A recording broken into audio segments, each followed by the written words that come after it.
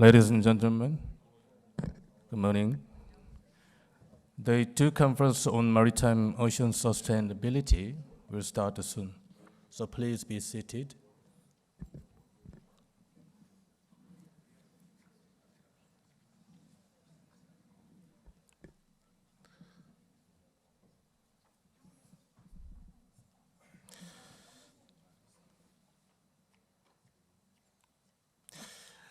Good morning, Excellencies, distinguished guests, ladies and gentlemen.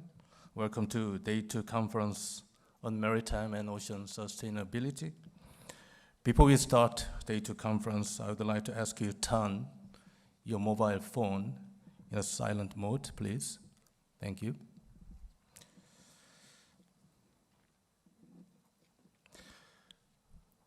For the start of Day 2 conference, I would like to introduce Professor Jens Ove Schroeder-Hillich, the Vice President of World Maritime University, to have opening speech for conference Day 2. Ladies and gentlemen, please welcome Professor Jens Ove Schroeder-Hillich.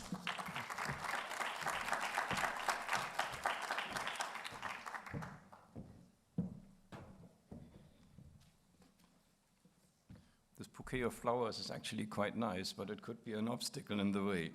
So any presenter later on, please be careful. Good morning, ladies and gentlemen, and welcome to the second day of our conference. I hope you all had a wonderful evening. Yesterday, at least when I left this conference, everybody was talking intensively. And I think the topic of sustainability invites to talk. As I mentioned in my introductory remarks yesterday, you can only achieve an approach to sustainability if there is dialogue, if there is communication, and I think this is why we are also organizing this conference in order to stimulate discussions to balance between economic and environmental issues, and also to ensure that this is done in an inclusive and equitable way. While energy, this was the aspect we were discussing yesterday specifically, is spontaneously coming to the mind of everybody who talks about sustainability, I believe, there are, as it was also highlighted yesterday in the first panel, other important aspects, and shipping as a global community has the ability of addressing those aspects, and therefore I'm very pleased that today we're having an opportunity also in the other panels to address those other aspects that are equally important when we are talking about sustainable developments in the oceans. So today we are starting with panel 2, actually focusing on ensuring a healthy, safe and secure working environment for seafarers, and we continue later on with promoting closer collaboration among stakeholder communities, because the shipping industry alone will not be able to achieve this without the help of others. There's other panels on rewarding sustainable performance and fostering innovation, and we also continue with the equal level playing field that it needs through transparency and accountability. And we will continue in focusing specifically with a session on the oceans. So it's an interesting program that I believe is lying ahead. But before we start with the individual panels, I would also like to invite a speaker from Finland. While Sweden is our host country, and we are very grateful, and I think it was highlighted a couple of times, how important it is to have the university in Sweden, I have to say that Finland, of course, also is a very strong partner as a neighboring country of Sweden, and we have over the last 40 years developed many relationships with Finnish industry, with research institutions there. Finland is actively hosting field studies, and as a result of the many good interactions we had over the years with industry and academia, I'm very glad that the speaker today who is setting the scene is Ms. Minna Kivimäki, Permanent Secretary in the Ministry of Transport and Communications from Finland, and I believe she's in a very good position to set the scene of the discussions of today, and I'm inviting her to the stage. Please, Ms. Kivimäki.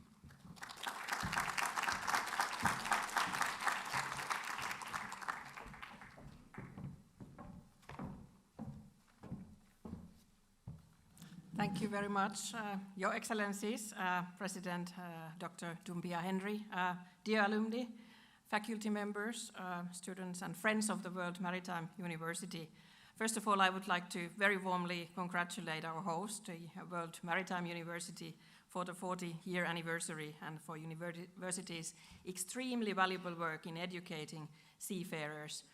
During these past 4 decades, it's an incredible achievement, and I'm very grateful for the invitation to this anniversary conference here in beautiful Malmö, in our neighboring country, Sweden, as was said.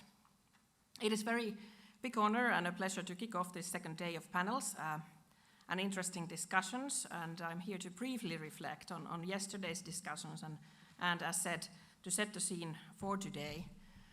Both yesterday's panel on transitioning to zero-emission shipping and the 5 panels today are very much linked to keeping shipping fit for the future, and that is why I have chosen that as my topic today. Shipping fit for the future is, of course, sustainable, and sustainability needs to be ecological, economical, and social. Dear friends, the transition to low and zero carbon fuels is at hand. It is an imperative change in tackling climate change.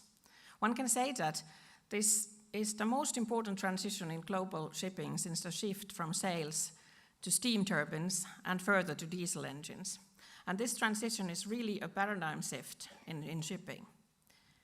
Climate change and the needed grand-scale change in vessel fuels challenges both the governments and the whole industry.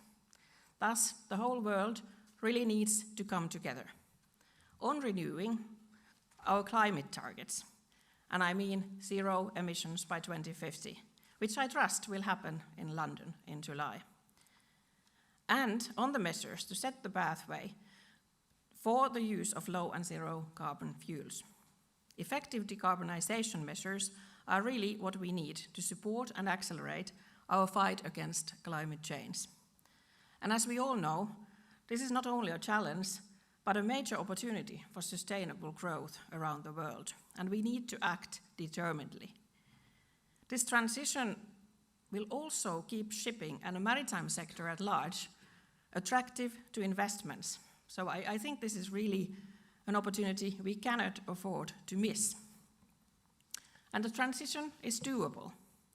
Already, now we see hydrogen and ammonia production facilities rising in port cities. We see major wind farms being built on our shores and fuel-flexible vessels in service.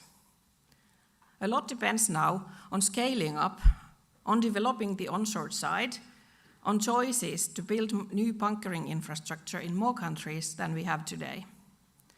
And here is where effective global regulation, as well as cooperation with the energy sector, comes in. To succeed, we will all need to do this together. Leaving no one behind cannot be only a buzzword in conferences like this. This goal needs both political and financial backing. And I'm very happy that so many concrete ideas and thinking are discussed here in Malmö this week. I think we need to embark together on a journey to substantially and systematically build capacities and competencies, to find a way to finance this, and to mobilize our common resources. Dear friends, as you know, capacity building is defined as the process of developing skills, abilities, and processes that organizations and communities need to survive, adapt, and thrive in the fast-changing world. Universities like WMU, in particular, can serve as centers of capacity building through research, innovation, data collection, and analysis. Another issue of great importance in keeping shipping fit for the future is the social side of the industry, the human element. And here at the WMU, we must ask how to ensure that we will educate seafarers fit for the future purposes around the world. How to safeguard safe working conditions for seafarers on board, how to ensure their well-being, and further, how do we ensure diversity and equality on board, as well as in different career positions ashore. Despite technological change, people remain at the heart of maritime transport. In Finland, we are quite passionate believers in education and equality, and I am happy to say that we have achieved quite a lot on this front in my country, but still work remains. We need closer international cooperation, for example, in sharing best practices and building quality exchange programs for the maritime professionals of the future. That is why I'm happy that the annual General Assembly of the International Association of Maritime Universities will be organized in Finland in October this year, and further that the quality of education for global maritime professionals was chosen as the main theme for the assembly. So it is my great pleasure to welcome you all to Helsinki in October, and I'm sure that our Satakunta University of Applied Sciences will be a great host and perhaps even carry on some of the conversations we will have here in Malmö this week. Ladies and gentlemen, women represent only 2% of the global seafarer workforce. We need to change this. We cannot afford dismissing half of the potential workforce because of gender or for any other reason, such as race, religion, sexual orientation. We need to work harder for equality and inclusiveness in global shipping. Turning to my last slide, I will confess, dear friends, that I'm a steadfast believer in technology. But technology should not be developed or put into service just because of itself, but in order to help us, to make people's lives better. And in this case, to make seafaring safer and the life of the seafarers safer and easier. We have already many such helpful technologies available and in use on board vessels and in ports here in Europe. A lot of solutions exist. And the real game changer will be the use of data-driven solutions that the technology enables. To make these technologies available globally, also in the least developed countries and small island developing states, that is our challenge. We need to narrow the digital divide among the world's most and least advanced countries in technology. And we need to do this also in close cooperation with the other UN bodies tackling with the same challenge. Digitalization, automation, artificial intelligence, and data-driven solutions enable better and more efficient services, not just for those in shipping, but for the whole logistics chain. And we should make most of them. Of course, new technologies and digitalization bring also new vulnerabilities, and we need to be aware of these and stay vigilant. And we need to build solutions that are, for example, cybersecure by design. So, dear friends, the scene for the future-proof maritime transport is very much set for us. The very interlinked challenges of green transition, technological and digital transition often need to foster the skills and competencies and attract the best talent into the sector are right in front of us. They are also immense opportunities if we act with determination now. So, dear friends, I look forward to discussing these issues with you, and with these words, I thank you for this opportunity to address you, and I wish all of us a successful conference day. Thank you very much.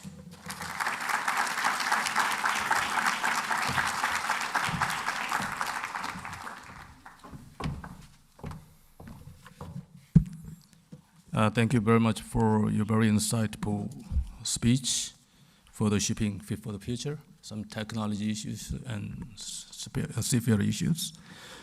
With that, for the panel discussion 2 on focusing on the people to ensure healthy, safe, and secure working condition, I'd like to introduce two moderators for this session. Professor Michael Manuel, the Nippon Foundation Chair, the Academic Dean and Head of the Maritime Education and Training Specialization of World Maritime University. And Professor Rafael Baumler, Head of Maritime and Safety and Environmental Administration of World Maritime University. Please join me. Welcome to two more moderators.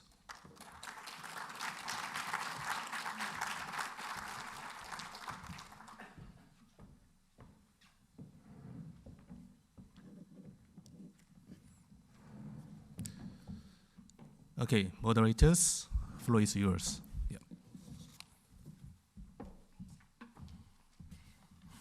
Excellencies, distinguished guests, ladies and gentlemen, Professor Baumler and I would like to warmly welcome you to this morning's panel.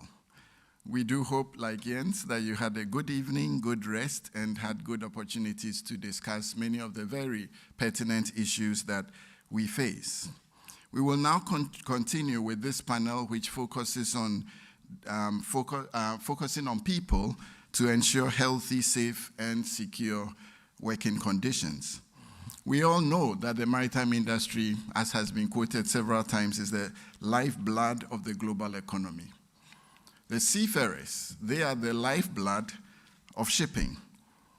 And without them, life as we know it will not be possible. So the social dimension of sustainable development remains at the core of the issues that we have to address. And whilst energy has taken the forefront for obvious reasons, we do need to focus on people. Shipping is led by people, it is run by people, it exists for people, it's people who benefit from its existence, and it's the same people who suffer from its negative externalities. It's all about people. And it is in this regard that WMU's work in the broad area of maritime, social, and labor governance remains increasingly pertinent. During this discussion, we'll be focusing on a really special group of people, seafarers. Hundreds of thousands of them who are key to the success of the global sustainability framework in the maritime industry. Today, not only do they navigate the oceans, they navigate severe challenges. And to help us reflect on some of these challenges and discuss ways in which they can be alleviated, we have four distinguished personalities. And as I read out their names, could you kindly join us, panel members, on stage?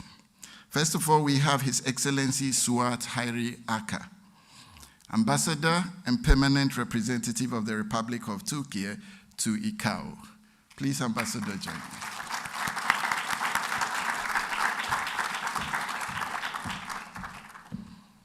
Also joining us is Miss Julie Carlton, Head of Seafarers, Maritime and Coastal Agency, United Kingdom. Julie.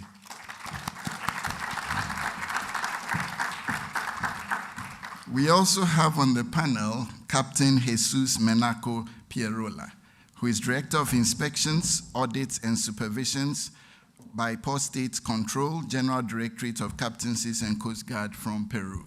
Yes.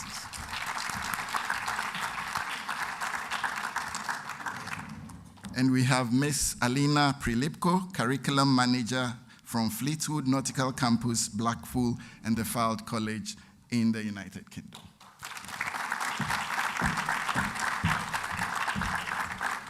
So 3 of our panel members are also alumni, and we hope they would also reflect during their presentation on their time in WMU.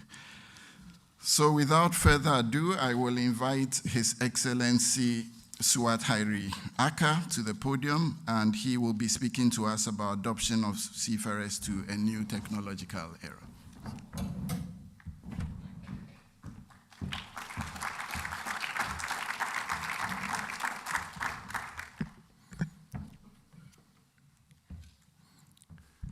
Distinguished participants, ladies and gentlemen, good morning.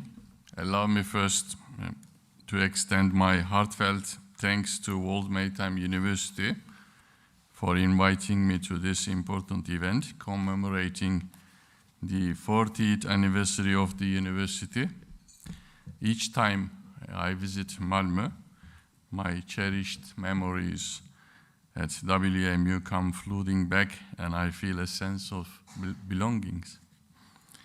As a proud alumnus, it is a great honor and privilege for me to be present on this important occasion. We live in a rapidly changing world full of uncertainties. In this era, the world is facing unprecedented changes and challenges which require transformative solutions. For the shipping industry, decarbonization, automation, digitalization are at the center to ensure transition to a more efficient and resilient, sustainable global shipping. As decarbonization has become a global imperative for the future of our planet and humanity, the world recognizes the urgent need to reduce greenhouse gas emissions, and the maritime sector has been facing mounting pressure to transition towards cleaner and more sustainable solutions. Evolving technologies, increased automation and digitalization, on the other hand, offers various opportunities for a sustainable maritime industry, such as enhanced safety and security, efficiency, and low or zero emissions. With an aim to meet climate goals, alternative fuel technologies and operational strategies are being introduced to increase efficiency of ships. However, when doing this, the human element should also be at the forefront to ensure safe maritime operations. In addition to operational and technical aspects, we also have to consider the seafarers with an aim to ensure a just transition to a sustainable future. We should address their needs, protect their mental health and well-being, provide them with necessary skills, education, and training. The skill requirements of seafaring have been evolving since the early days of the old profession. 30 years ago, when I worked as a seafarer on board, a 150-meter-long bulk carrier would have about 30 crew members. Today, with the new technologies, advancements over the past 3 decades, larger ships may sail with less than 15 or perhaps 10 crew members. Likewise, in the transition process, the introduction of new fuel technologies, increased automation and digitalization may bring substantial changes to the nature of seafarers' work and necessitate the new skill sets. Constant advancements in digitalization and automation could offer diverse and improved job opportunities for seafarers, while the number of crew decreases due to increased automation, new opportunities could rise. Therefore, we need to provide seafarers with the opportunity to upskill and reskill themselves through education, additional trainings, the courses tailored to their needs. As we all know, the recent crisis affecting seafarers, particularly the crew change crisis during the pandemic, and regionally varying heavy quarantine regulations have had highly adverse impact on the attractiveness of that profession.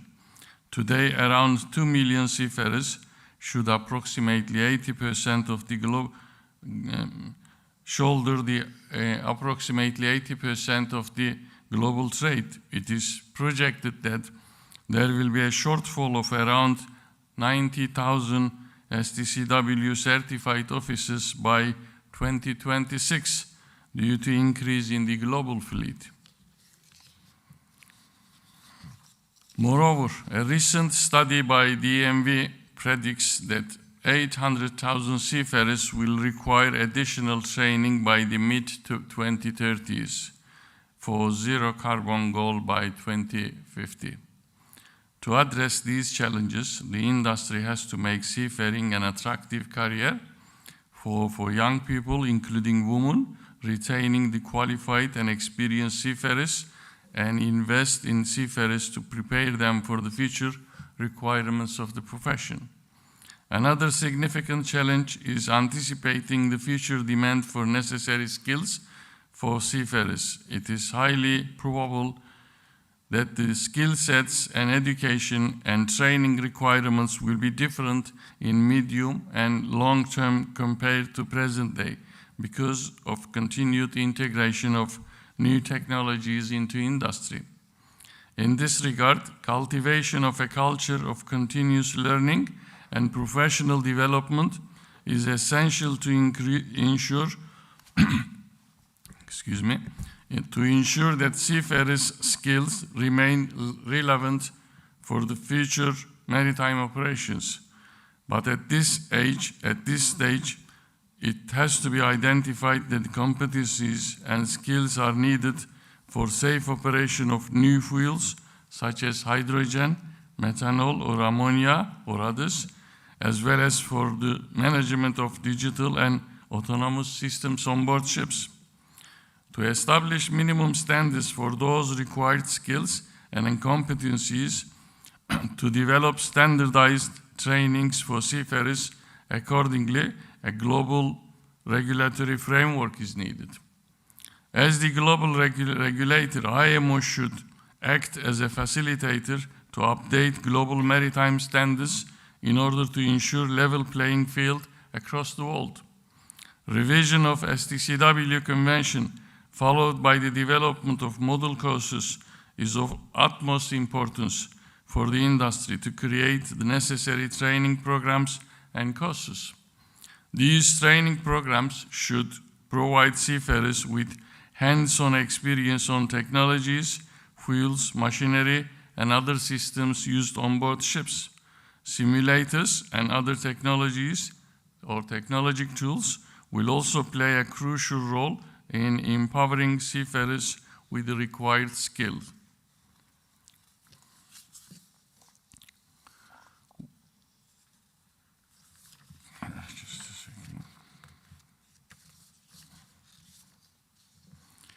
The implementation of maritime education and training initiatives, coupled with the strengthening of capacity building activities under IMO's Integrated Technical Cooperation Program, as well as coordination with ILO's Maritime Labor Convention for maritime training and education is essential. Also, esteemed educational institutions such as World Maritime University and the International Maritime Law Institute should play key roles to support member states in developing transforming the training programs. To catch up with the rapidly advancing technology, urgent action is needed. The governments, multilateral, intergovernmental, and international bodies, maritime education and training institutions, classification societies, industry, stakeholders, and technology providers should all collaborate to overcome the challenges at hand. In this respect, the establishment of the Maritime Just Transition Task Force by IMO, International Labour Organization, and United Nations Global Compact, the International Transport Workers Federation, and International Chamber of Shipping to look at the maritime skills needed for just a green transition is an important stride. Although the seafaring profession and ships undergo considerable changes due to innovations and new technologies, it is certain that the shipping will always remain critical for global economy. Just finishing. It is imperative for us to forge a future for seafarers where seafarers play a pivotal role in propelling the industry towards a just, green, and sustainable future. Before concluding, I would like to quote Canadian author and sailor Larry Pardey, who said, "There is no better tool or equipment you can have on board than a well-trained crew." Thank you.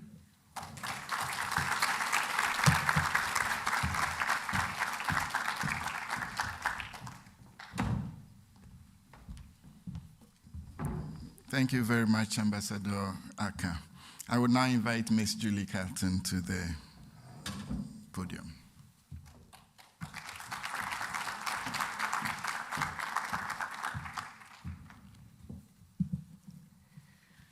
Morning, everyone.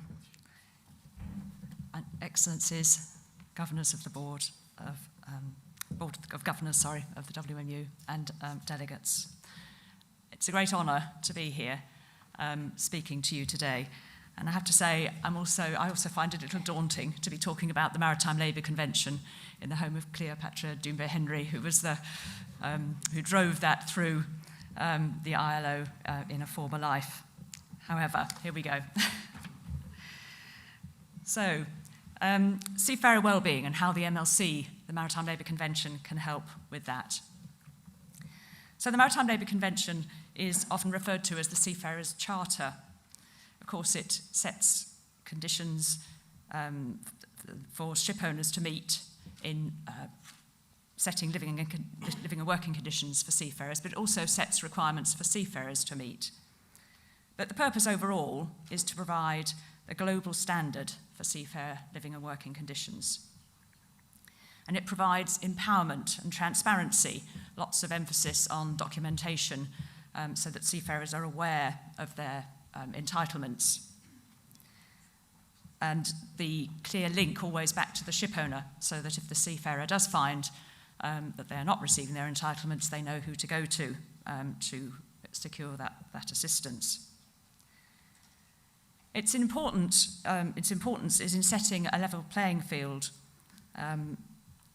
so that good ship owners are not competing with unscrupulous competition. And the enforcement provisions of the Convention, both for flag and port states, clearly are a key part of that. And now that we have 103 ratifications of the Maritime Labour Convention, including over 90% of the world fleet, clearly that's having a big impact. And with the no more favourable treatment clauses, so that the ships of countries which haven't ratified the convention are also can have these standards enforced.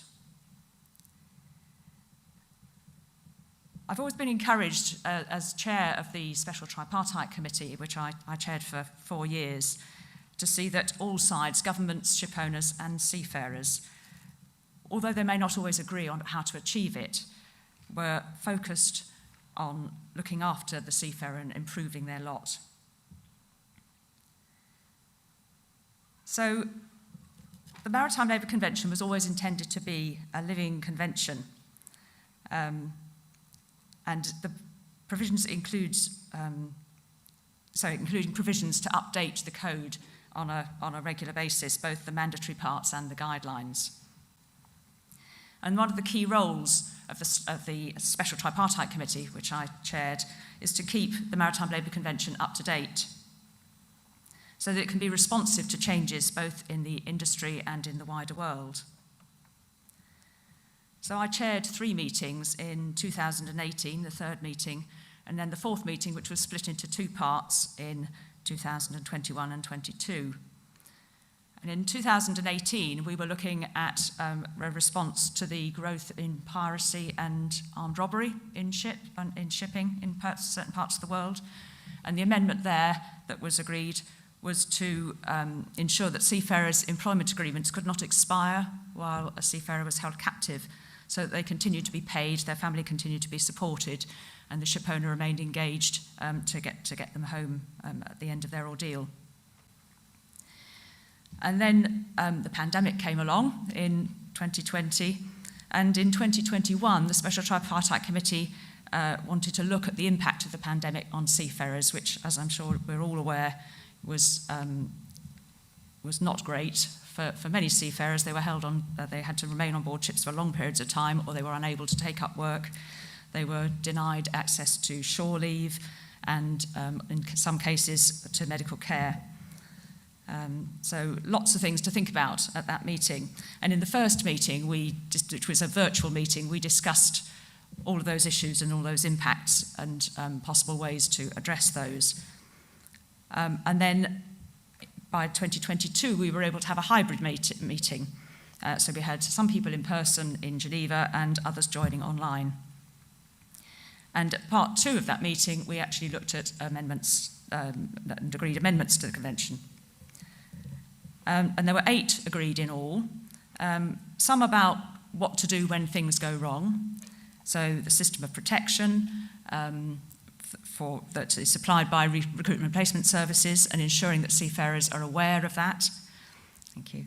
And one about abandoned seafarers, and ensuring that seafarers have been repatriated following abandonment. When a replacement crew is brought in, that can only happen if the states involved have ensured that provision is in place to ensure those seafarers receive their entitlements. And then on medical care.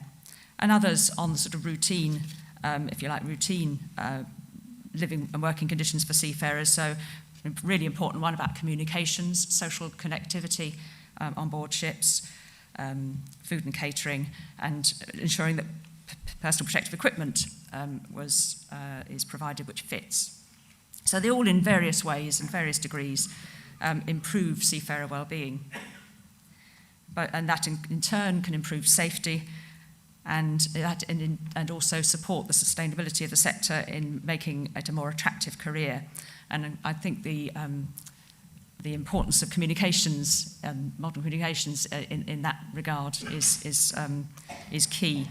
There's a lot of talk about seafarers who are now selecting ships, companies to join partly on the grounds of the provision of social connectivity. So, as flag states, the framework of the Maritime Labour Convention, which covers so many aspects of seafarers' lives, living and working conditions, is an invaluable tool to securing seafarer well-being. But it does have limitations. First of all, of course, it's a global minimum standard. It sets a standard for decent work, and member states can, of course, go beyond the standards in the convention. But it can be a hindrance if there is an international standard. In the UK, we've been working hard on fatigue over many years, and we have three aspects that we look at. The first is enforcing the current rules. The second is to try and improve the international standards, but for that we need evidence, and we need evidence that will speak to the delegates at the IMO and ILO and overcome the concerns that they have about the impact of changes in those rules. And then education for seafarers. I've already talked about the transparency that the MLC brings on living and working conditions, and that's also key in tackling fatigue. And then there are areas that fall outside the standards of the MLC altogether. It's very wide-ranging. It brings together all the standards, but actually there are things that aren't covered.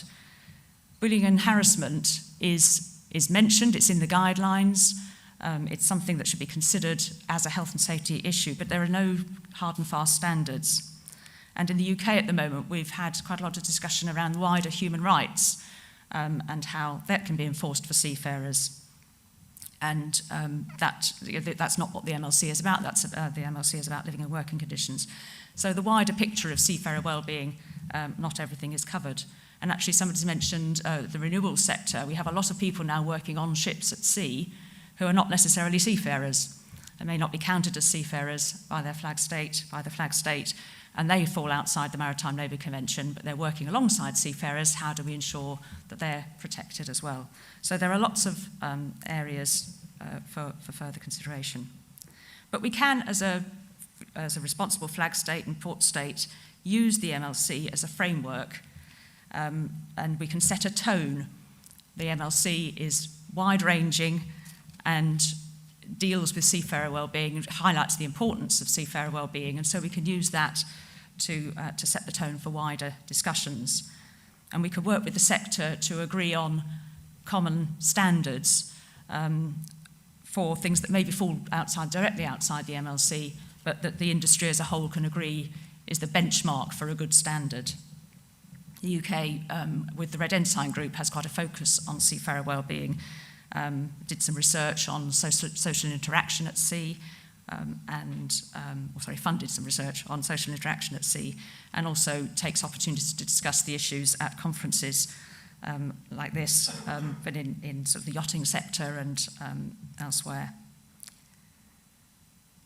And health and safety is a very broad topic and can reach into mental health and well-being issues. I think if we we stretch the definition. So in summary, the MLC, how does it help with seafarer wellbeing? Well, of course, it sets the global standards.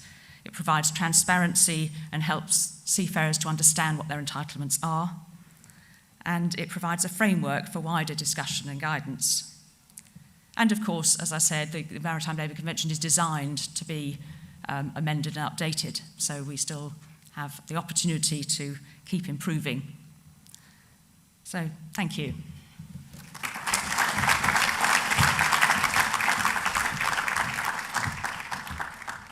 Thank you very much, Ms. Carlton.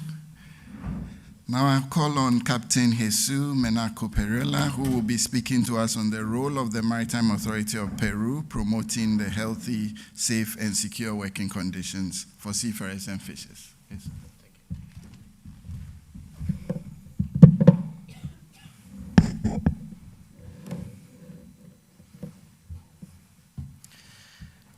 Good morning, ladies and gentlemen. I'm very pleased to be here. Thank you, the university, for the invitation. And this is my presentation.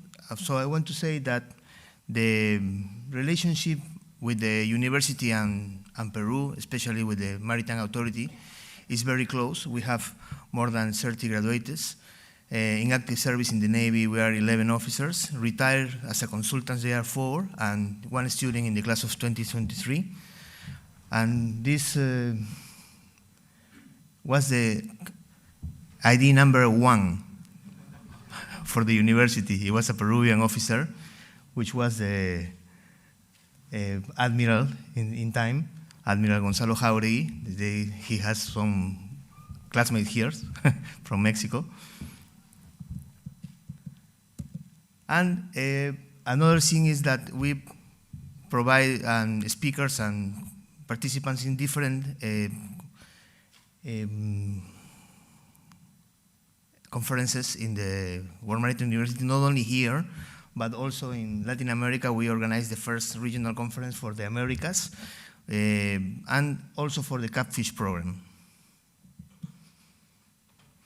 And we participate as well in the creation of LATAMA with some students the last year here in the WMU. So what about the Maritime Authority of Peru?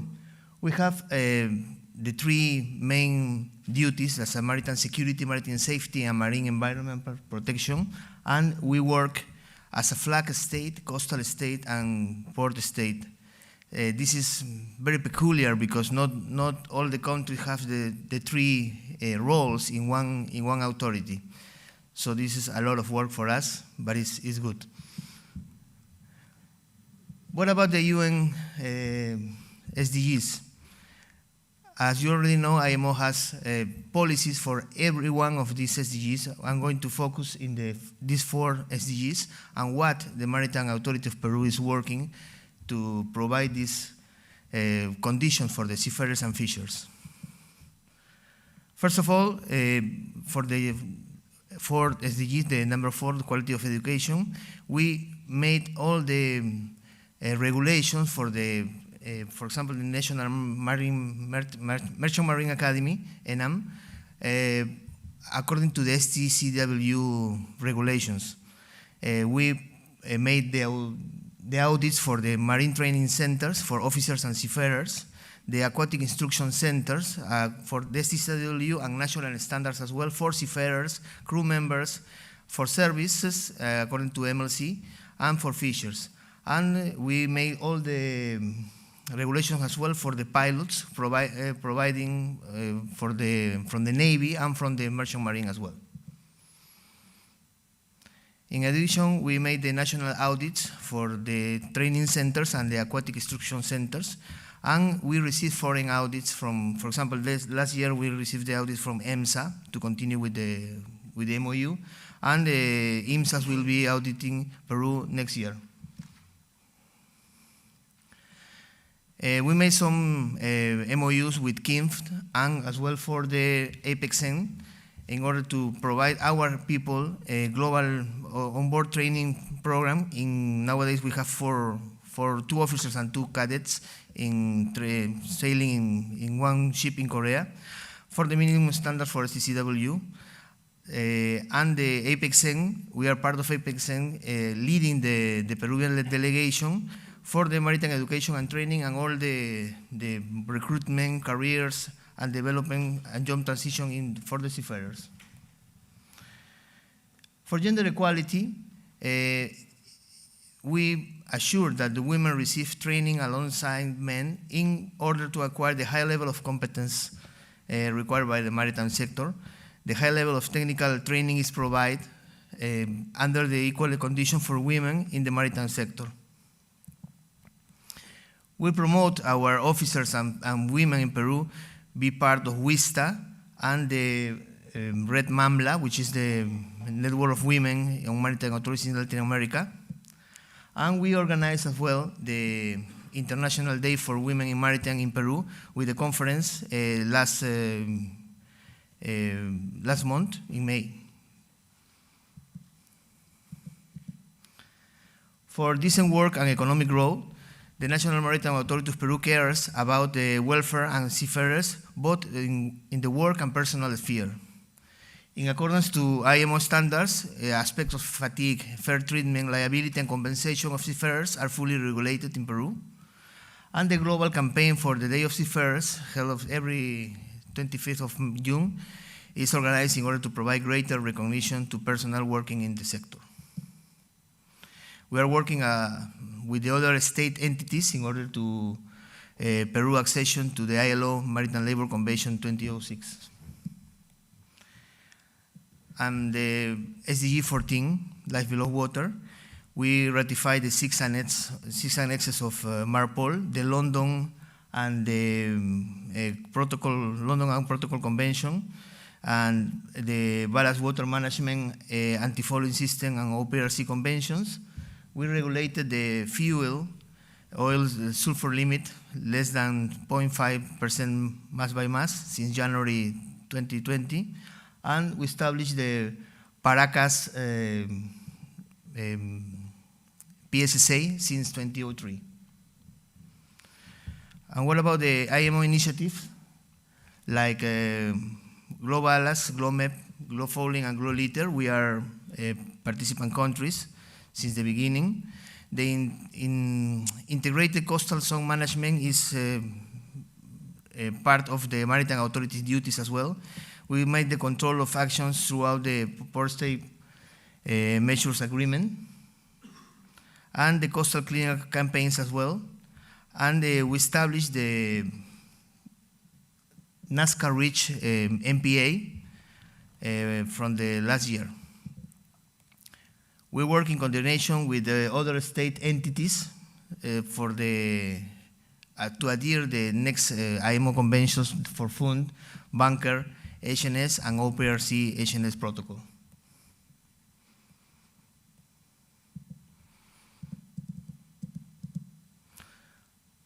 The final thoughts.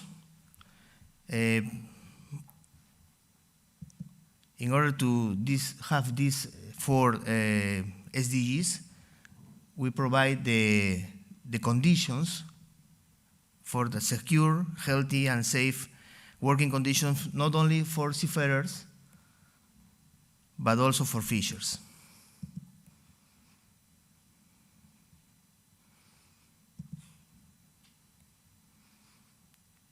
Okay, this is for us very important in order to be considered as a maritime nation, and for the consecution of all the SDGs according to the IMO policies. Thank you so much.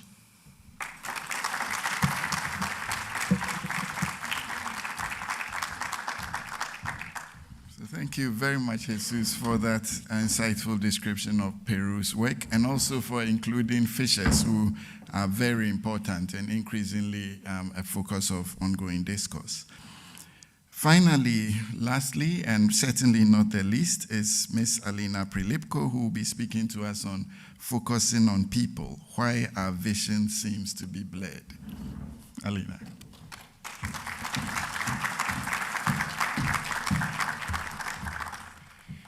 Good morning. Firstly, I would like to express my sincere gratitude to World Maritime University for extending their invitation to join this prestigious event, and especially as a Spanish speaker. It is with immense privilege that I stand on this stage today and give an opportunity to share my thoughts with such a distinguished audience, with so many of my WMU professors in the audience today.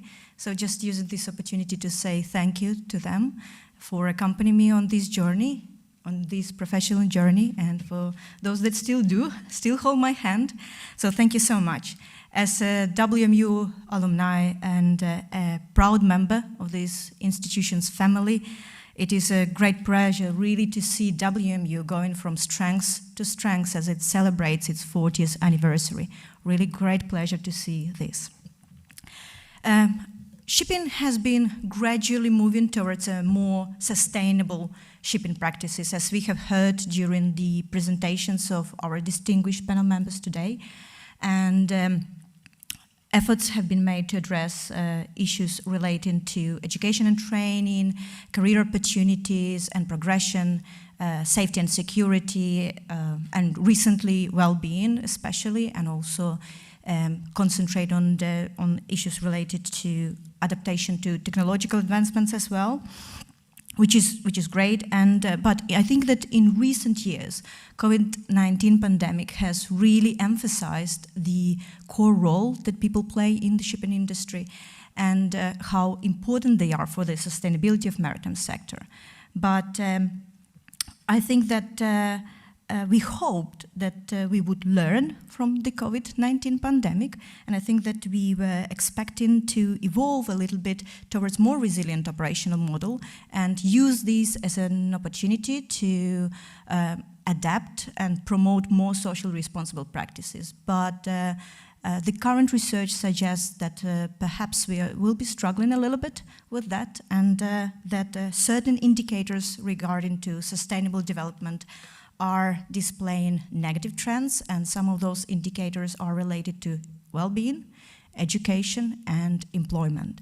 And it is undoubtedly that different regions, different nationalities, different jurisdictions, and even organizations, they have been advancing in social issues at their own pace, maybe a little bit different pace, but nonetheless, it is widely acknowledged that designing and maintaining a sustainable maritime transport system would require, I'm ruining the stage here. Yeah. So I was saying that it is undoubtedly that progressing towards more sustainable maritime transport system would require further focus on people. So in light of this, I thought that it might be instrumental for us today to consider what are the potential barriers that might hinder these advancements. And to put it simply, using the analogy of photography, to focus on people, when we are focusing on people, why sometimes our vision might be blurred. We all know that shipping often prioritizes regulatory and compliance matters, and sometimes overshadowing the benefits of people-centered approach and the well-being of maritime professionals. And this focus on regulatory matters has been previously causing us some negative environmental externalities, but they also do in social terms as well. And I think that considering accelerating progress in terms of protecting marine environment and technological advancements, it is crucial to account for possible negative social externalities as well, and to consider those during policy making. But I think I would like to emphasize more importantly during policy implementation stages, various policy implementation stages and various levels as well, on international, national, and organizational levels. Cost considerations can also pose a significant barrier to focus on people in the maritime industry as well. The business-to-business nature of shipping, accompanied by limited public awareness with the challenges surrounding transparency and accountability, they can often lead to a slightly higher focus on financial stakeholders. And Corporate social responsibility as a managerial tool can definitely help in advancing towards those social goals and targets that you might have, but I think it should not overshadow the need for a broader and larger national level initiatives and international level initiatives as well.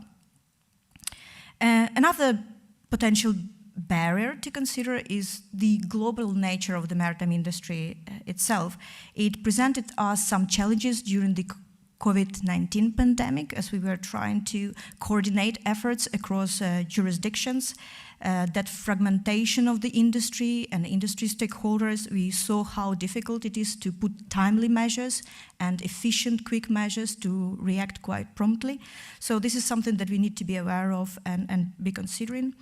And I also think that it's quite common that when we are thinking about people-centered approach, we often focus our attention on answering the question, what? So we are thinking about what are substantive matters that we need to address. For instance, what are the social issues that are pertinent to the industry? Or what are the measures that we need to put in place? What are the goals that we need to put in place and targets? But I would like to emphasize the crucial role that is played by what I call procedural or instrumental aspects, when we need to think about who is present at the table when we are answering the question, what? Who is sitting at that table? So what are the stakeholders that involved in that process of identifying questions, what? So it is essential to ensure that social issues are discussed with an equitable representation of various stakeholders.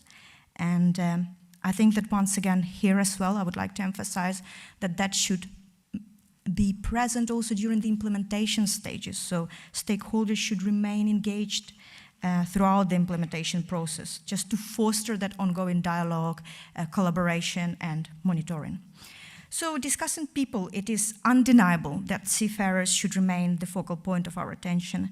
However, I think we must not overlook the well-being of a wider spectrum of maritime professionals, just like Julie referred to today in terms of limitations of current international regulatory framework. I think it is really important, and our discourse on people should not limit perspectives to look at the society as a whole, to look at local communities and wider maritime professionals in the industry.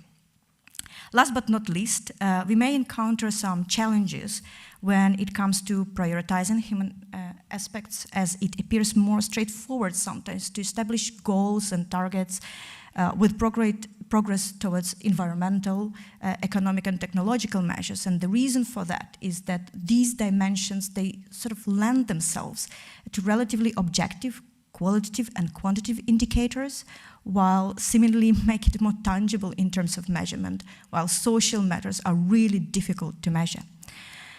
Regrettably, I must acknowledge that an easy and immediate solution to current social sustainability challenges is not readily apparent to me. And resolving social issues, I think, will entail navigating complexities which are inherent in current maritime business model.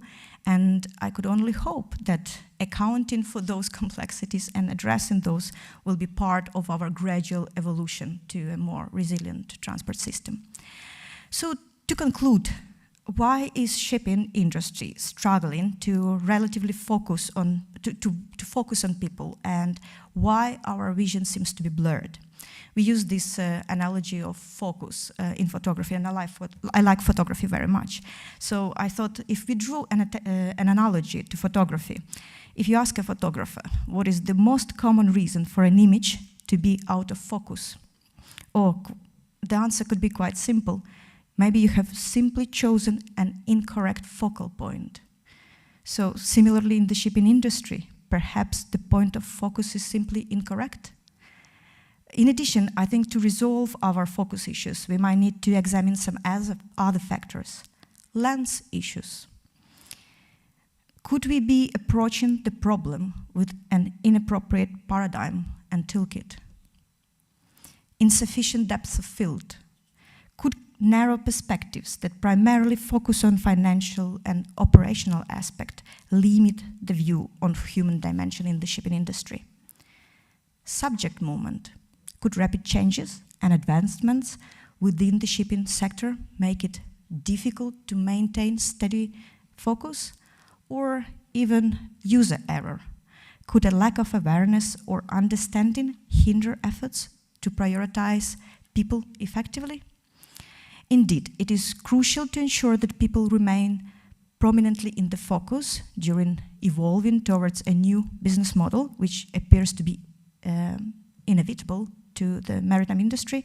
But once again, drawing analogy to a photographer, regular adjustment of focus to the prevailing filming conditions becomes necessary to capture the essence of this transformation effectively.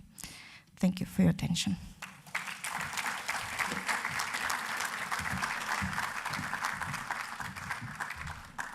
Thank you all so much, and Alina for speaking about resilience. Alina herself has had to be very resilient recently, having very close family in Ukraine at the moment. Perhaps we should have given the floor also to our photographer and told us a little bit more about all these photographic elements. But thank you so much. I'm very proud of the panel because we've finished right on time. Thank you very much. Can we give them a round of applause?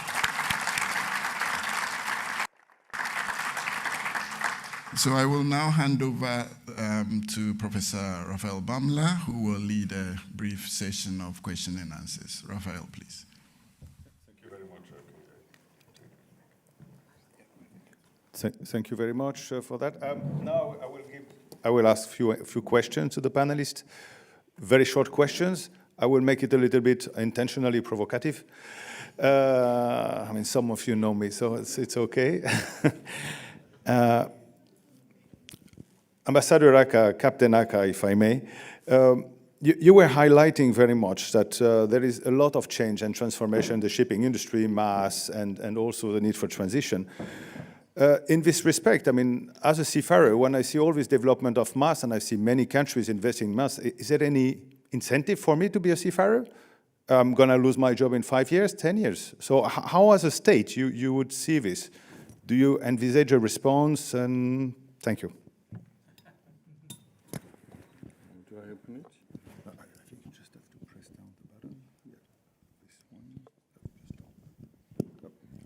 Okay. Well, thank you. Don't worry. If you are a seafarer, you are not going to lose your job. Certainly. There will always be need for seafarers. Technology may change, but human factor is certainly going to be the most important element in the transportation services at all. Of course, technology is developing. Innovations, everyday new innovations are coming into life.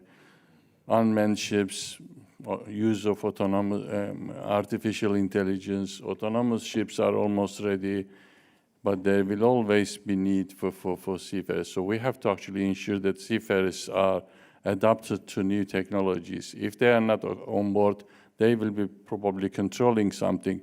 More technology, more use of artificial intelligence means more need for example, cybersecurity. Somebody has to prepare or protect these services, external interruptions in order to avoid blockage of the transportation services through technological interventions. There will always be room for seafarers to do something to contribute to the world. They have actually proven, I should say, that we should congratulate and actually thank to seafarers during COVID period. They really suffered a lot from varying the COVID restrictions, quarantined for weeks. They couldn't go home. Repatriation was not possible. They couldn't fly, but they have done their job by transporting, ensuring that the essential goods, commodities, medicines, vaccines, energy has been transported timely, and they have ensured that the humanity received necessary goods and commodities. So we should be thankful to them, and we should be actually making sure that in the future crisis, hopefully they don't suffer again as they had during the COVID period. Technology shouldn't be bothering yourself. Don't worry about it. Thank you very much for these reassuring words. Julie, I just want to come back to something that we tend to omit a little bit in the industry. I mean, very recently, it has been reported several times based on IMO and ILO data that there is a record of abandonment of seafarers in the world. Is it not a clear demonstration of failure of the MLC 2006? Well, abandonment was around before the MLC, and sadly is likely to continue. I think what the convention has provided is, well, clearly that the financial security, the access for seafarers to solve their own situation by calling on that financial security to get themselves home. There is still a lot more to do. We discussed at the joint IMO-ILO tripartite working group last year on the human element, the first meeting of that, guidelines for flag and port states to effectively implement measures for abandoned seafarers and to support them. And it'll be interesting to see how that impacts in future. Thank you. Thank you very much, Julie. Now, Captain Menacho, just a question. During the COVID-19 crisis, a lot of seafarers and fishers were denied basically to enter in the port and to have port stay and enjoy port facilities, I mean, outside of the port, obviously. Additionally to this, I mean, there is the pace of shipping, which is also changing, which reduced significantly port stay for seafarers. Now it is estimated to be around 24 hours on average for the ship. In such context, how your country is trying to provide or to close the gap between the seafarers and shore-based facility? How you mentioned that you are a port authority. So how, as a state, you try to provide welfare facilities to fishers and to seafarers when they are in port for a very short period? Thank you. Okay, first of all, the Maritime Authority is not the port authority. We have another port authority, National Port Authority, which president nowadays is a WMU alumnus as well. So in terms of facilities, we are working very close with the port authority in not only ISPS code issues, but also for the welfare of the people on board. So in every big port in Peru, there are facilities for the seafarers to go to shore and to have anything they need close to the port.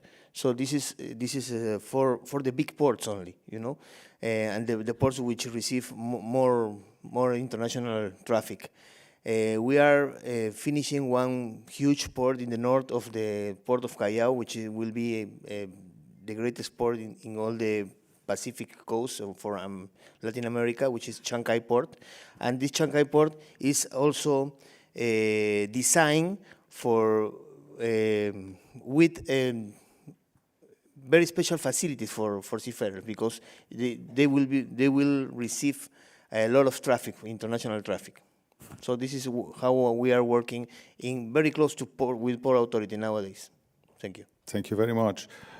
Alina, you were highlighting something very interesting. You were basically giving us the idea that it's probably good to analyze a problem before finding any kind of ready-made response. And it's probably something to think about very, very seriously. And it looks in this respect that now anything which is happening wrong or any change in the industry is just one response all the time. It's just more training. Training is not enough. These people need more training and more training and more training. Do you think training is the only solution for the problem of shipping, or do you think there is probably some other types of elements to investigate? Thank you.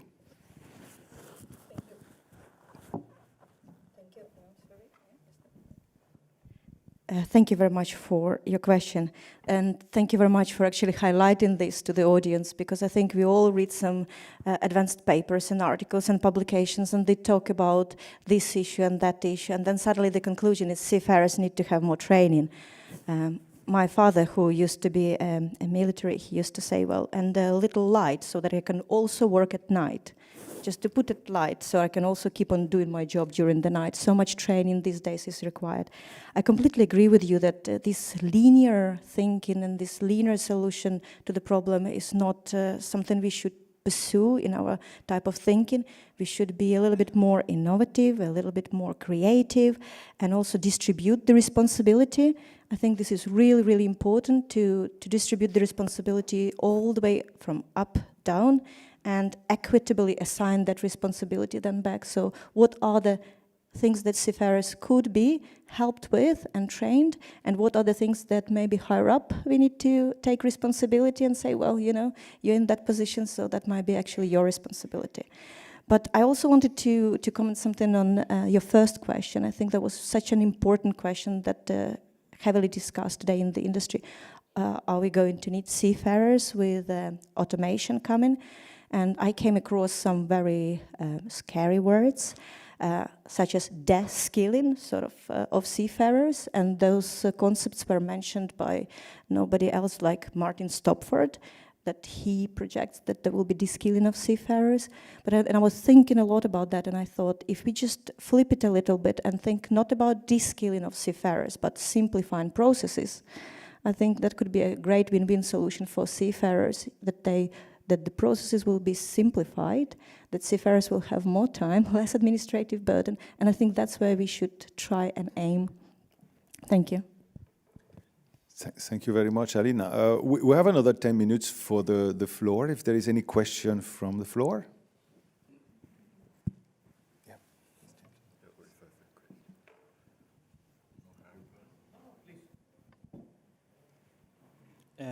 Good morning, everyone. Mohab Abul Qawam, Assistant Professor in Abu Dhabi Marine Transport, alumni 2003. I would like to comment and ask Julia and Alina in the same theme of what they mentioned regarding social development and living and working conditions of seafarers.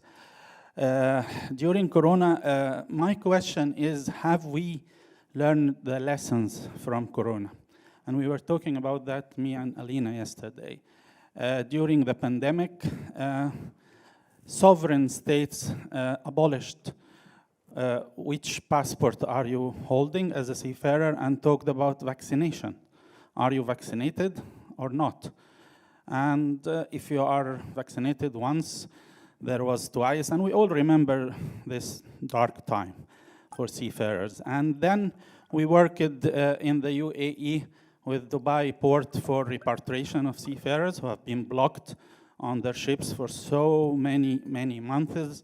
And I was escorting them from Mina Rashid in Dubai towards the airport, Dubai International Airport, listening to their stories and how the NIMBY syndrome has prevailed. NIMBY is not in my backyard. We know that syndrome from oil spill crisis, and we know that from ports of refuge, not in my backyard. It dominated again during the Corona times. But have we learned the lessons? I don't know, because now pandemic is out, and we still, like Alina and Julia highlighted, we are still back to square one. Which passport are you holding? No,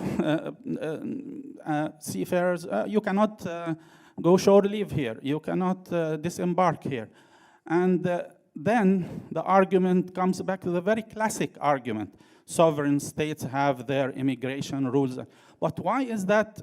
But why are we not highlighting is that seafarers should be treated in another way? This is, again, the industries that serves the world. So, have we learned the lesson? Thank you. Thank you very much for your very interesting remark. And there's a lot. I think there is a lot of question in one. If I will make it short, the question is very much, how do we treat seafarer in general? And the COVID was very much revealing that there is a problem in this respect. And what you highlighted with aviation and seafaring was definitely blatant everywhere. Here it's probably, how do we treat seafarers? Is there a problem of representation as seafarers as an enemy of shore people? Can you explain a little bit your thought about it, Alina first, and Julie after, if you don't mind? Sure, yeah, thank you. I don't think that at the present moment, we have evidence to suggest that we have learned from the COVID pandemic. I might be mistaken. It might be something we discussed during the break with those who are enjoying their refreshments, but I do not see the evidence of that yet. I hope we would see them. I think that resilience of the industry was very much achieved just thanks to people.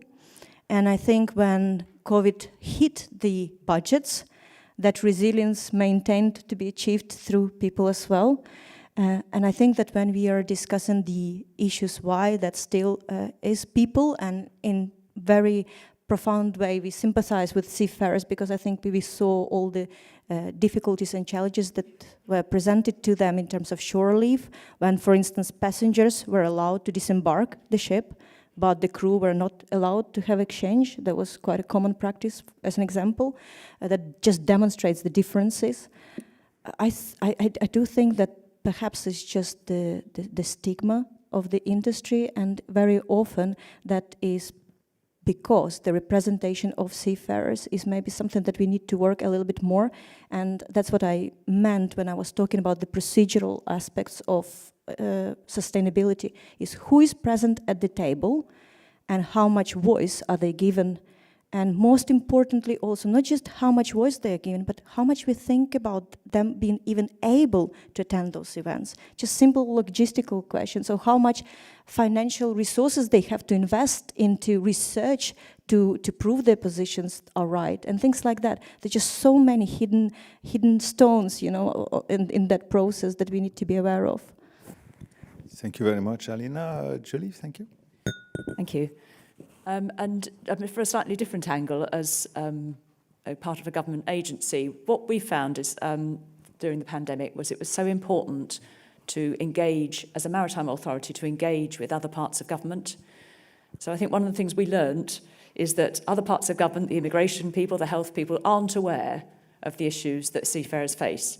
And so as a maritime authority, we have a responsibility to engage with other parts of government, to spread the word, to ensure that people understand what seafarers, the value that seafarers bring, of course, to our trade and so on, but also the life that they lead and why they need that support. Thank you. Thank you very much, Julie. I see a lady on the back of the room, please. I wanted to ask a question. A lady over there. I think she was first, if you don't mind.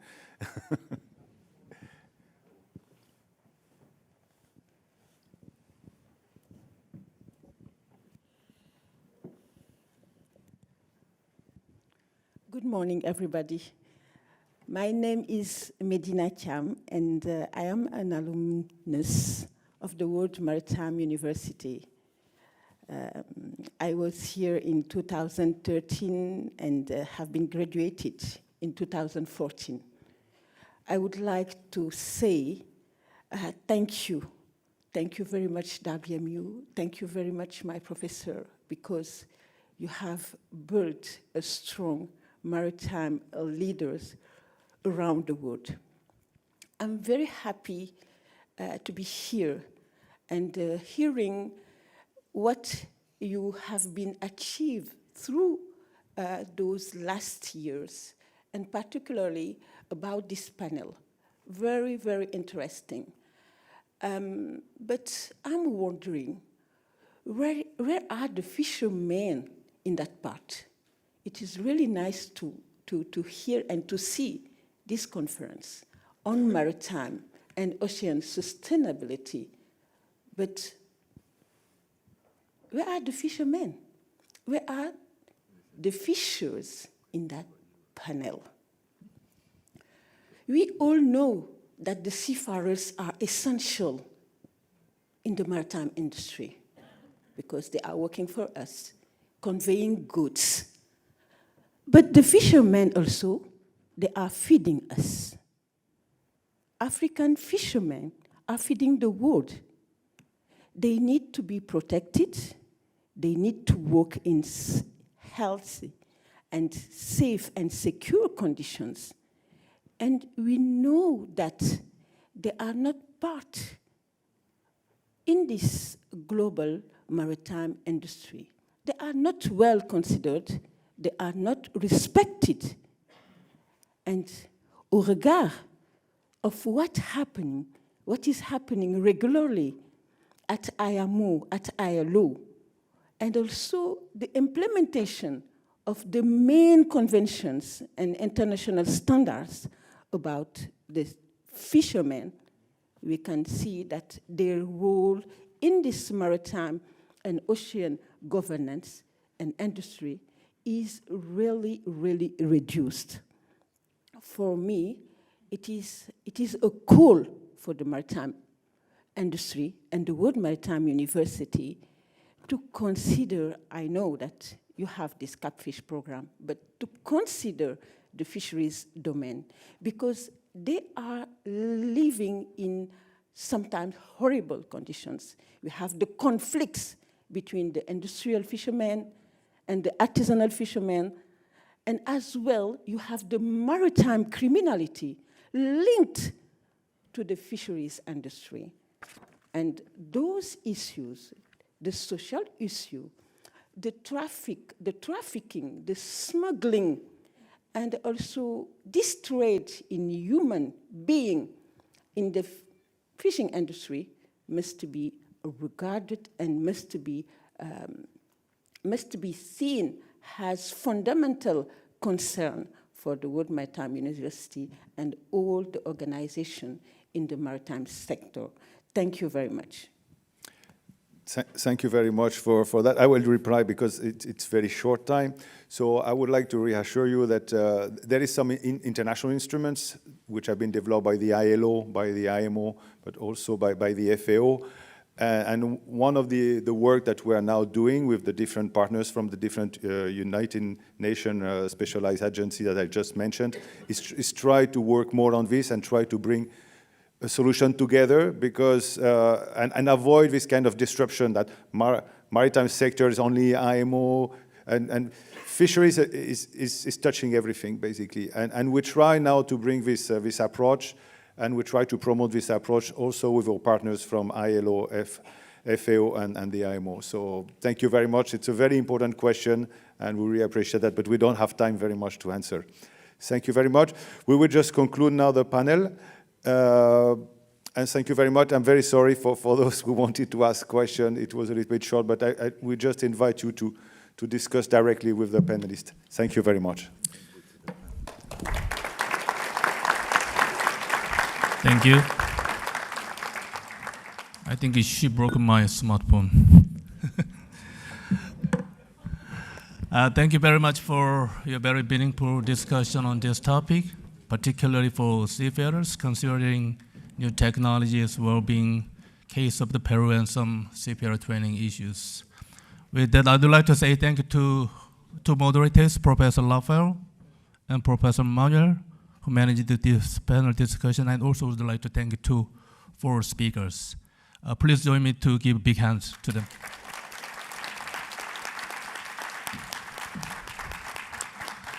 Thank you. Then now we will have the coffee break, about 30 minutes. Enjoy your coffee, and please come back here by 10:50. Thank you.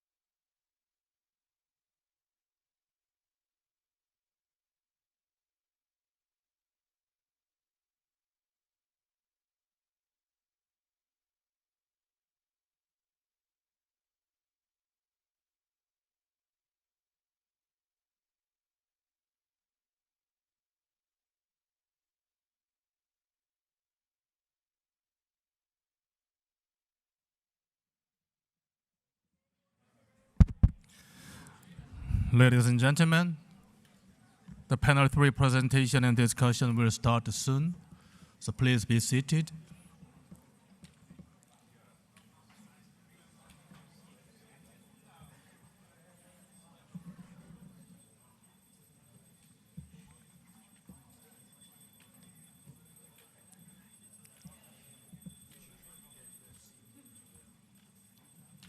Can still hearing the bell sound.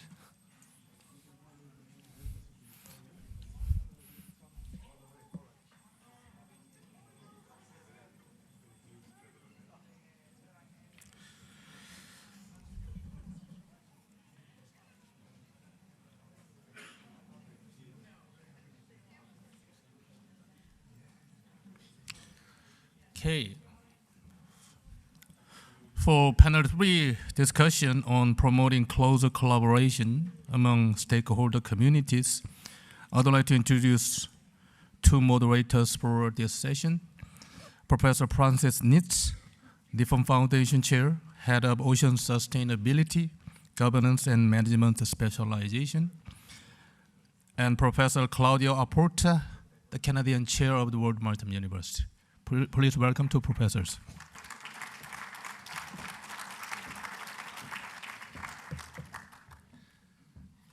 And moderators, floor is yours.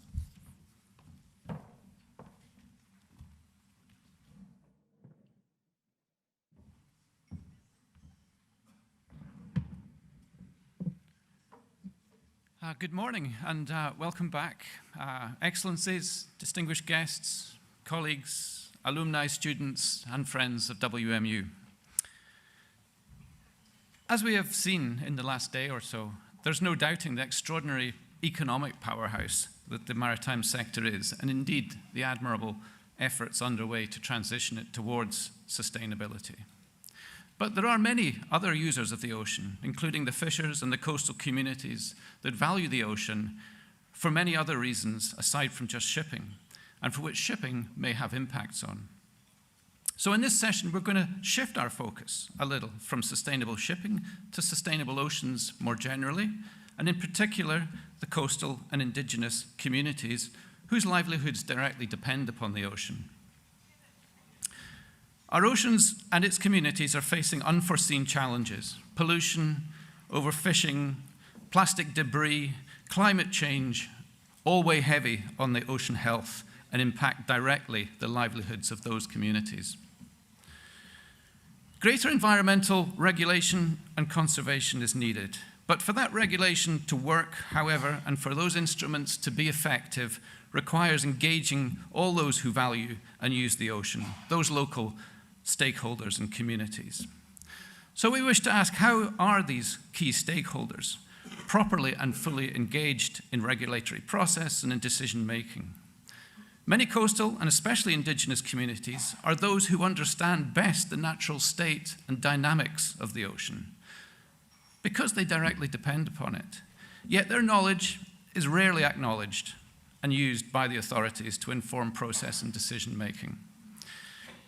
But today attitudes are changing and there is listening. In today's session, we wish to explore concepts of ocean governance in relation to coastal stakeholders, and particularly the indigenous communities and the knowledge they have. We're very fortunate to have an esteemed and diverse panel to present their views and discuss these issues. I would like to call upon first Mr. Xiaoji Zhang, Director, Technical Cooperation Division at the IMO. Mr. Zhang, please, could you come up to the panel? Please welcome him. We have Mr. Michael Luguji, who is the Director General of the Ghana Ports and Harbours Authority and a WMU alumnus of 2004.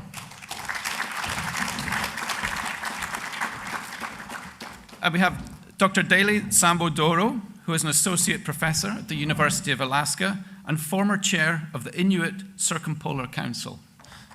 Professor. And finally, last but not least, we have Ms. Alumita Seknairi. She is the Pacific Ocean Voices Fellow at the University of Edinburgh. She's from Fiji, and she's a WMU alumnus of 2021. That cohort of students who faced possibly the toughest time through the COVID pandemic, and in particular Alumita, who did our specialization, and I can recall her staying up in Fiji 12 hours out of sync with our online lectures just to keep up with the course. So a great effort by Alumita there. So I would like to now welcome Mr. Xiao Ji Jiang to come and provide his remarks on ocean governance and partnership building within the IMO. Please, if you would like to take the podium.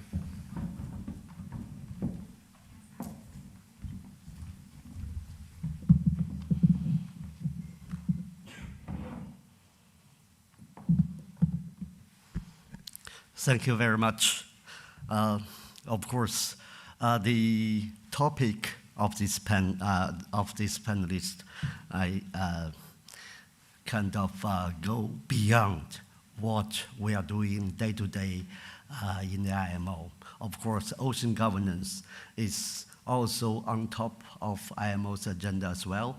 But considering the activities for so many years of IMO's work, we are still on the process of engage ourselves more and more in the direction of ocean governance.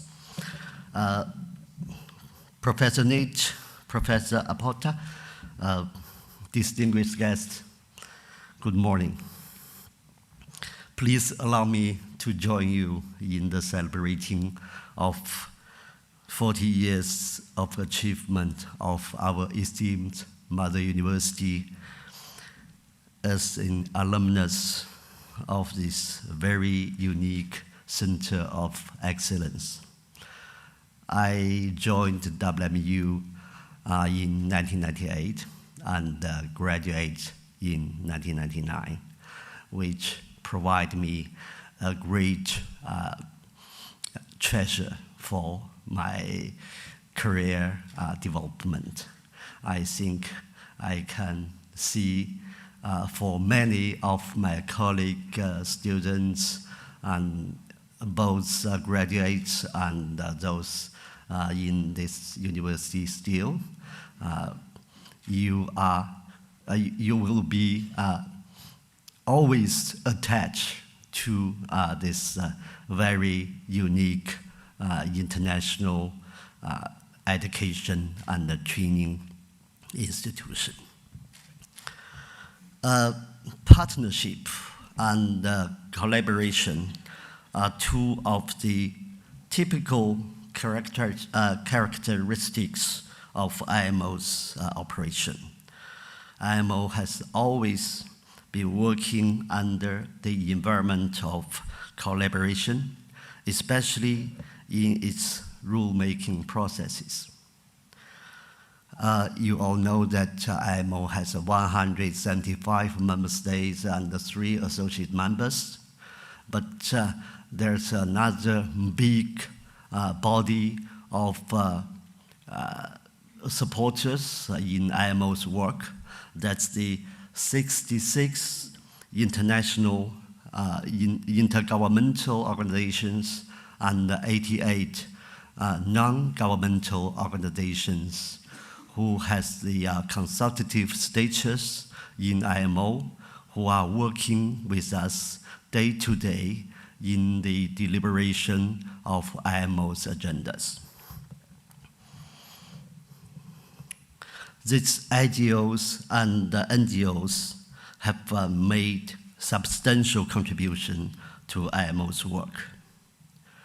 In order to uphold its leadership role in ensuring a balance for international shipping when addressing the multiple priorities for economic development, facilitation of international trade, and the safety, security, and the environmental protection. IMO need to ensure the views of all stakeholders are taken into account in its decision-making process by upholding the principle of respect mutual non-discrimination, inclusivity, equal access, and transparency.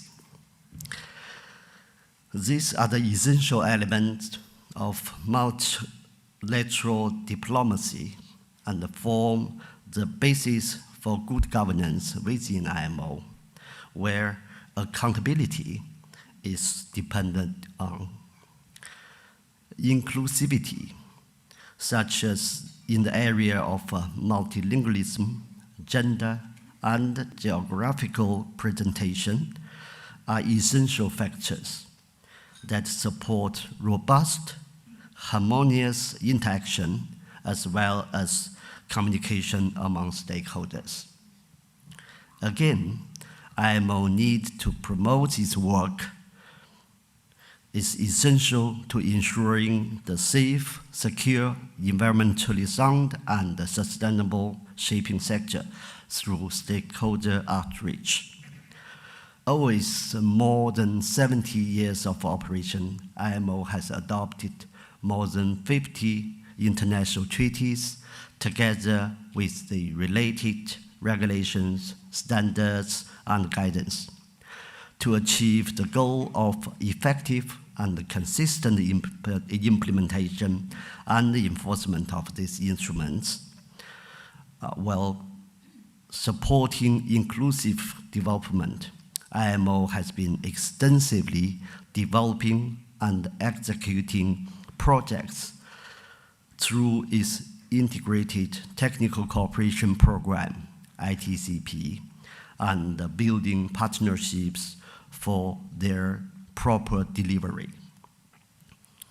The 2030 Agenda for Sustainable Development also call for enhancement of international support for implementing effective and targeted capacity building in developing countries to support national plans to implement all these sustainable goals, including through north to north, south to south, and triangular cooperation.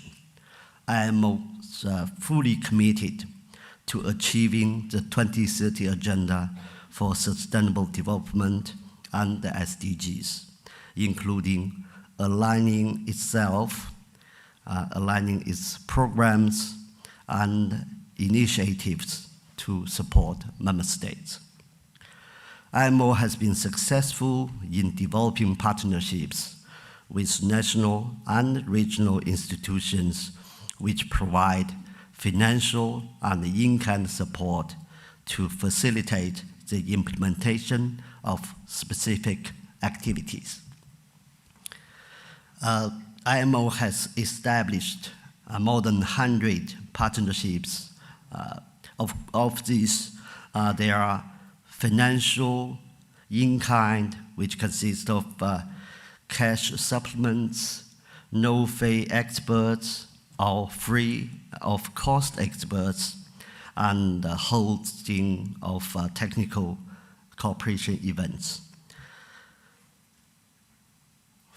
There are 4 relating to IMO regional presences. There are 3 on the establishment of activities and response centers, and 13 on the delegation of TC implementation responsibilities. Through this broad partnership, IMO could provide targeted capacity development that fosters, promotes, and supports implementation efforts of member states, especially developing countries, in particular small island developing states and least developed countries. As many of the speakers today and yesterday have touched upon the challenges that international shipping is facing in terms of decarbonization, the acceleration in the development of new and emerging advanced technologies, global supply chain that disrupted, by the COVID-19 pandemic and regional conflicts, IMO need, more than ever, further engagement of stakeholders and build a strong partnership to proactively develop solutions and implement actions in response to these challenges. IMO need to continually demonstrate to its stakeholders that IMO is delivering on its objectives successfully and effectively.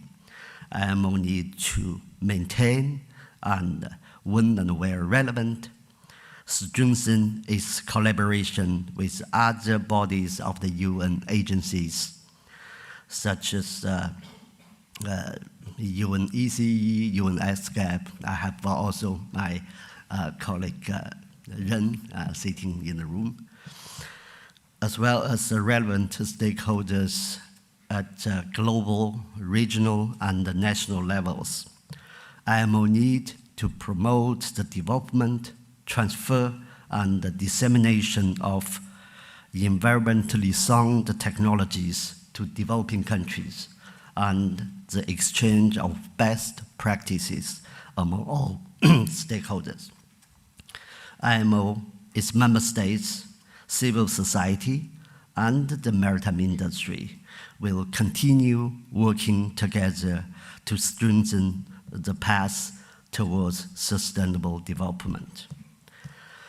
Talking about IMO's engagement in ocean governance, IMO will need to endeavor to ensure the use of marine spaces does not disproportionately limit the ability of shipping to support and contribute to the global economy, socio-economic progress and development, and assist in the delivery of related aspects of SDGs. Thank you very much.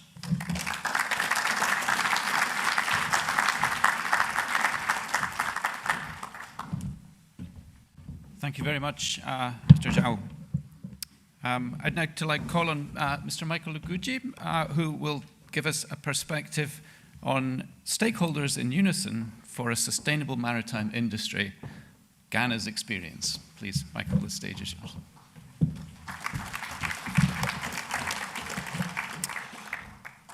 Thank you very much, distinguished ladies and gentlemen. I will just join all other speakers to also express gratitude to the WMU for inviting us to this conference, and also congratulate WMU, of course, on its 40th anniversary. Just like many of us here, I'm also a very proud alumnus of the university. And we are all in solidarity to support this university to achieve greater heights in the future ahead of us. Now, this presentation is meant to share Ghana's experience as far as stakeholder engagement and results are concerned.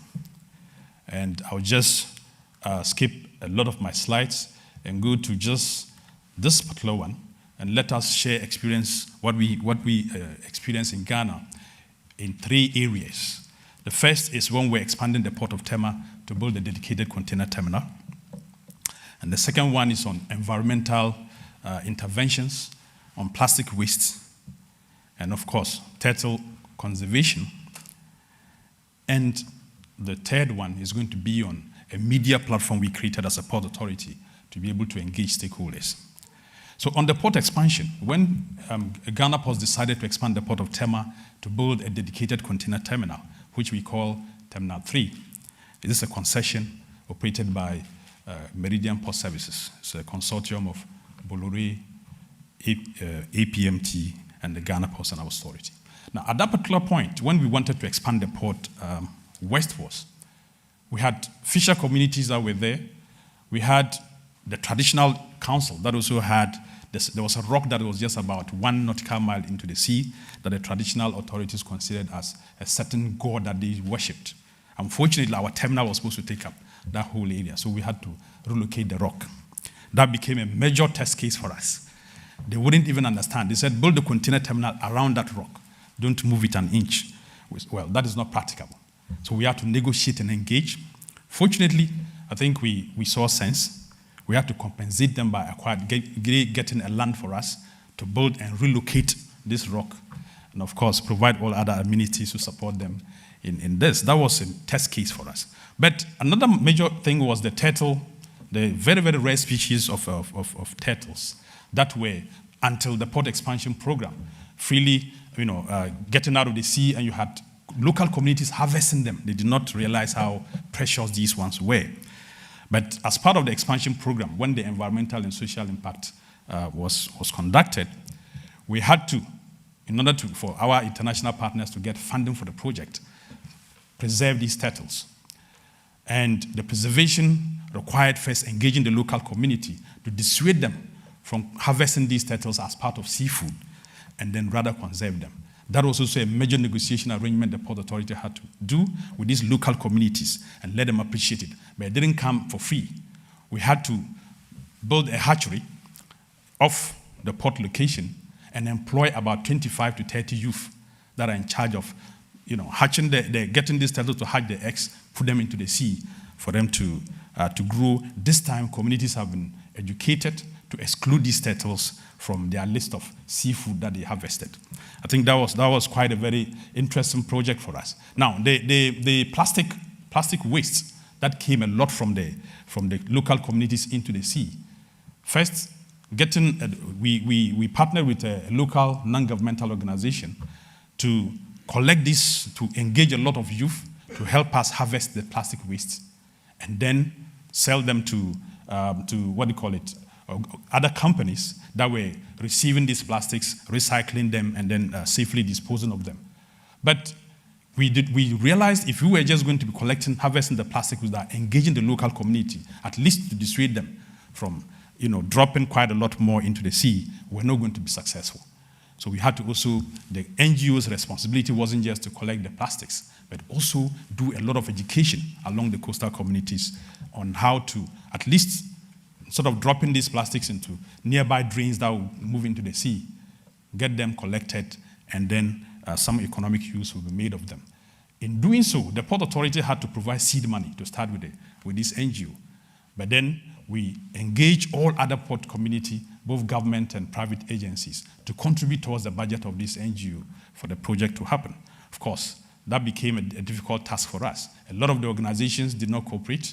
Few of them chose to also launch their own projects instead of working with the Port Authority. But the interesting lesson is that the few who decided to launch their individual projects never succeeded. So they are appreciating the need for us to have a single entity that would put the budget together and get us the results that we needed. I want us to look at the other aspects of our work, because that terminal expansion did not only look at the turtles and the traditional council project. Fishing communities that were along that particular area where the container terminal had to be built complained that their source of livelihoods had been taken away. The fishes have gone far into the sea, and so it was longer distance. They needed more fuel to burn their outboard motors into the sea. So there was also another need to deal with that economic need. And we had to put a budget in place, and then bought some fishing nets for them, bought outboard motors for them, and supported them with some fuel to be able to go farther into the sea, to be able to harvest, to catch their fish. These are all projects we did just to make sure that the local community is fully on board with us and well, taken care of in our port expansion program. But we noticed one thing. All over the years, anytime the community was hearing about the port, then there was a problem. There was an incident. We did not have a permanent platform, a very reliable platform to permanently engage with the communities. So the Port Authority, somewhere in 2012, 2013, launched this flagship program we call the Eye on Port. It's a television program. That is a weekly television program that airs on 2 major television stations. Live programs on Sundays where at least experts would discuss various aspects of maritime transport and ports, and then get the local, everybody across the country to call in and then get some education on the various subjects, ask questions on it. Since we started this program, we realized this time across the length and breadth of the country, people have some basic education about the ports, what we do, the impact of our work, the maritime transport in general on the economy, and of course the environment itself. And because of this platform, any other initiative the maritime community is launching, it became the best route for us to use to reach out the entire community in our educating programs. I think I just want to conclude by saying that the stakeholder, whether directly involved in the shipping activity or within the community, as already alluded to, is key to our survival and sustainability as port operators and as maritime industry. And we should all mainstream them in all our programs as we move forward in the sustainable journey that we are all pursuing. Thank you very much.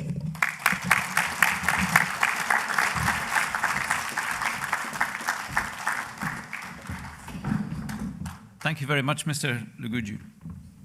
Extremely interesting case study, and congratulations on that work. That's very inspiring. I would like now to invite Dr. Doro, the Associate Professor from University of Alaska, to give us a presentation on addressing the climate crisis and conserving biodiversity in the Arctic. Please, Bailey, the floor is yours.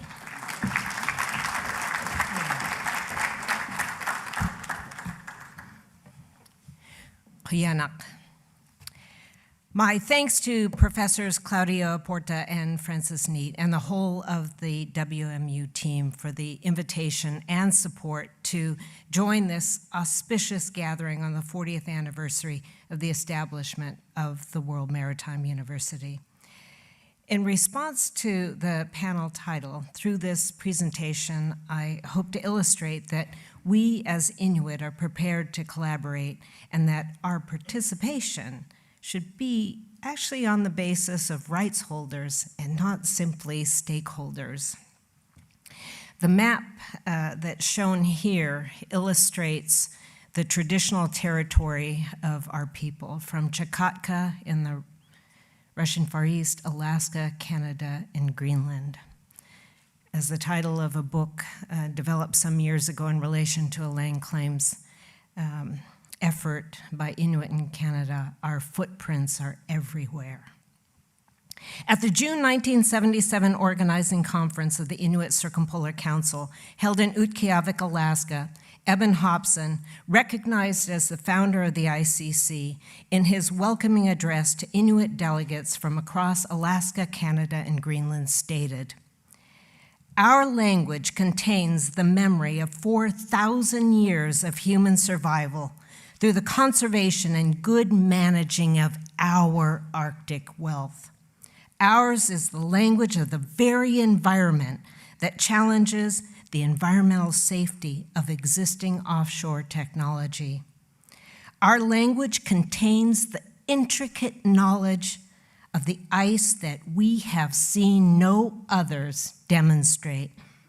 Without our central involvement, there can be no safe and responsible Arctic resource development." Hobson was speaking volumes about the multiple dimensions of the Inuit reality. Inuit are a maritime people. We have long relied on the marine environment for our survival. We have nurtured a profound relationship with all marine mammals, and we see ourselves as one species among many, including those throughout the Arctic Ocean and coastal seas. Our way of life is intimately tied to the Arctic ecosystem. Our culture, identity, and knowledge systems, and the region's biodiversity are indivisible. We depend upon Arctic sea ice, floe edge, and polynyas for food security. The Arctic Ocean and its coastal seas serve as highways for Inuit, over the ice in winter and in the open water season. For us, there is no delineation between the land and the sea. In contemporary times, shipping has become an integral part of Inuit communities. We rely on marine transportation for the delivery of necessary goods and services. In many diverse ways, shipping and the ocean are the lifelines for Inuit remote communities. Inuit are bound to the marine environment, and we are now bound to the shipping industry. It is an essential service. The complexities between economy and environment require careful measurement and balance. Therefore, the guidelines, policies, and standards that are the focus of the IMO, as well as the knowledge production of the WMU, are directly relevant to Inuit, and our distinct voices should be included within these institutions.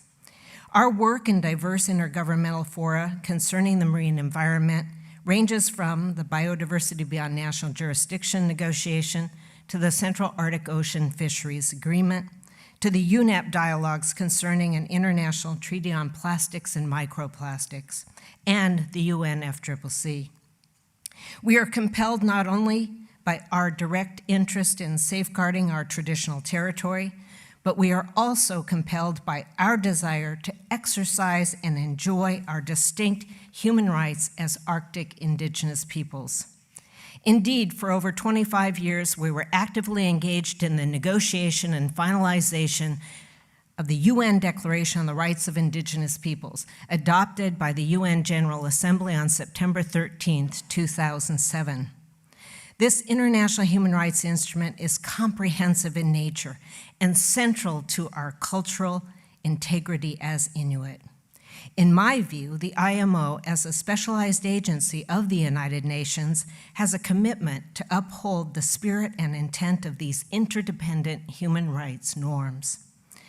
To give further relevance to the UN pillars of environment and human rights, Inuit have been acknowledged and recognized by nation states in key national and international instruments. Examples include claims of Arctic sovereignty, as well as our use, occupancy, and mobility across the sea and ice in the recently concluded Hans Island Agreement between Canada and Denmark. These examples are linked to our right to maintain our relations across international borders, our rights to lands, territories, and resources, and our right to participate in matters that affect us, all which have been affirmed by the UN Declaration.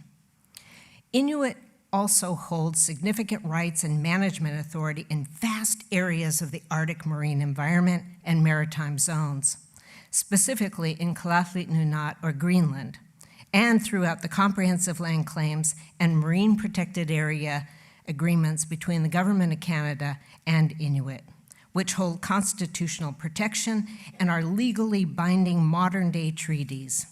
In this way, we have a responsibility to be present and to work constructively with others to ensure maritime safety and security, navigation, and marine environmental protection. In 1996, the Arctic Council was established.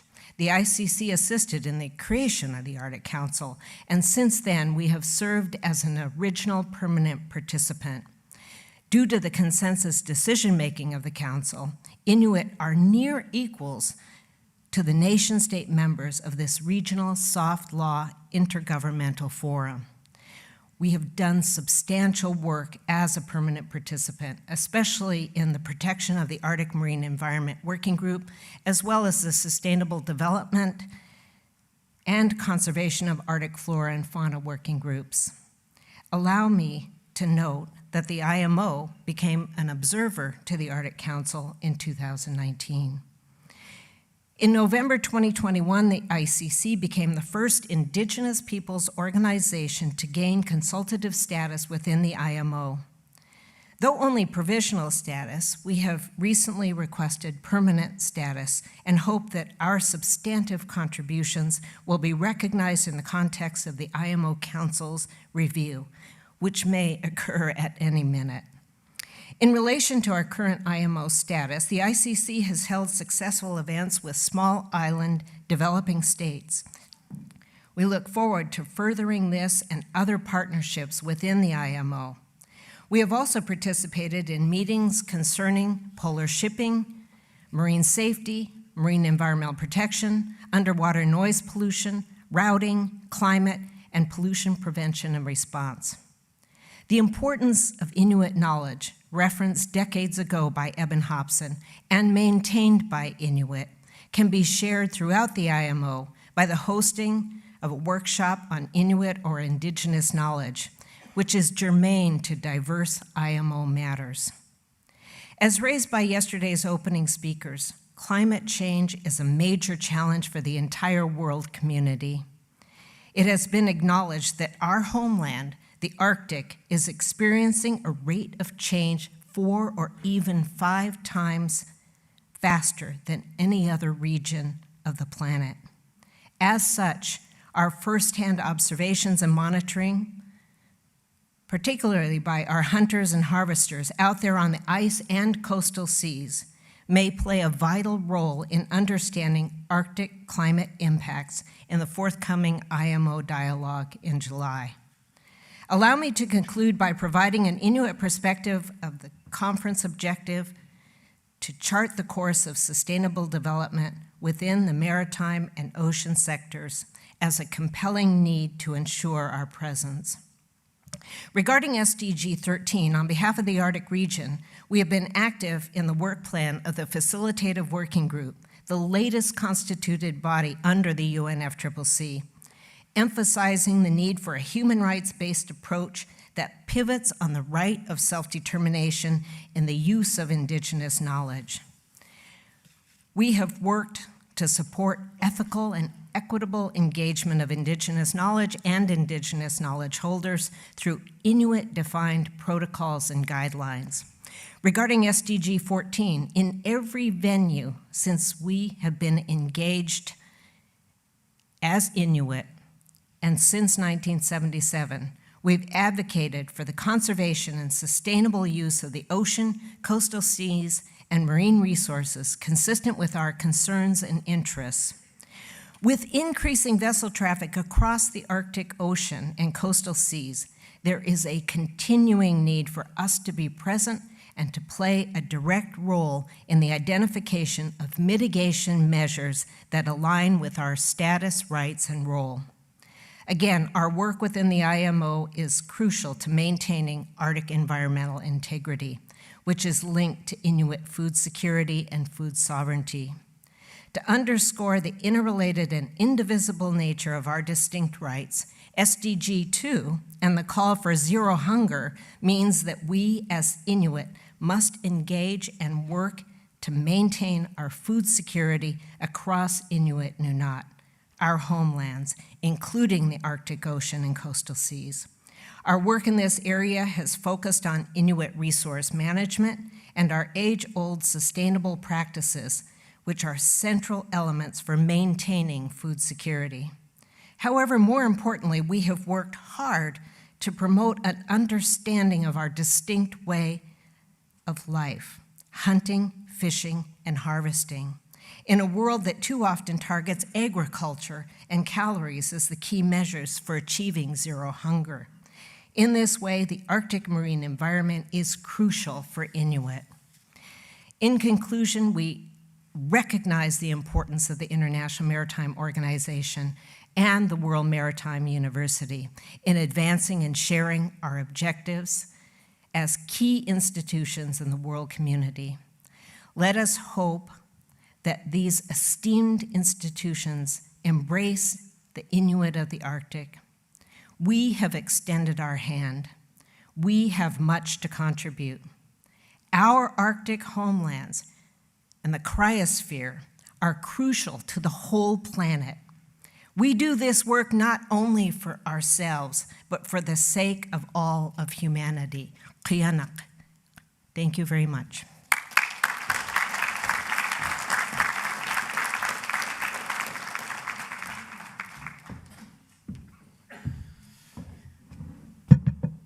Thank you very much, Dr. Doro. Inspirational words there.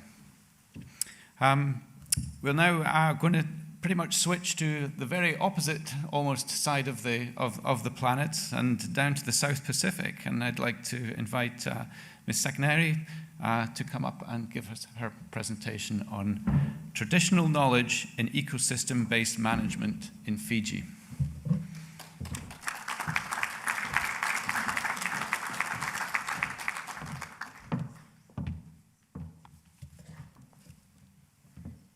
Distinguished guests, ladies and gentlemen, Bulavinaka to you all. It's an honor for me to be here at the WMU 40th anniversary and also representing my class, the class of 2021, as we call ourselves the COVID-19 graduates. I'm part of this Ocean Voices program with the University of Edinburgh and the Nippon Foundation. My work is in regards to integrating traditional knowledge into ocean science for ocean management. Today, I'll be talking based on a community level, which is traditional knowledge in ecosystem-based management within Fiji.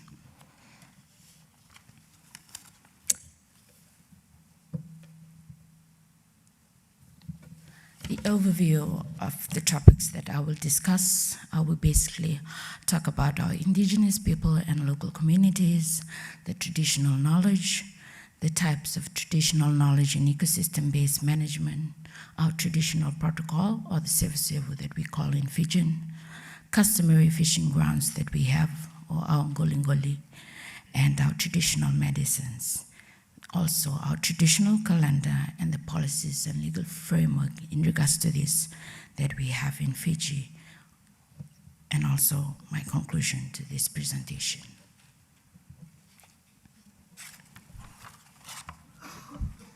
So, our indigenous people or local communities, for us, our indigenous people, they are known as Itoke and are the holders of our traditional knowledge within Fiji. Indigenous people is defined as descent from population that inhabited territory at the time of its conquest or colonization by foreign entity, currently separate from dominant populations in the territory and retain pre-conquest or colonization, socio-economic or cultural or political institutions. In a local community, it is known as long-standing historical or cultural or political roots in the territory, embodying or practicing traditional lifestyles and not typically subservient to other populations in the territory. As you can see from the presentation slide, the map of Fiji, there are small island groups that consist of our central, eastern, southern, northern divisions, and a picture of our community in Fiji. Traditional knowledge. Our traditional knowledge, known as a living body of knowledge, practices, skills, and innovations, including intangible cultural heritage, such as a song, dance, or story passed down through generations, continuously and in a locally meaningful context by indigenous people and local communities who act as their creators, developers, preservers, guardians, and custodians. These knowledge are passed down from generations to generations, and it speaks about our past, the present, and the future. People realize that such knowledge and wisdom have allowed them to live in such communities and surroundings throughout history, or we call millennium years. We consider this knowledge as our sacred knowledge. It identifies our culture, our language, our food, our art, the clothes that we wear, our songs, and our environment. And it includes our shelter and biodiversity as we depend on in our livelihoods. So in this traditional knowledge, we try and build bridges to incorporate into our science-based contemporary resources that use strategies and methods for sustainable development within important habitats and ecosystems for our coastal communities. What are the types of traditional knowledge in ecosystem-based management within Fiji? Firstly is our traditional protocol, or we call our sevu. This is usually done as a code of conduct that visitors use in accessing our customary owners of fishing grounds, and in this it also discourages poaching and the illegal use of marine resources. As you can see in a picture on the slide, this is called a sevu in our community, And in this, it ensures that members of communities are aware of the presence of the visitors among them and protect the visitors from the wrath of the spirits who show offense when customary protocols is not followed. The lands and its adjoining fishing grounds in Fiji are associated with the spirits that protects them. There is a traditional governance system or hierarchy in our islands or in Fiji. We have our Vanua, our Yavusa, our Mantangale, our Tokotoka, and our Vuvale. And within this, we also have our Turanga, our chiefs, our Soturanga, that is known, the next rank to the chief, the Mbete, the traditional priest, Matani Vanua, Mbati, Mateisau, and Ngwanendau. As you can see from the picture, the chief is in the middle, and we have our Mbati, or our traditional warriors, beside him.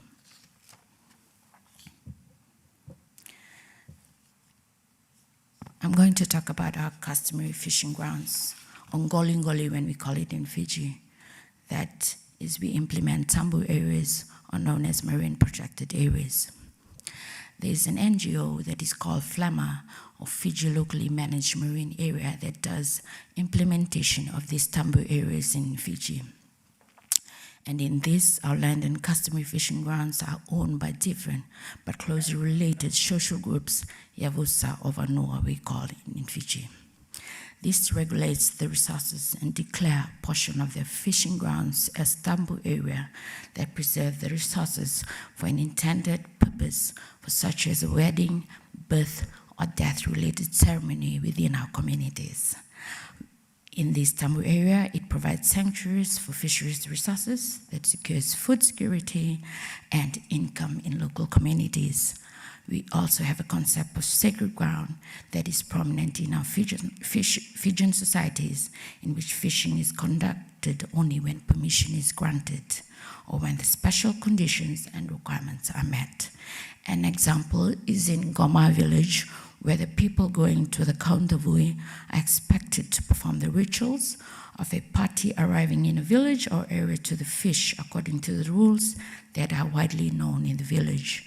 There's also an example in Kamba village, where the customary swimming spot for the paramount chief of Kumbuna is fish only when the chief requests. I'll talk about our traditional medicines.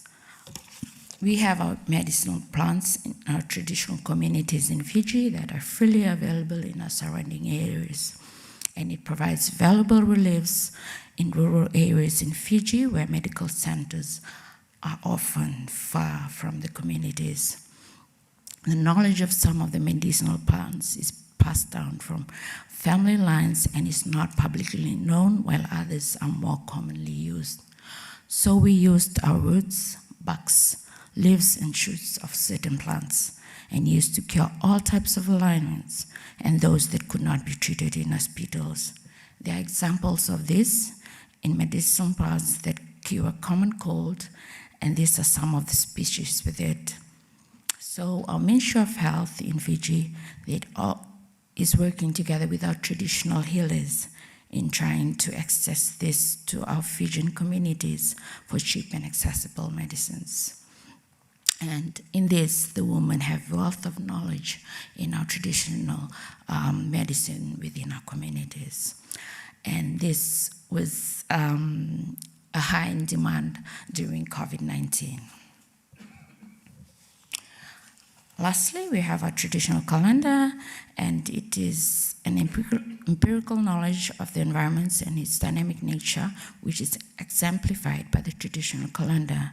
It's based on our farming activities and what sources of food are available at different times of the year. An example, I would say, in the month of August, which we call the Vule Seninrala, where we have our octopus, our kaukaua breeding season, in which an NGO did a pledge to ban kawa during spawning season. This, the Fiji government had initiated to ban the harvest, sale, buying, possession, or export of all species of groupers and coral trout during these spawning seasons.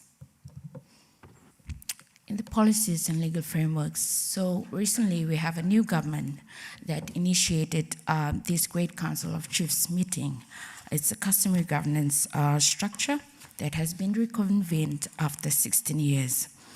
And we also have traditional knowledge being reflected in our policies in Fiji, our national ocean policy, and our national adaptation policies. To conclude, I would like to say that our traditional knowledge is accumulated after centuries of extensive trial and error, experiences from which our indigenous people have learned. And due to colonization, this traditional knowledge are discarded or abandoned. And I would emphasize on the free, prior, and informed consent or approval and involvement of traditional knowledge holders before accessing their relevant knowledge. And lastly, the importance of full participation of indigenous people in all platforms during discussions and consultations.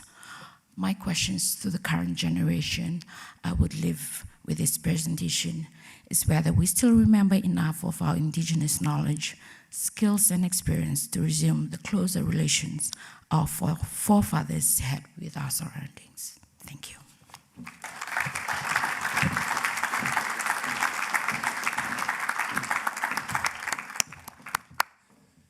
Thank you so much, Alumita. A very privileged insight into traditional cultural perspectives on sustainability in Fiji there. So I'd like to now pass over to my colleague, Professor Claudio Porta. Claudio is actually an anthropologist himself and is far better placed to chair this session than myself. So Claudio, if you'd like to take the conversation forward, please. Thank you. Yeah, good morning. So thank you all for your 4 fantastic presentations. We have, I think, 4 speakers that are all quite different, all coming from different parts of the world and from different realities and maybe representing different sides of the marine governance issue. As an anthropologist, I always tell my students that communities are the weakest link in marine governance because they don't have the capacity, especially coastal communities, they don't have the power. The mechanisms of participation are always not there.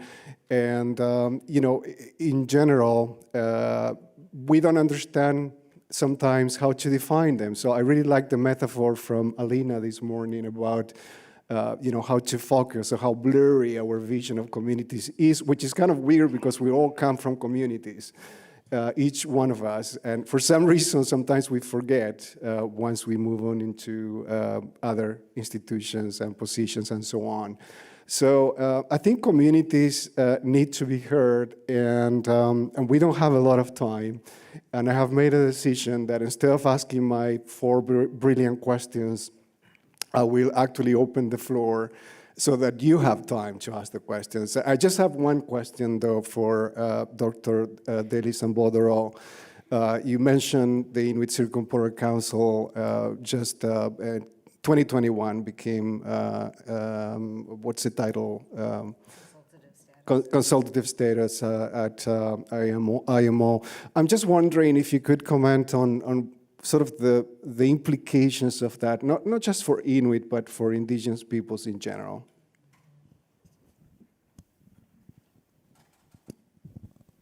Do I need to, is it good? Okay, thank you. I think that beyond Inuit, that there is a need, not only on the basis of the enterprise of indigenous peoples globally to gain respect for and recognition of their individual and collective human rights within the United Nations, but moreover, and as was said in the previous panel, the comment made by the woman seated behind me in relation to fishers and food security. I think there are many diverse implications for indigenous peoples. We all rely upon water. We learn these very basic elements in middle school biology, right? But I think that raising our voices and the potential for genuine outreach to Inuit as well as other indigenous peoples will help the IMO and essentially the world community in finding creative and innovative solutions that really point the trajectory towards sustainable development.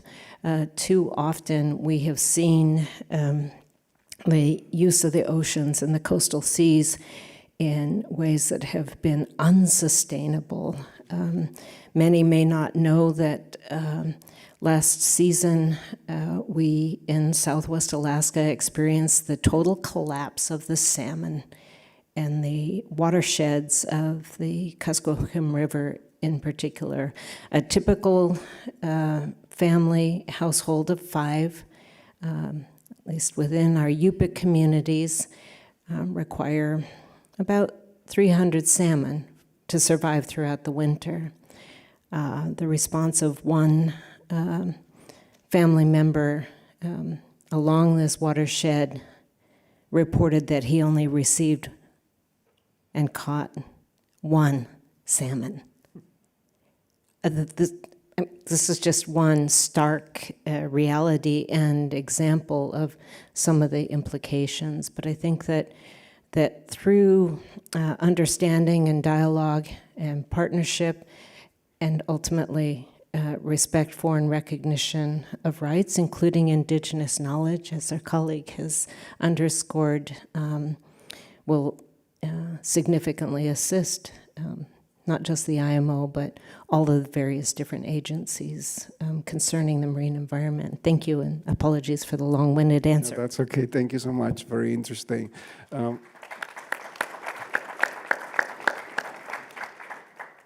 Any questions from the audience?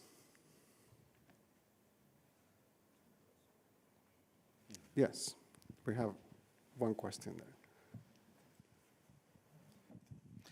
Thank you. I have, I'm not going to introduce myself again. So I have some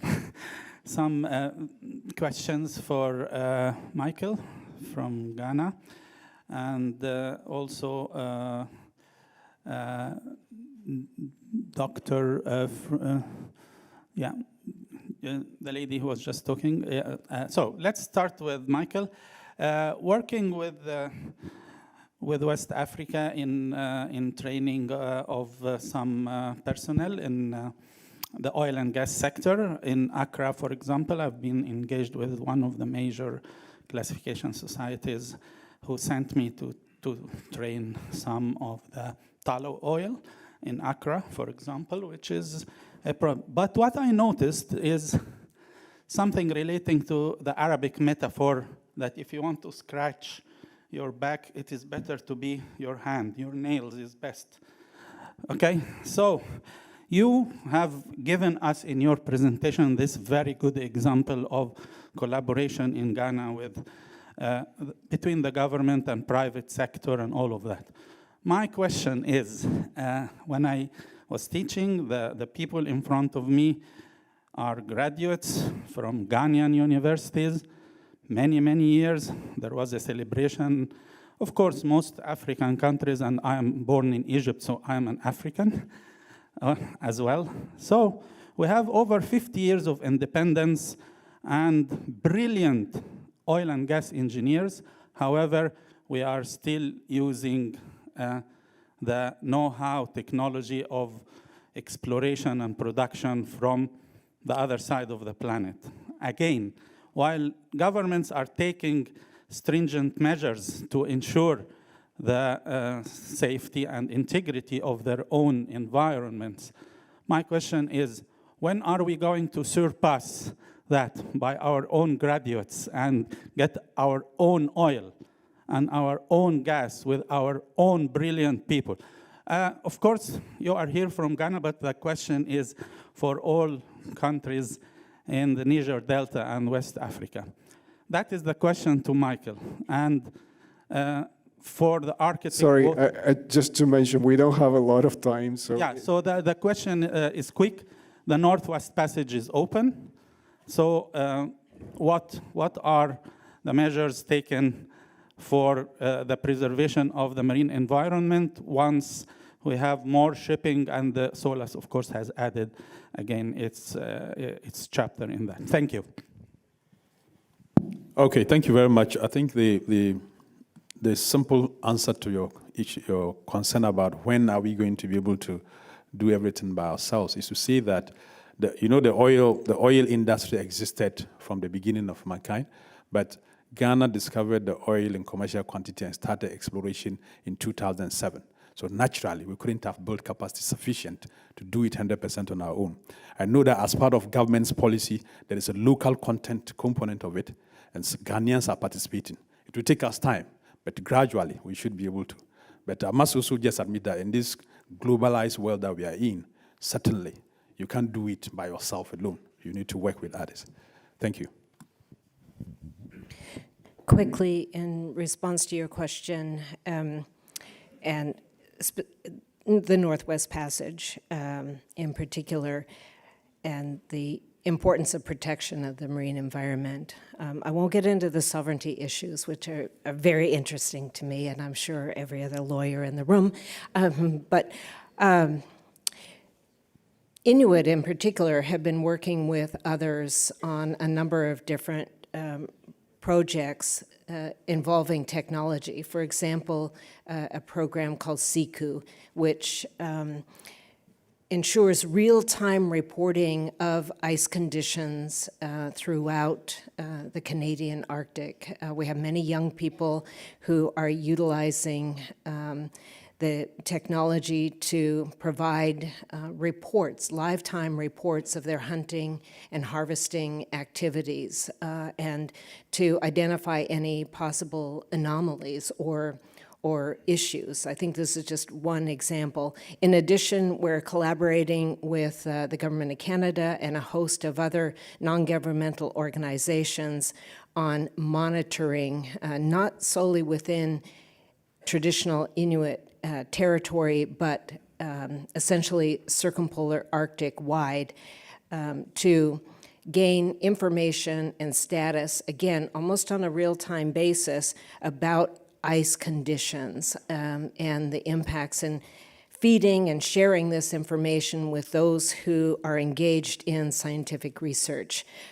You may be aware that the Intergovernmental Panel on Climate Change is one area where we've had, in my view, extraordinary influence to open the door for Indigenous knowledge holders, and certainly not just Inuit, but Indigenous knowledge holders across the globe, to ensure that their perspectives, in collaboration with Western science, if you will, to develop the best available knowledge upon which IPCC and governments make decisions about climate change. So I think that these few examples help to demonstrate our willingness to partner and collaborate with others, especially in this serious matter of climate change, which is really what has triggered the opening of the Northwest Passage and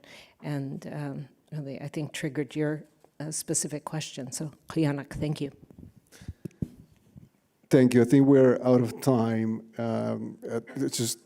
Just to add that Dr. Sambodaro will give a seminar tomorrow afternoon at 2 p.m. in room A235. Over at WMU. Yeah, at WMU. So you're welcome to come. I would like to thank all the speakers. Sorry we didn't have more time to engage all of you. Have really interesting presentations, and thank you so much. Thank you very much. Very proper discussion on collaboration among stakeholder communities. We got some information over concept of the technical cooperation for the sustainable development from the IMO, and you also got some information and knowledge from the Ghana experience. And also address the climate crisis in the Arctic. Also, we got some information from the PGs. With that, I'd like to thank you to the two moderators, Professor Francis and Professor Claudio. Also, I'd like to thank for the four speakers who made very interesting presentation for us today. Again, please join me to give a big hand.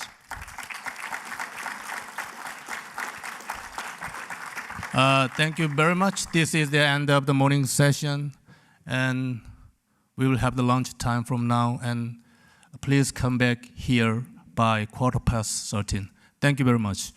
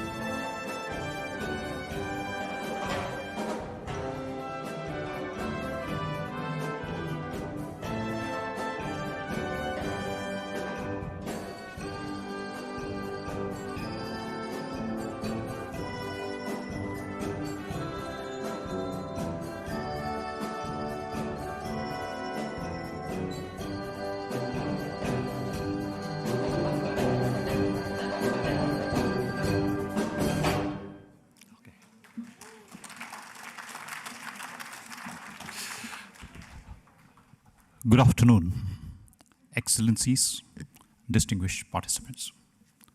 I stand before you not as a presenter, not as a host, not as a guide. I will stand before you as a maritime pilot. I hope this is acceptable to all of you. And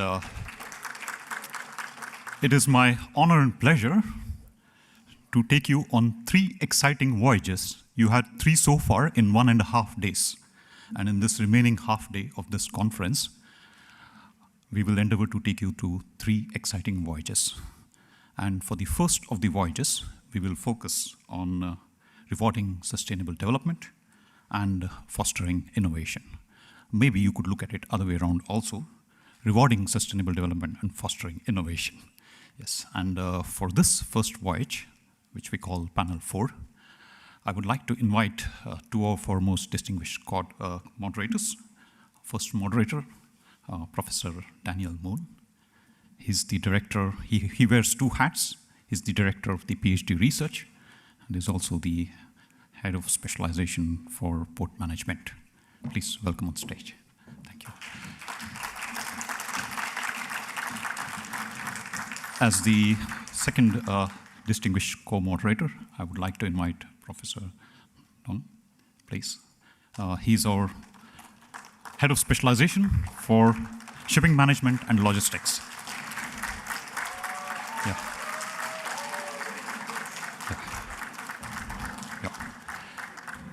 And now, with these words, allow me to leave the bridge and hand over the floor to them. Thank you.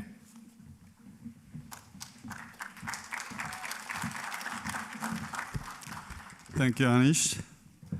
Excellencies, BOG members, distinguished participants, colleagues, students, ladies and gentlemen, very good afternoon.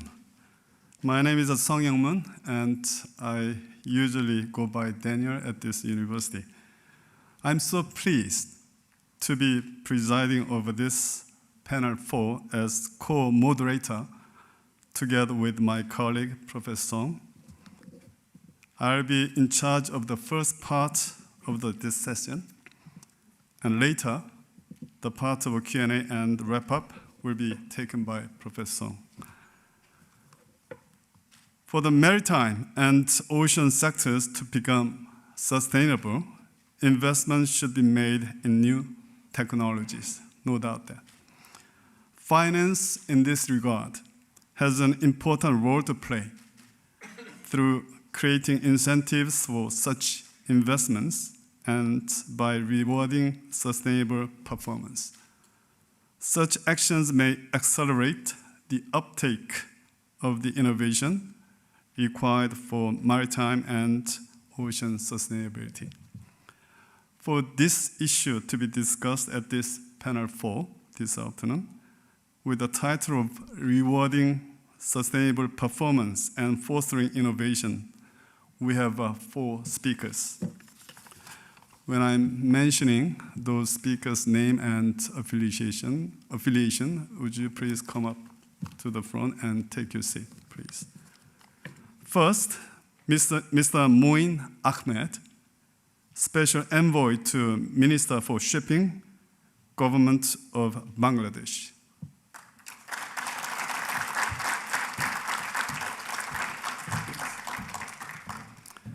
And next, Dr.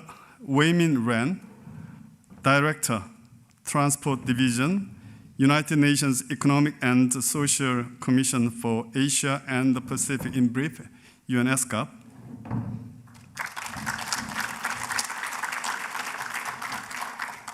And Dr. Young-tae Jang, Professor, International Logistics, Inha University, Republic of Korea.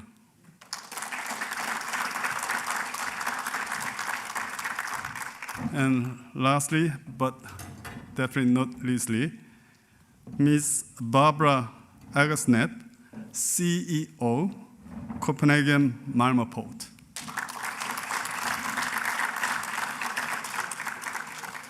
Thank you.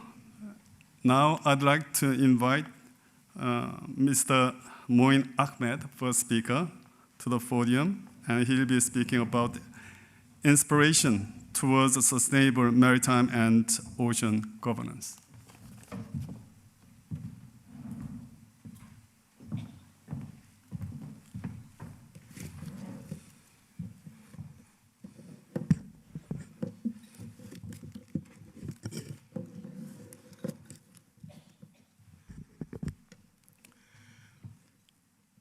Co-moderators, Professor Daniel Moon and Professor Dong Wook Song, Excellencies, distinguished audience, ladies and gentlemen. It has been a great honor for me to be part of this event, and I am delighted to be able to speak at this great event of WMU at 40 conference and the Ocean Sustainability. Good afternoon to you all. Of course, it would be a remiss on my part if I fail to recognize the efforts of Dr. Cleopatra Doumbia Henry, the president of the World Maritime University, and her supporting staff members for hosting this August event. Clearly, maritime and ocean communities are focusing on the implementation of UN Sustainable Development Goal 2030 agenda for the sustainable development, and truly this conference has set the scene for discussions about the challenges and opportunities linked to the concept of sustainability in maritime and ocean sectors. It is therefore essential that all stakeholders have a common understanding of the sustainability approach and how they can contribute to its implementation. Distinguished audience, as we know, IMO as the global regulator is working to see the shipping industry to become emission-free by 2050. This requires innovation, investment in new technologies, and people, regulation, and education. There is still uncertainty how this overall goal can be achieved and what intermediate steps need to be taken. Close collaboration and coordination of all stakeholders concerned is a key factor of success, while ensuring that the gap does not widen between global north and global south. Maritime and ocean professionals are key to success in any sustainability framework. To foster a steady growth to the required human capital requires attractive career options, healthy working environments, as well as high levels of safety and security. Education and global capacity building are further building blocks for sustainable developments within this framework. Building strong partnerships and achieving close collaboration between shipping and related communities such as ports, coastal area authorities, and indigenous community, etc., is a prerequisite for sustainable development in the maritime and ocean sectors. Enhanced ocean dialogue, well-defined standards, transparency, and accountability are the functional elements to nurture such partnerships. For the maritime and ocean sectors to become sustainable requires investment in new technologies. Finance has an important role to play through creating incentives for such investment and by rewarding sustainable performance. Such actions may accelerate the uptake of the innovation required for maritime and ocean sustainability. I need to speak about certain issues in this regard. I will focus on sustainability of maritime and ocean sectors, focusing in particular about the barriers that are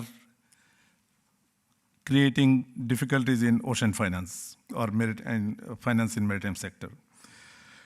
And also the investment in new technologies, role of finance for such investment through incentives, in other way, rewards for sustainable performance. And also how these actions uptakes innovation for maritime and ocean sustainability. The maritime sector, which facilitates services from one end to the other, particularly for the supply chain, the producers are at one end and the receivers are at the other end. So the maritime sector has a greater role to really make sure that the safety, security, and protection of the environment are taken at the respective areas. In this regard, I would like to say that in accordance with I would like to really focus on the IMO's achievements with regard to the sustainability, because we are very much hopeful that IMO in the maritime sector is taking the lead, and that lead is taking us to the right direction. And the future challenges are to make sure that we are to make things in the right time, in the right direction, as efficiently as possible. Now, in accordance with this in accordance with the strategic action plan for 2024 to 2029 that has been developed, and the Council of IMO last session has considered them, and they are still ready for further consideration. It has identified Strategic Direction 2 that aims to integrate new and advancing technologies in its regulatory framework, balancing benefits derived from new and advancing technologies against safety, security concerns, the impact of environment, and of course, international trade facilitation as well.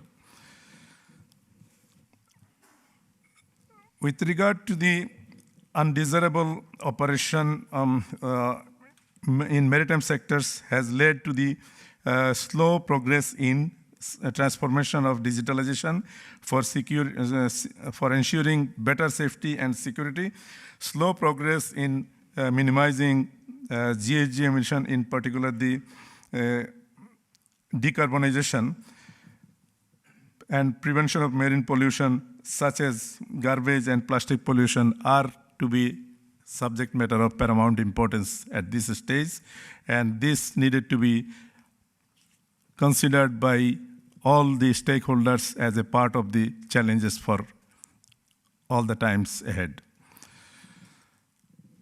Now I'm talking about the ocean part. Actually, this topic allows me to separate the maritime and ocean parts because the two parts of this topic are not really able to move at the same pace, because IMO is responsible for maritime part of it, and the ocean part has more stakeholders and more intergovernmental organizations involved in it. And as we could see, IMO has been doing its part for the maritime part, and that is obviously will go in accordance with the strategic action plan and with the help of the member states' participation.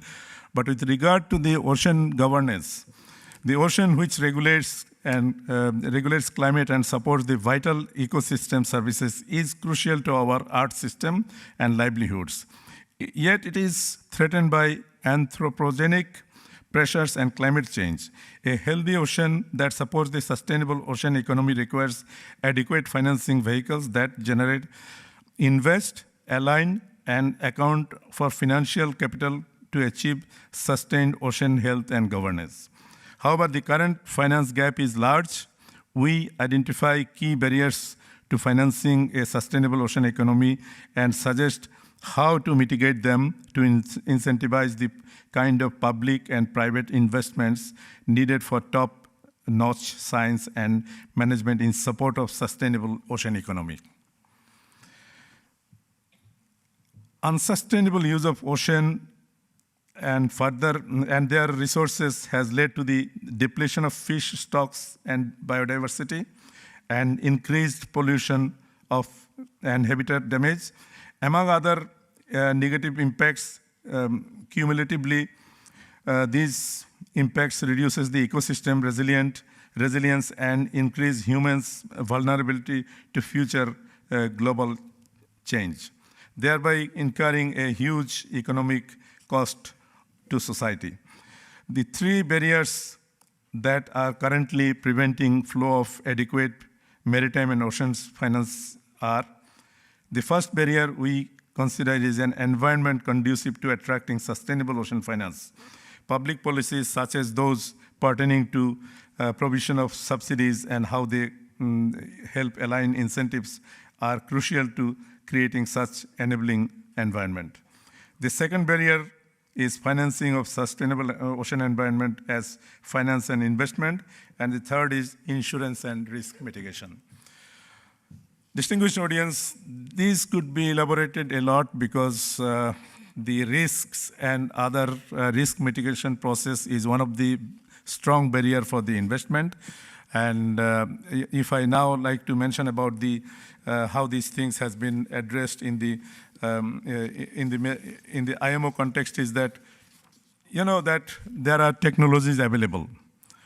These technologies to use widely for the benefit of overall maritime safety, security, and protection of environment requires regulatory framework, and that regulatory framework needed to be right at the time, and those regulatory framework needed to be revised at the right time. So those kind of challenges are there for sustainable development of the maritime sector. And in the ocean sector, as I said, that there are more than one stakeholders. IMO is doing its part because Strategic Direction 4 of IMO says engage in ocean governance. Clearly, it has reflected that other stakeholders are there to take part. And that is, of course, IMO said IMO will continue its part diligently, but it is a matter of collaboration with other stakeholders. So ocean governance needed to be taken into consideration as the time coming ahead because it is within the strategic plan of IMO. I'm quite optimistic that this will be a good success. But one thing I would like to mention here that the recent development for the global framework on the ocean governance, that is the successful conclusion of the new legally binding international instrument on the conservation and sustainable use of marine biological diversity in areas beyond national jurisdiction, which was agreed on 4th March following the conclusion at the United Nations. BBNJ agreement represents a major victory for multilateralism and the rule of international law, providing an international framework for employing area-based management tools, including marine protected areas to protect at least 30% of the world's ocean by 2030. At this juncture, I would like to appreciate the WMO Sasakawa Global Ocean Institute for its contribution to this landmark achievement through the participation of Professor Ronan Long, Director of WMO Global GOI, and its alumni and students. I wish to conclude my presentation concurring with the president of the university that WMU has grown to be a respected intellectual powerhouse of innovation and interdisciplinary research. And as a former student of this university, I take the pride of it. And I'm honored to say that I wish it maintains and upholds such initiatives for the future ahead of us. Distinguished audience, I believe I should stop now because time is probably nearly end of, have a minute, 10 minutes? Thank you. Okay, so thank you for your patient hearing, and I will be available for any question you might wish to ask. Thank you.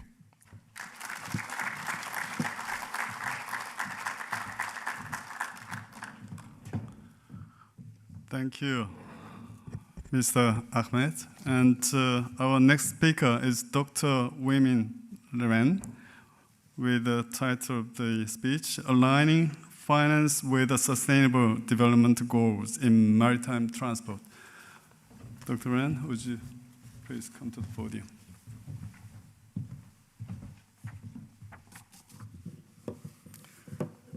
Thank you, Professor Mo, distinguished participants, dear alumni.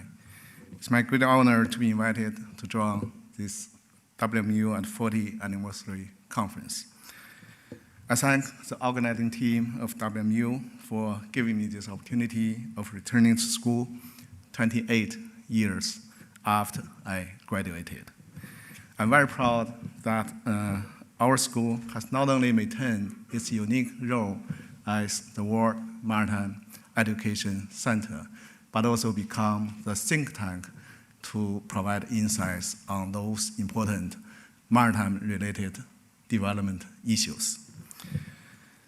I think it's very timely to choose the maritime and ocean sustainability as the theme of this event, because this year we are right in the halfway of the implementation of the 2030 agenda. So I'd like to start my presentation with the question, how is the implementation of the 2030 agenda going? Well, actually, the question was clearly answered by the Secretary General of the United Nations in his remarks at the launching of the UN Special Edition of the SDG Progress Report on 25th April this year. He said, halfway to the deadline for the 2030 agenda, we are leaving more than half the world behind. Unless we act now, the 2030 agenda will become the epitaph for a world that might have been. It sounds shocking, isn't it?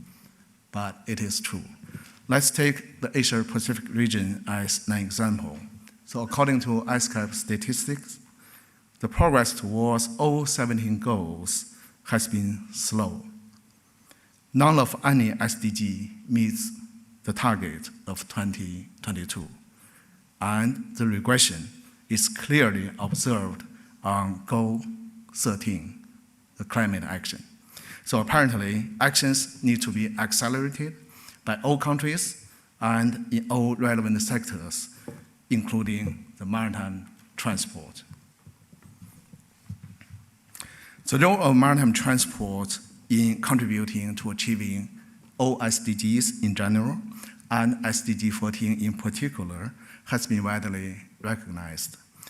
Nevertheless, talking about sustainable financing in the maritime sector, I think it would help shed light if we look at the issue from another angle, focusing on those SDG goals and targets as listed on the slide, so which cannot be achieved without greater climate action from key sectors, especially the transport sector, given the nexus between transport and energy and urban development and production and consumption. So in a nutshell, how transport infrastructure is planned and built and transport services are managed and operated will have significant implications for achieving those SDG goals and targets.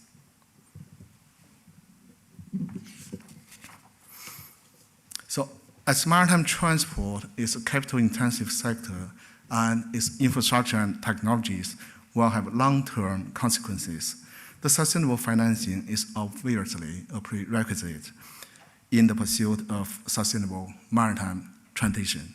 So to this end, investment needs to be reoriented at policy level, and the right products need to be identified at operational level. So this brings up the second question. So what would be the right products in the maritime sector in the context of sustainable development? So it is my view that the green shipping corridors would be a potential rewarding area for sustainable maritime financing. So since adoption of the Paris Agreement, the increasing demand for low carbon or zero carbon products and services from consumers, producers, and regulators has become a strong driving force for transport decarbonization. The signing of the Climate Bank Declaration at COP26 marked a milestone in advancing the initiatives on green shipping corridors. So less than 2 years since then, we have seen a number of world-class ports and port cities announced the initiatives to develop green shipping corridors with their partners, as summarized on the map on the slide. So these initiatives not only built the momentum of greening maritime transport, but also shed light on sustainable maritime financing. So we all know ships and ports are the two major components of green shipping corridors. So while shipping decarbonization has been intensively discussed at IMO, there lacks global actions on decarbonizing ports and ports-related inland transport. In fact, ports play a crucial role in stimulating emission reductions in both transport chain and the port cities because, first, ports are the nodes where different transport flows come together to consolidate and distribute around 80% of global seaborne trade volumes. It's not exaggerated to say that the climate performance of freight transport determines the color of value chain of almost all products. So second, ports are an integral part of urban development in port cities. So currently, about 40% of the world's population lives within 100 kilometers kilometers of the coast, and many of them live in port cities. The symbiotic relationship between ports and cities indicates that the transport activities within and around ports inform the health of port cities and the people living in port cities. So these two features give ports a very unique leverage over decarbonization of maritime and land transport connecting to ports and sustainable land use and planning of port cities. So to leverage this unique role in advancing sustainable urban development and promoting green shipping corridors, ports need to be greener, smarter, and more resilient through sustainable and innovative financing. Focus on those areas. First, electrification of ports to provide emission-free auxiliary services and support both decarbonization process of both sea and land-like transport. Second, digitalization of ports to reduce emissions through increasing efficiency of port productivity. And third, improving resilience of ports to adapt to extreme weather conditions. Last but not least, upgrading transport infrastructure connecting to ports to facilitate modal shifts and use of clean and renewable energy-powered vehicles. So with that, here comes the third question, so how to promote sustainable maritime financing. So from policy perspective, it has been observed that there lacks policy and regulatory frameworks mainstreaming climate considerations into the future investment in many countries, and lack of coordinated approach to decarbonize ports and land transport at global level. So the summary of the nationally determined contributions from the countries in Asia and Pacific in transport sector clearly shows lack of ambitions and policies.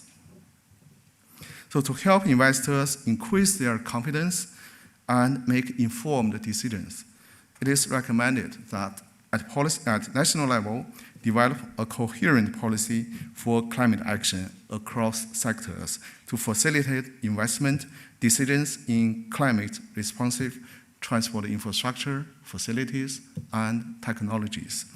Second, identify prioritized pipelines of products to improve bankability of products along green shipping and transport corridors. And third, encourage and incentivize private sectors to engage in green transport and shipping corridor initiatives, whether they are investors, financiers, developers, or operators. At global level, enhance information and knowledge sharing and capacity development. Second, promote concerted actions by both importing countries and exporting countries along the international seaborne trade. And last but not least, encourage engagement from the land-like transport to green the entire supply chain. Finally, welcome you all to ISCAP to jointly advance sustainable maritime transport in Asia and the Pacific and the world.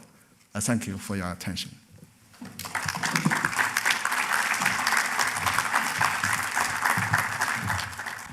Thank you, Dr. Ren.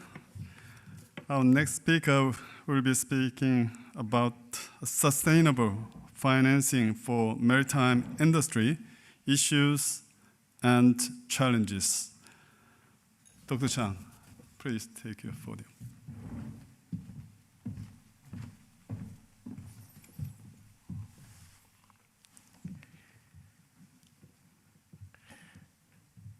Thanks very much for inviting me to this conference. My special thanks to Professor Daniel Moon, former Minister of Oceans and Fisheries Ministry in Korea, and Professor Dong-Ok Song. I would like to express my study experience at WMU, probably more likely common experience among our alumni. That is, WMU was a turning point in my life, making myself ready for work with globalized eyes upon the graduation in 1989.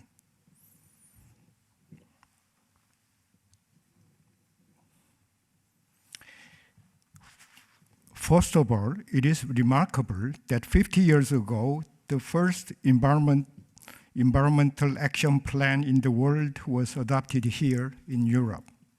Many people say that shipping is a linchpin of international trade, covering 80%. Current emissions by shipping are only 3%, but are expected to increase to 18% by 2050, thus 6 times increase if we do not do anything.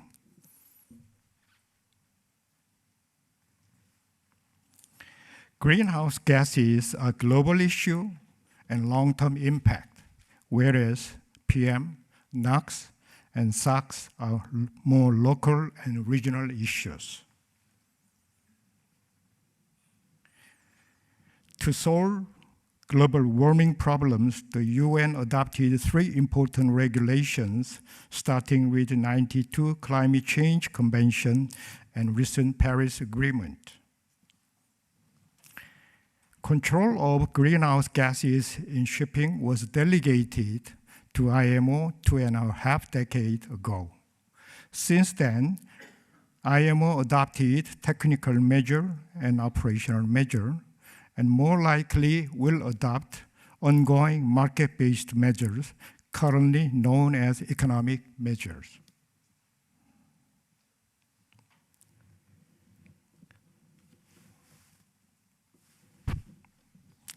This is hard to recognize the long screen from my eyeglasses, so I need to play double function here. Anyway, yes, I will do my best to catch up.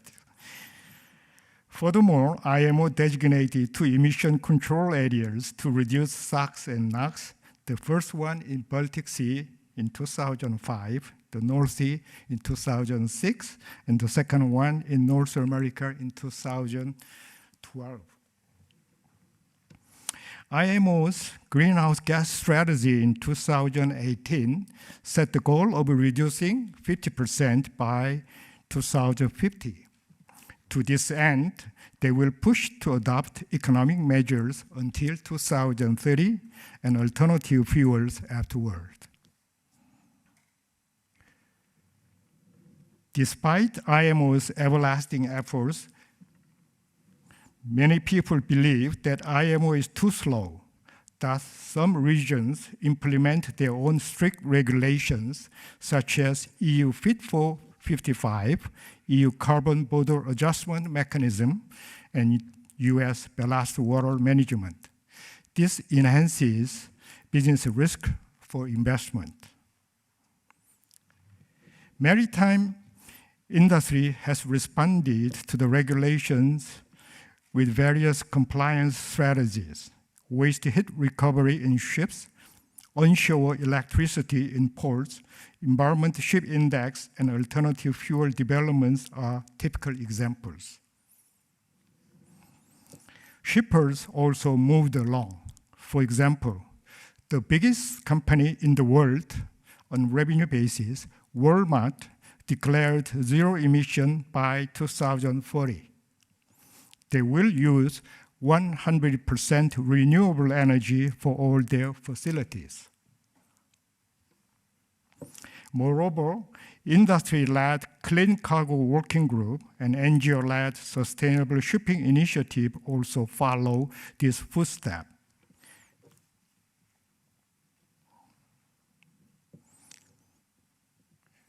To motivate people and companies, financing is a key to success for sustainable development. This lists various initiatives. Among them, the last three red-colored are private initiatives, whereas the others are public initiatives. EU started the first emission trading scheme in 2005 with the power plant industry.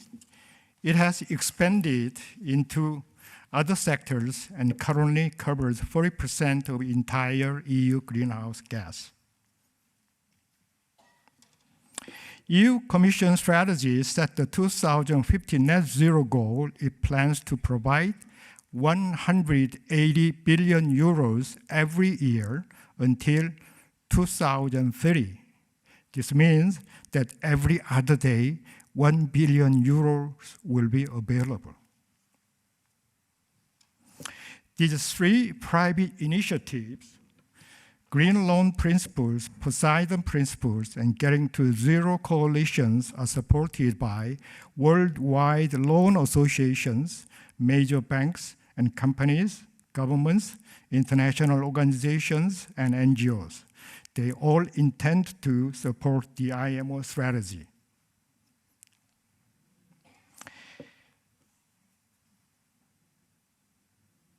But we have some issues and challenges in sustainable financing for the maritime industry. The first important issue is, can we trust the carbon footprinting? My own research shows 5 times difference in the estimation of greenhouse gases between 2 different measuring methods in a case study of port in Korea. Next important issue is the taxonomy on green and sustainable.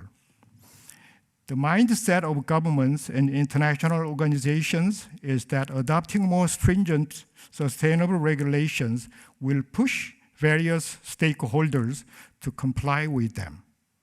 But the definition of green and sustainable and detailed elaborations are still vague and unsettled yet.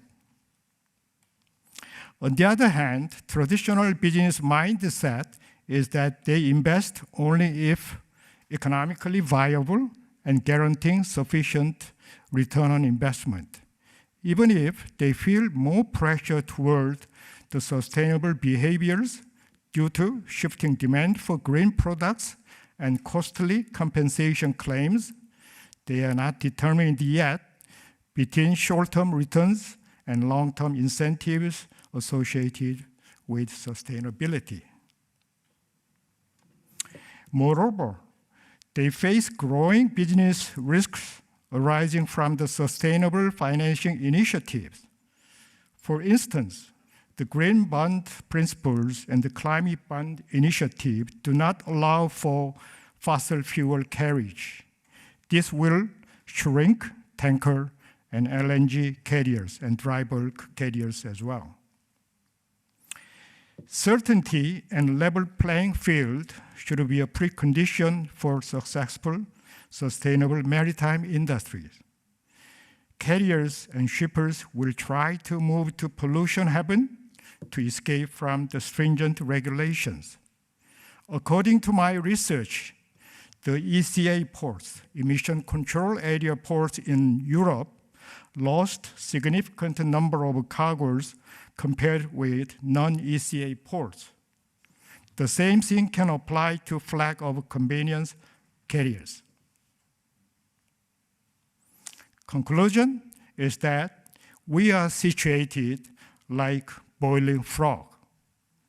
If we don't take the challenges seriously, we will die together gradually. Thank you very much.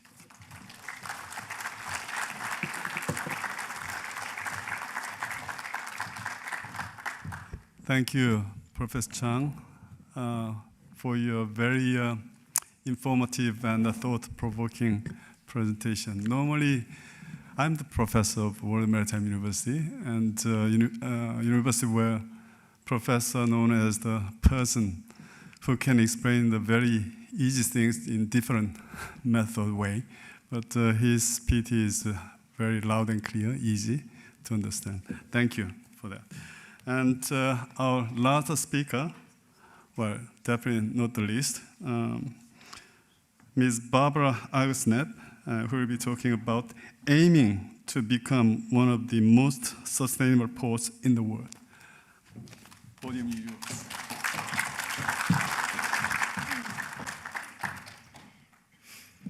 Thank you, and what an amazing group of people. All of you, it's quite a pleasure to be here. We bring together two of my favorite subjects, innovation and sustainability, and then in the maritime industry, it couldn't be any better, so thank you very much. As the name of the port, Copenhagen Malmö Port, probably gives away, we are pretty local. This is my hood. This is my home. I have Sweden and Denmark as my local playground. And some days we take this part of the world for granted. We are surrounded by ambitious politicians. I'm just out of Malmö Stadthouse this morning for talks on exactly what we are doing here today also. And that means also finance to welfare. This welfare is growing outside our local community to take a larger responsibility in our global community, as the need for collaborative efforts have never been greater. We have, obviously, world-spanning problems, and we must solve them together. So today, or this week, when you celebrate your 40th anniversary, we're just proud to be able to play a small part in this. 40 years ago, WMU was a good idea. Today, it's a necessity. The academic work that you feed into the regulatory and corporate world is absolutely needed. And as an industry, we're happy to play a part of this. Thank you for taking the job seriously, and congratulations. As you mentioned, we have claimed that we want to be one of the most sustainable ports in the world. This is not a competitive game. We believe it's not a net zero game. This is actually a game everybody should be part of. So we welcome more to join us in that claim, and we're actually quite sure that by the end of 25, we will be net zero in our own operations. Is that hard to do? Not really. I think this is obvious. We all know what to do. It's about how do we finance it and how do we create opportunities where most people see challenges. So under the title of Rewarding Sustainability and Fostering Innovation, I have just a few things to say. And on the rewarding sustainability, I'd say, right now, when we look into our port and our supply chains and value chains, we see what we on our daily discussions called a first mover disadvantage. There's a lot of the chicken and the egg situation going around. When we speak to the ship owners, they say they need the green fuel. When we talk to the green fuel production, they say they need more green ships. So that's exactly as some of my fellow panelists said, there is a role to play also for us in the ports. Even though the footprint of the ports might not be very large, we have a role to play on facilitating these discussions and making these people come together. So that's what we try to do. The infrastructure that is needed to get all this going is extremely expensive, so I totally applaud your lines on firm regulations and long-term views in order to make the business planning and the business cases possible. There are huge risks in this otherwise, and somebody needs to take this risk. Normally, I'd be happy to say that the industry should take the risks. It's just so right now that we don't have the time for the markets to mature. We need a helping hand. We definitely need IMO on this. We need firm regulations and something to steer after, so we can do the navigation and implementation at a much higher speed than we unfortunately just saw is the case at the moment. And as mentioned, EU is off to a good start. We hope it's contagious, and we hope more will follow soon, so we get this even playing field that is definitely needed. On the other part of the topic, on fostering innovation, I have two very concrete examples that I would like to mention. They are not world-spanning, but that's actually the whole idea of making this, this point. The point number one we call practical sustainability. So we all know there are huge issues, and we know that it's global spanning and that we need a lot of difficult solutions, but we're trying to make them very regional or even local. So we're looking at what can we do in our little ecosystem, or how can we even create an ecosystem where we actually can put some of all this stuff together that makes a brighter future for our industry, and with that for the planet. So right now we are looking at, and it looks successful, I have to say, on bringing together the people who will either be feeding in livestock. We have a lot of farming in this area, for instance, so getting in the biomass, and from this creating different kind of green fuels. We don't need to go into technicalities because I know we've been doing this and there's so many smart people in the room, but the idea of creating an ecosystem of using what we have in the local area so we avoid long transportation, using that to create green energy and put that green energy back into the ships. We also have airports nearby. We're also trying to figure out how can we help them produce green fuels without them having to transport it very far. And it looks promising. So take that as a small blueprint, hopefully, when we can announce this, we all hope later in the year, and how we can put together solutions on a very local basis for create exactly some of the points on the green corridors that we need to connect all these dots to create the lines that the shipping world will need to carry around. So local production of hopefully something that can become a global solution. The other part of the innovation I'd like to mention is, because I totally agree, we need a lot of great technologies. Most of them are actually well known. So what we also need is all of you to come together and put them into play. So we have started a small initiative with us that we call Ocean Valley. It's not exactly Silicon Valley as of yet, but we hope we get there. So when you get to your 50th anniversary, hopefully you'll all know exactly what Ocean Valley is. But the idea is to bring together what we do so greatly in this part of the world, the triple helix model, where the academic world is a huge part. So it's academia, it's the corporate industries, and it's the authorities. And together in this triangle, put technologies that place and make scalable solutions that we could not work on individually. It sounds very simple. It's a little bit complicated, but we hope a pretty good start. And we hope to bring out a couple of projects every year. And they need scale, and that's where we're going to need all of you so we can get it out there working as quickly as possible. So with these words, congratulations. You are truly a world champion. We need more of you. Thank you.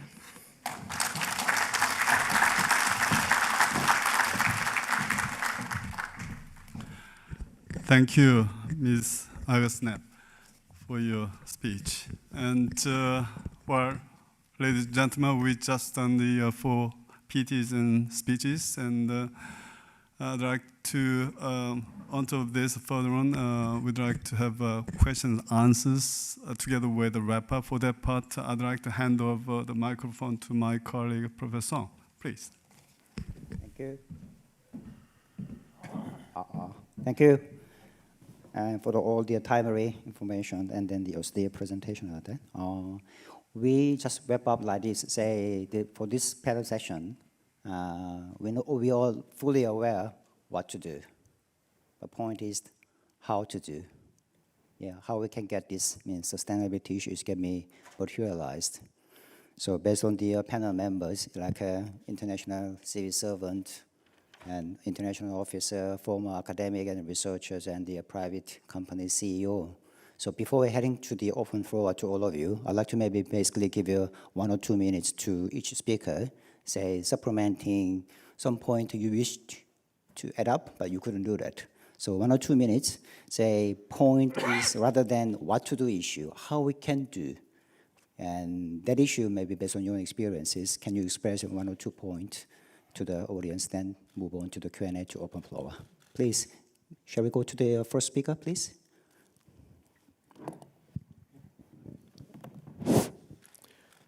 Well, the most important part of this the topic is that how we foster innovation. So innovation is something, if we compare with the short side or the normal working life, we see there are many innovative approaches are coming up. Today what we see is WhatsApp, YouTube, and all these things are part of the innovation that we see very close to us. But what we see in the maritime industry or in the ocean governance part of it. So that is something we need to really compare. We need to really find out how we can compare ourselves with the advancing part of the innovation is taking place. Clearly, on the maritime side, we have technologies available for quite a long time, but not really used adequately. One of the examples is that the single window system for the ports.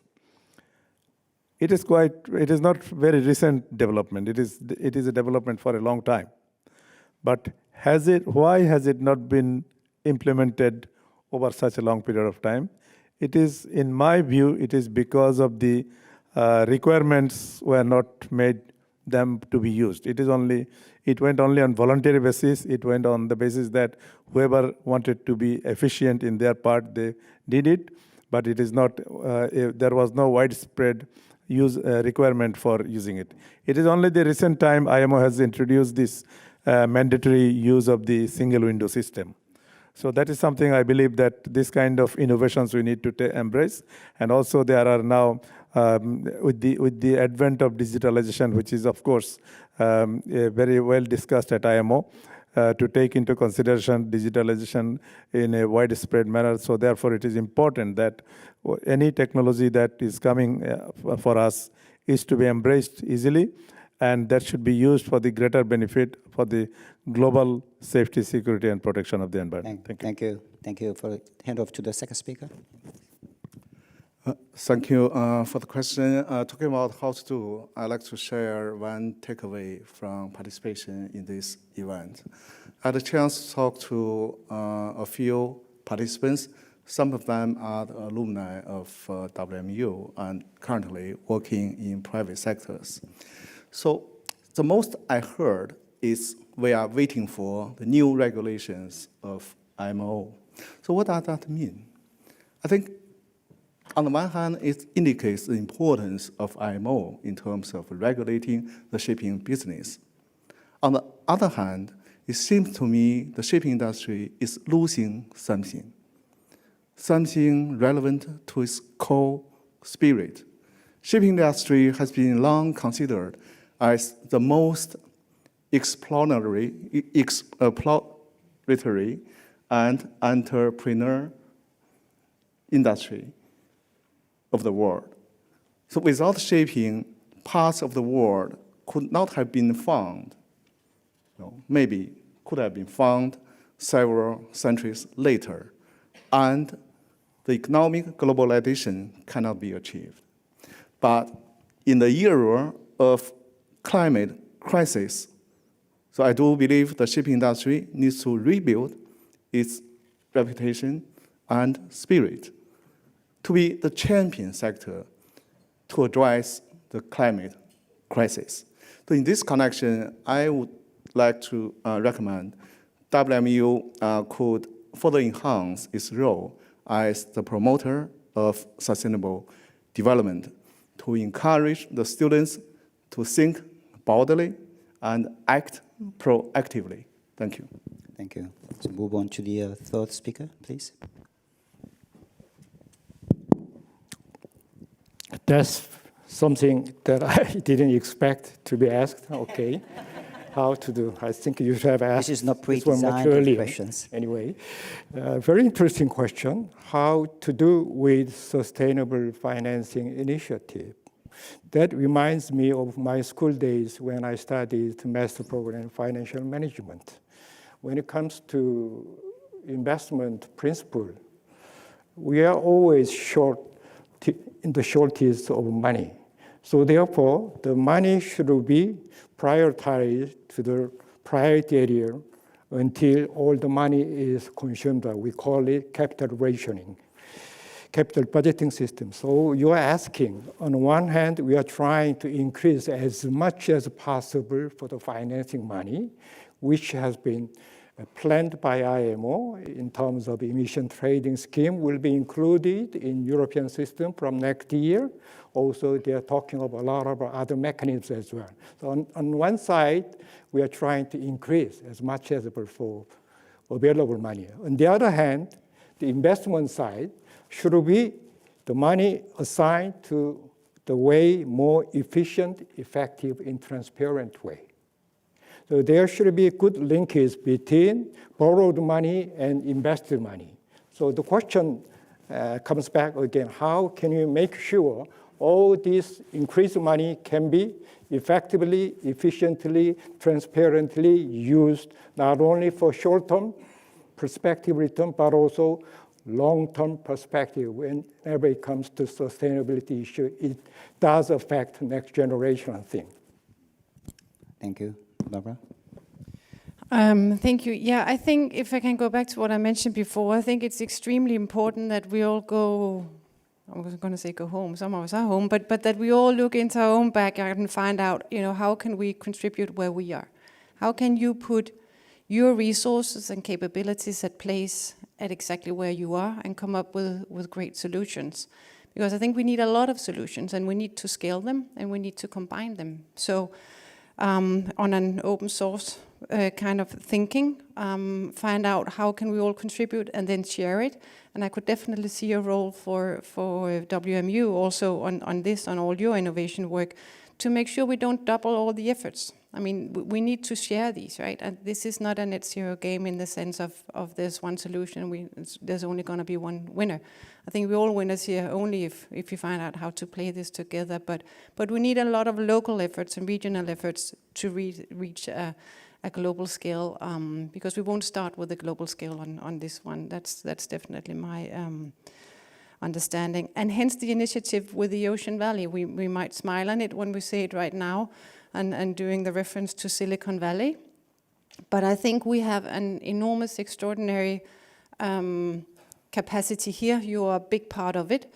Denmark and Sweden are world-class leaders on both the blue economy, on shipping and understanding what's going on in the maritime world, but there are also a lot of green technologies. So the way we see it, we need to combine these and find out how this can become the area where the blue industry turns green.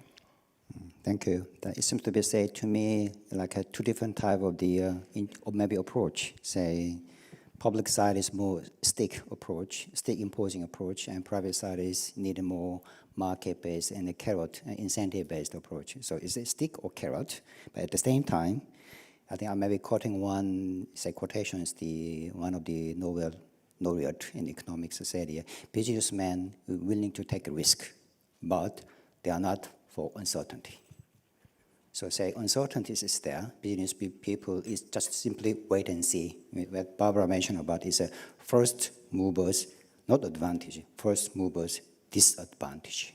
So based on that one, say, three pillars of the sustainability issue is a social issue, environmental issue, but economic issue is the one get materializing it. Then by reducing or maybe completely avoiding the uncertainty, how we can do that? Is it a carrot approach or stick approach? Still open to debate. But now, open to the floor. I may just take one or two very short questions you may have. So floor is open to you. Oh yeah, please. Gentleman over there. Thank you very much. Following up exactly on your point, and I think referencing back to what Mr. Chang said, we have heard for a day and a half multiple references to organizations like IMO, ILO, et cetera, and all government organizations, and a lot about ship owners and ship owner associations. But I think Mr. Chang made an interesting point when he pointed out that Walmart was making demands on this industry to give them the tools that they need to achieve their goals. And I guess my question is, to what extent can other big shippers, Walmart, Carrefour, Amazon, you name them, to what extent can they have a significant impact on achieving these goals? Jane, please. Yes, that's an excellent question. Actually, the driving force about the carriers, including Amazon and the traditional carrier, are the shippers. As you mentioned, shippers themselves, if you list out the top 100 ranking shippers in the world, they are all committed themselves toward sustainable transportation. So therefore, whenever any carrier tries to transport these cargoes for top-ranking shippers, they have to comply with all their carbon footprinting estimation mechanism. So therefore, Walmart, as number one company in the world, working together with hundreds of countries, the vendors, others, and all the vendors should also cooperate with them. So there is a big players who are becoming driving force to push all the carriers, including Amazon. Okay. I may have one more, if you must say now, or then any further question, inquiry, remarks? Otherwise, very short, please.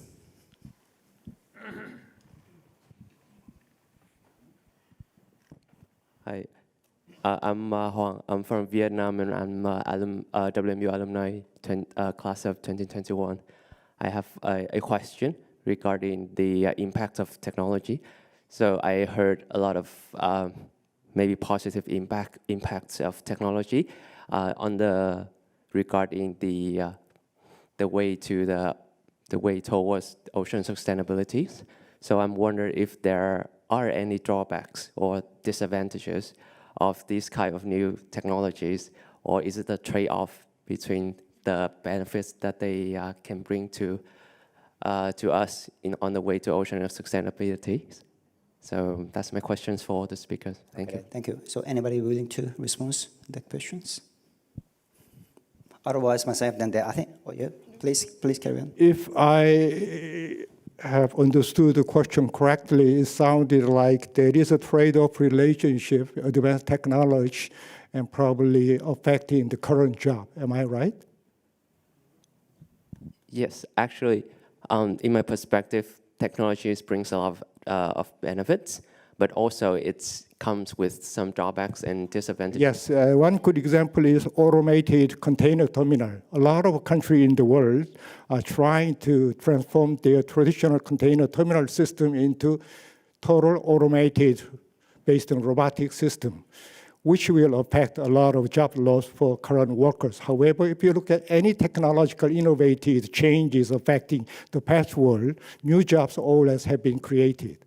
I'm sure the Minister Min has a lot to say, because when he was minister, he tried to reshape our traditional industry. So can I pass over this one to Minister Min? I may just maybe interrupting in the middle then. I think we have to wrap up this session. Then say, for this panel is a three key words, means sustainability and innovation and finance. So say we have to achieve, but more importantly, we have to maintain the sustainability and three main pillars, but economically, how we can moving forward. I mean, this is, I think, rather than we have to give an answer, but we have to give raising another component or dimension we have to consider. Anyhow, please join me to the big hand to all the speakers presenting their own experience and sharing. And hand over to the presenter. Thank you very much, panel 4, for an amazing breadth and depth of conversation on sustainability and innovation. To conclude, just to recap Dong's question, how there was a lot of discussion on what and how. I think the answer was very easy, because one of the speakers said $1 billion is available every other day. So we just have to think how to spend it. Thank you very much. One round of applause for them, yes. We now take a brief technical break. There is no coffee yet. Yes, it's only a technical break for crew change, because I'm the maritime pilot. Thank you very much. Thank you. Yes. So we reassemble in 15 minutes. Thank you.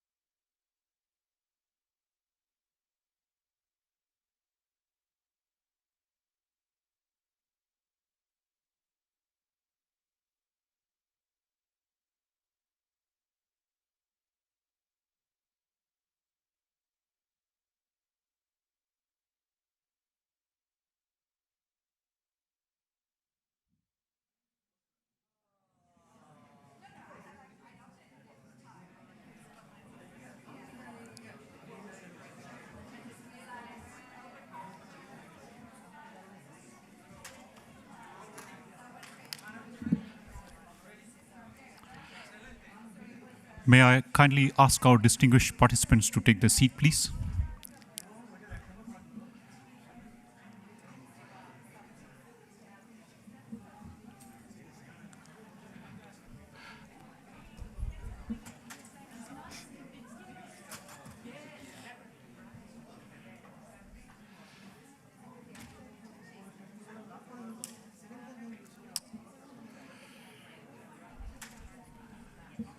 Good afternoon. May I have your permission to begin with the proceedings? Thank you.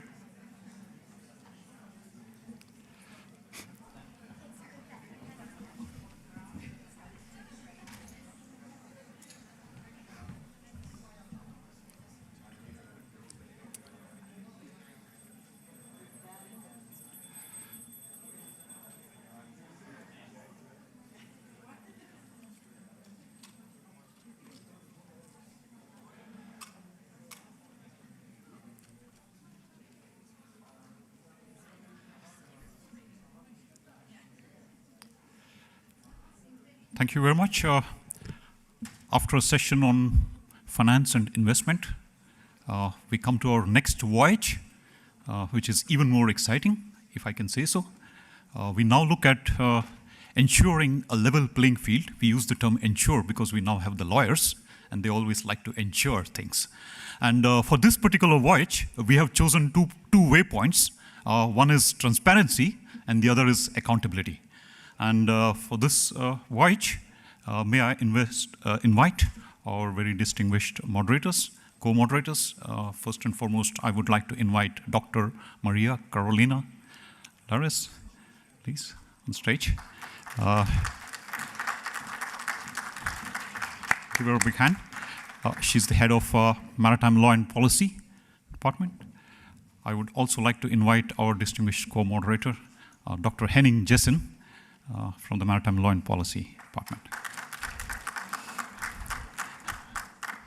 Thank you very much. Con is with you, please. Thank you.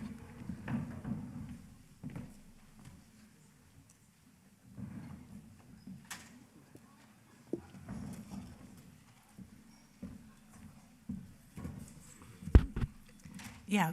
Good afternoon, ladies and gentlemen, distinguished speakers, guests, students, and alumni. We are excited about this interesting panel to continue this afternoon session. We are going to talk about creating a level playing field through transparency and accountability. Transparency is a key factor in promoting sustainable shipping. Together with accountability, they are a prerequisite for identifying performance, improvement, and understanding trends in the development of sustainable shipping and ocean sectors. During this session, we want to have a broader look at the shipping community, including cargo owners, the insurance sector, financiers, and even consumers. And keep in mind that when we talk about transparency and accountability, we talk about measuring, monitoring, reporting, verifying, accountability, but most importantly, we have to consider other complex ethical and moral dimensions about human nature and behavior. We have three distinguished speakers this afternoon. The first one, Her Excellency Nancy Karegetu, Ambassador and Principal Secretary of the State Department of Shipping and Maritime from Kenya. Please welcome to the stage.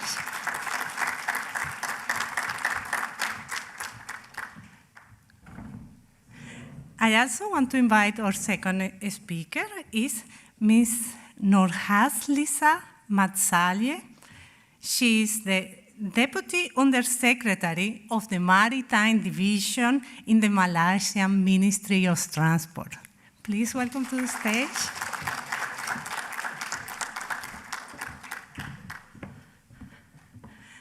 And our third speaker is Ms. Cecilia Mueller-Torvald. She's a Chief Executive Officer in the Maritime Anti-Corruption Network. Please welcome to the stage.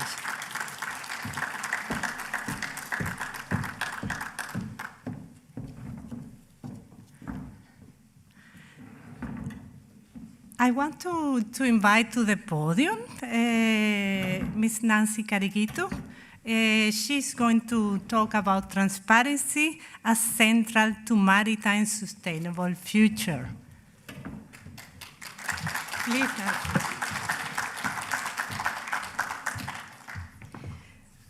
Thank you very much. Good afternoon, distinguished guests, faculty, students, alumni. I want to acknowledge that this is the first panel that I've seen that is gender balanced. I don't know whether it has something to do with the topic that we are discussing, but it's also the graveyard shift, so we'll try to make it as interesting as possible. Let me at the outset start by expressing my sincere appreciation and congratulations to the WMU on this Ruby anniversary, Ruby Celebration of Excellence in Postgraduate Maritime and Oceans Education, Professional Training, and Research. And also thank the university for having me on this panel session. We've heard about the green revolution, the green transformation throughout the 2 days of the conference. And I just want to start by acknowledging that we are facing a very big transformation, unusual, at a scale and scope which is not only challenging, but also very urgent. And it calls for a radical departure from business as usual. Not only is it complex, but it also has a very clear deadline, because we need to achieve this within 15 to 20 years. And given such time pressure, we must be both intentional and very proactive in achieving what we must do. But equally important is equitably sharing the costs and opportunities, because that's how we'll have effectiveness and fairness, both within countries and also within regions. More than this, we must pursue this transformation at a global level, and it must be embraced by all of us from our regions, from our countries simultaneously. And given the the enormous global imbalances in terms of capacities, and issues of fairness and burden sharing must be addressed, and we need strategies for inclusive low-carbon development that reflects these enormous differences. In other words, it must be a just transition, which means that we will need to green the economy in a way that is both fair and inclusive to everyone concerned, creating in the process decent work and, most important, leaving no one behind. And in this regard, therefore, building trust, enhancing mutual understanding of the issues involved, and also understanding perspectives that have been shaped by our different contexts is absolutely necessary. And how do we do this? Because we must ensure a balance between people, planet, and also profitability. And therefore, being on the same level, even keel, we must do it with transparency and accountability. Those two are going to be at the heart of the transition so that we may secure the future of the maritime industry. Which makes me pause. What is transparency? And I remember as a little girl learning this word, and I learned it against the opposite, which is opaque. And I learned it in a very interesting way because my dad was a teacher, and he loved using the dictionary. And my mom would tell us that I learn a lot of heavy English words from your father because sometimes I don't understand what he's telling me. And one time she told me how she learned the word opaque and impermeable, because they were in the middle of a discussion and an argument. And my father tells her, you know, Jane, you are impermeable to reason. And she says, I didn't understand whether it was a compliment or not until I went to the dictionary. So she learned a new word and taught me. So when we talk of transparency, it means that something is very clear There's no hidden, nothing is hidden. It is easily recognized, it's obvious. As opposed to opaque, which is difficult to see through, complicated, and very difficult to understand, in other words, complex. Now, the maritime industry, when we come to that, plays a very crucial role in global trade. With increasing borderless economy, commerce is even more vital, and therefore, we must be able to address the numerous challenges that we are facing at present: pollution, overfishing, illegal activities, and therefore, transparency and accountability become key, and people are at the center of all these three issues. We must be able to create a level playing field, I've already said, because it's crucial for promoting fair competition, ensuring safety and environmental standards, and most important, fostering sustainable development. Stakeholders can only do this with transparency, that is, monitor the environmental impact of maritime activity. They must do this with unfettered access to data, for example, on fuel consumption, emissions, waste management. Only then can we be able to make informed decisions, but also timeously identify the challenges and the areas where we must make interventions and adopt environmentally friendly practices. With transparency, we shall also be better able at sustainable management of our marine resources, preventing IUU fishing, being accountable and ensuring compliance with fishing quotas, for example. This means that transparency goes at the heart of maintaining the health and productivity of marine ecosystems. Again, transparency enhances safety and security because stakeholders can identify potential risks, develop contingency plans, and also respond effectively to issues we are facing. We need transparency for collaboration and innovation because, like we said, that's what puts us on an even keel. We adopt best practices and lessons, and this cuts across industry players, it cuts across governments, NGOs, researchers, all of us working together, because that's how we are able to share data and adopt new technologies that can drive positive change. Most important, transparency helps us to foster corporate social responsibility within the sector by allowing companies to be able to make information public so that we can make better choices as consumers of who we are going to work with and also what services we are going to embrace. And therefore, we see that transparency in the shipping industry, although it's a late arrival, is beginning to become an integral part of particularly the shipping industry in order to meet environmental, social, economic, and governance objectives. Indeed, governments, international organizations, and industries have been advocating for increased transparency and supporting regulations that promote accountability. But while technological solutions yield optimization of operations, efficiency, and create value addition in the shipping industry, there is need for more resources to be allocated to training because, and when we talk of training, it's not just alternative fuels, novel technologies, mass, sensor fusion, and such. There is a lot more we need to do in training because psychological safety has never been more important like now. And therefore, we need to understand that the human element is not just human dynamics and resource management, but also other issues like boundaries, tolerance, coping skills, resilience. And we need to equip particularly the masters and the security officers with these skills in how to deal with human elements, including trauma on board, if we are going to be able to move forward with the industry. So we understand that transparency and accountability are good, but what is holding us back? And how can we do better? Very shortly, complexity. The industry is highly complex, various stakeholders, such as ship owners, operators, port authorities, international organizations, and this complexity can make it challenging to establish standards.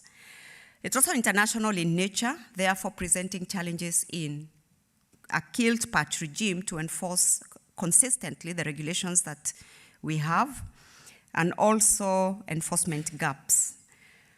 Gaps in data and information sharing due to concerns over competitive advantage, security, or simply lack of standardized processes. Then we have enforcement challenges because policing maritime activities, especially in international waters, presents significant challenges and complexity. The silent word, the elephant in the room, corruption and illicit activities, because we should know better, and yet we do it when you have a dark fleet and IUU and such things. We see that the maritime industry, like any other industry, of course, is not immune to corruption and other illicit activities, and these undermine very much transparency and accountability efforts. But ladies and gentlemen, it's not all doom and gloom, because international organizations, regulatory bodies, governments, industry stakeholders have acknowledged, and this is what we've had to do more than once, the need to promote responsible and sustainable practices within the industry. And we have financial and security regulators that are increasingly monitoring, including decarbonization, transition, and also this is forcing financial institutions to comply with regulations related to anti-corruption, anti-money laundering, and such issues. Then we also have transparency on digitalization, automation, e-commerce, analytics, which we have confidence that in future, with increased application of Internet of Things, big data, blockchain, we should have tools to streamline existing processes and also transform supply chains, and also help us with cybersecurity solutions that will improve the safety of not only ships, but cargo and even ports. We also have technologies that those technologies should be able, when applied properly, to help improve our trust and confidence amongst each other, which will help us then achieve global value chains, and also standardization issues, and also confidence between governments, flag states, coastal states, port states, and also charterers, everybody in the chain.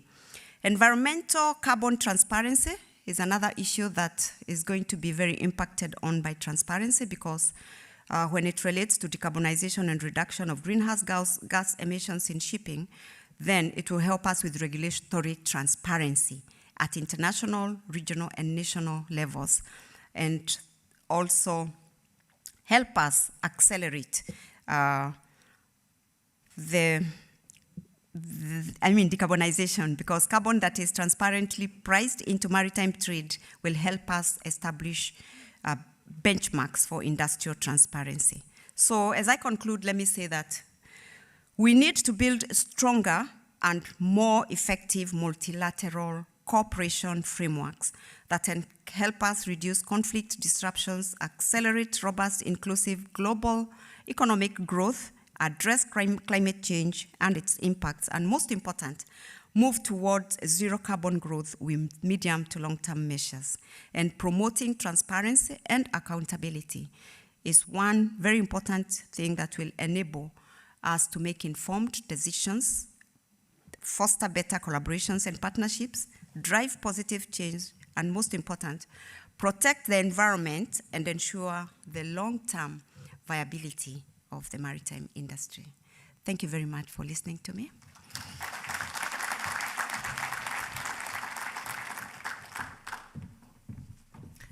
Thank you, Nancy, on your thoughts of how to advance on transparency and accountability practices in such a complex industry, such as the shipping industry.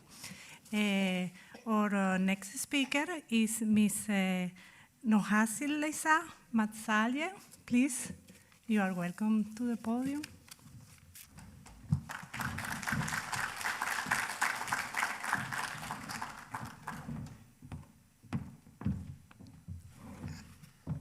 Thank you. Bismillahirrahmanirrahim. Assalamualaikum warahmatullahi wabarakatuh. Good evening to everyone. Good afternoon, anyway. Thank you, co-moderators, fellow speakers.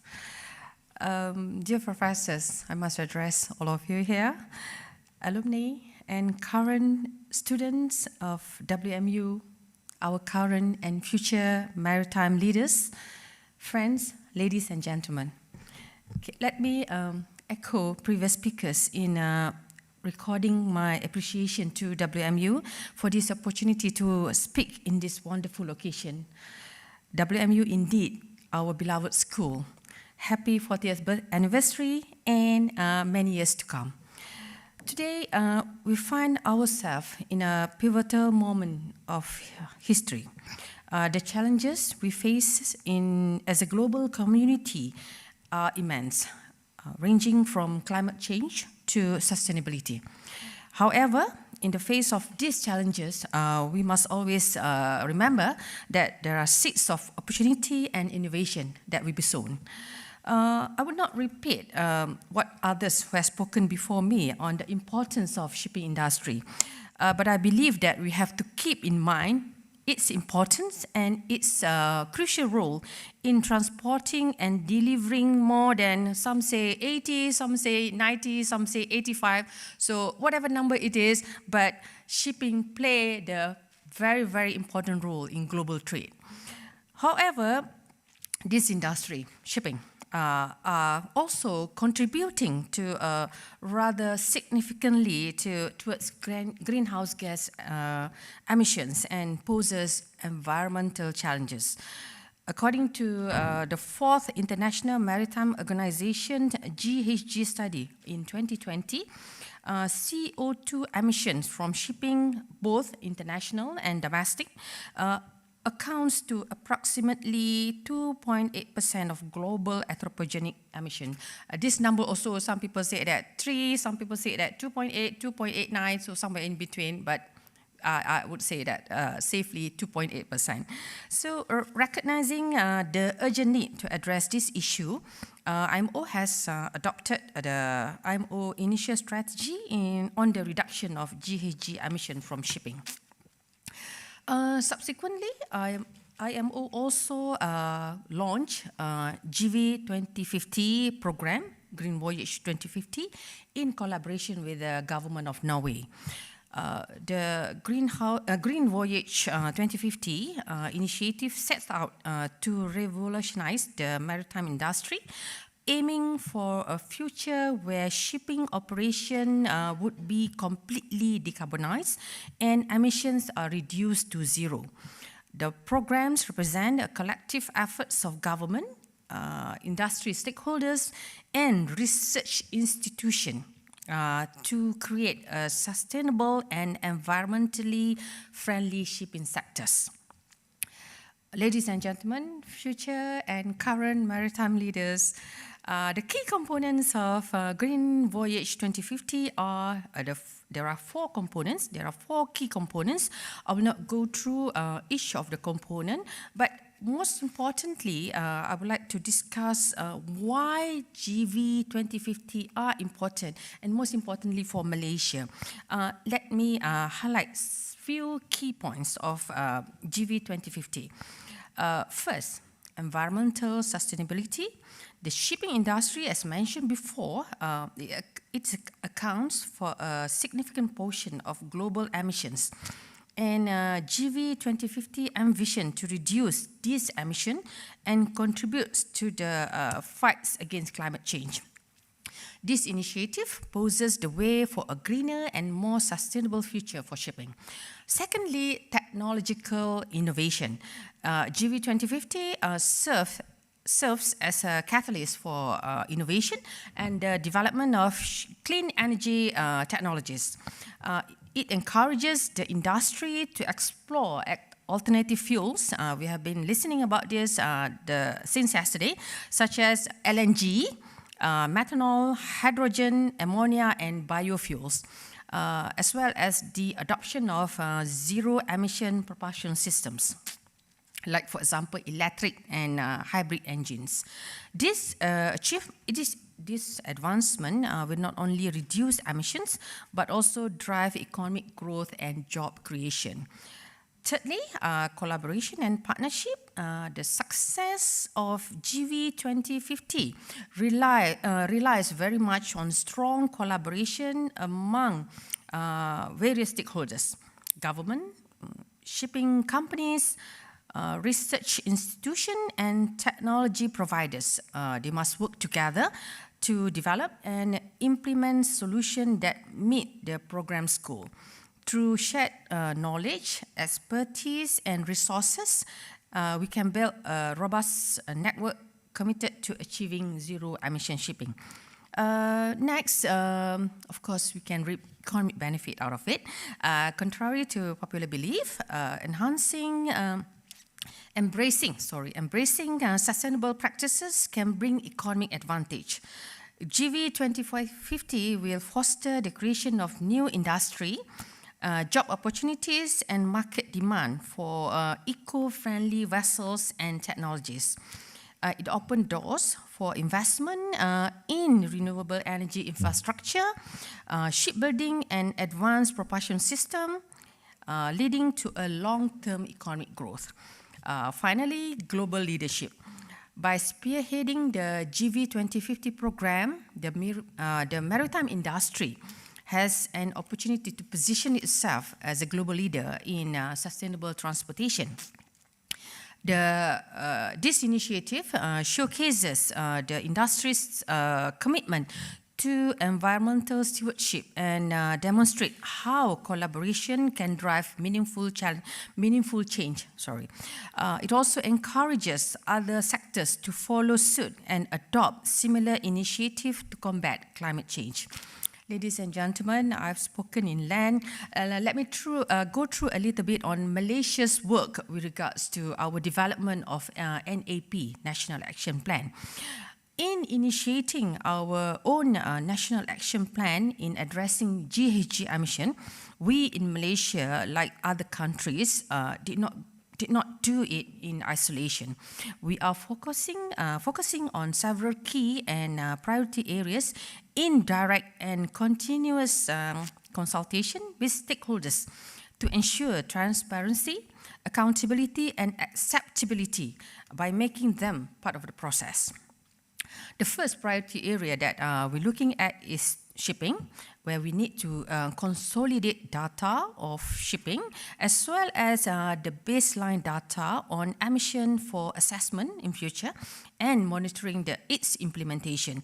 Priority area number 2, port, where we need to look into technological and infrastructure needs to realize GHG emission control within ports. Priority area 3, bunkering, on alternative fuels, for example, ammonia, methanol, and others. This is crucial also to assess the selection of alternative fuels by Malaysia. Priority area number 3, green route, green corridor establishment, where we must choose the safest route, the most greenest route in this regard.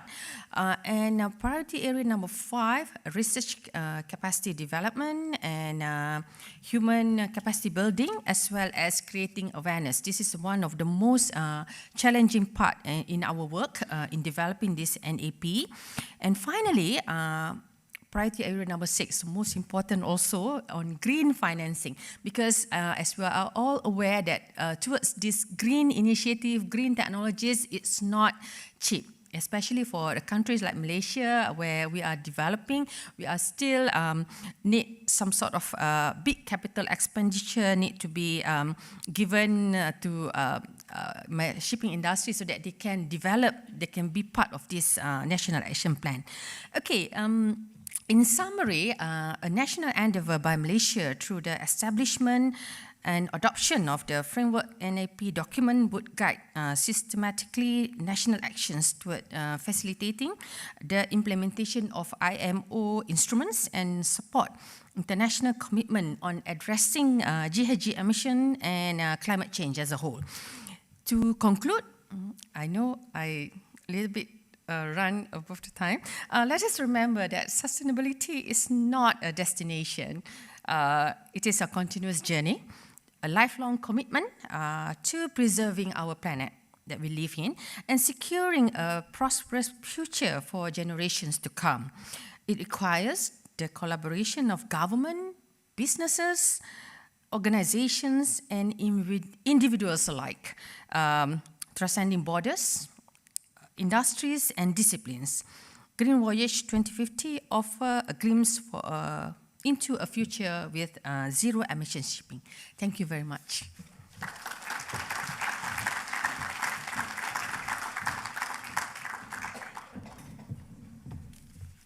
Thank you, Ms.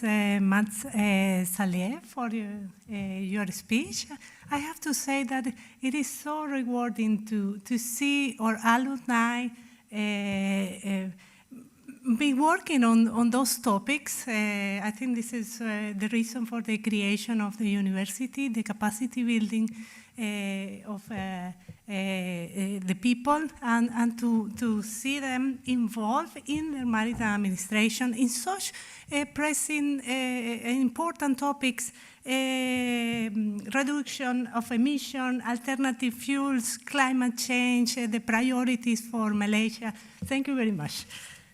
Our third and final speaker is Ms. Cecilia Muller-Torbrand, and she is going to speak about change and combating maritime corruption through collective action. I want to invite her to the podium.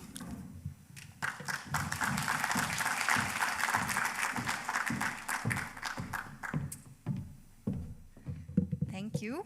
Good afternoon, everybody. Thanks to the moderators and our fellow panelists and to WMU for inviting me to speak on this important topic, and also for being a part of this fantastic celebration. And you can really see the WMU family across the globe, and it's amazing to see how WMU managed to create that platform. So thank you for allowing me to be part of it.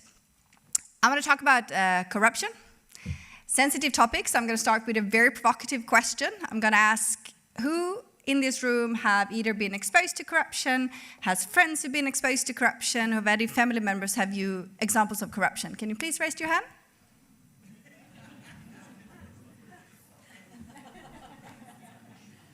And the one who doesn't dare to raise their hand, I know that you know of examples of corruption, because it's $1 trillion financial flow every year. This is how big the topic is. Why is this relevant for shipping? So let's look at the umbrella perspective of shipping. Let's talk about why this industry, maritime trade, is so exposed to corruption. First, as we heard from my fellow panelists, which again, I must say, amazing that we just see women in shipping. That's like not often, so let's also reflect on that. But let's look at the positive impact that shipping does have to the world. I mean, I think that's a starting point that we need to have. But there are risks when you talk about corruption. It's a very regulated industry. It has very dispersed operation. Time is money, which means that they operate 24/7, different jurisdictions, ships going in and out. That means there are incentives both on the government side, on the business side, to make things flow better, smoother, instead of following the rules of law. So I think it's really important that we start by recognizing there are risks. We also have multiple actors in the industry. We have everything from the one who owns the cargo owns the charters, down to the local port agents, down to a multiple chain of government officials that are all trying to get the vessel in and out of port. So I think it's very important that we have to recognize that in that sense, shipping is a high-risk industry in terms of corruption. So, I'm the CEO of Maritime Anti-Corruption Network, MACN, that started about 10 years ago. I worked as a compliance officer, so I'm putting the legal hat on a bit here, for a big multinational company. I was out training captains around the world, coming blonde, Scandinavian from headquarters, having maybe as many captains in the room as we have here today. There are 3 questions that kept coming back. Those 3 questions were, what is our competition doing? If I'm standing there and I'm the only one that says no and everybody says yes, what are the consequences be for me? There's a frontline perspective to corruption that is very far away from corporates, offices, that we need to bear in mind. The third question, well, what are governments doing about this agenda? We call countries that have high risks of corruption, we want to know what they say. How are they improving the trade flows that also is an interest to them? And the third question, argument, is about perception. I've been sailing for 30 years. It's always been like this. Why change now?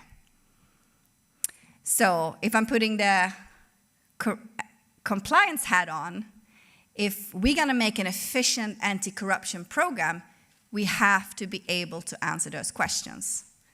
That is the same for government. If we're going to have efficient anti-corruption measures, we have to be able to answer those questions. So how do we answer those questions? First of all, we need to think about it as a topic. This is an industry issue. This is a trade issue. It's not up to every individual company to do magic. We have to look at it as an industry. This meant we were 8-10 companies at our first meeting. Today, we're going to reach 200 by this year.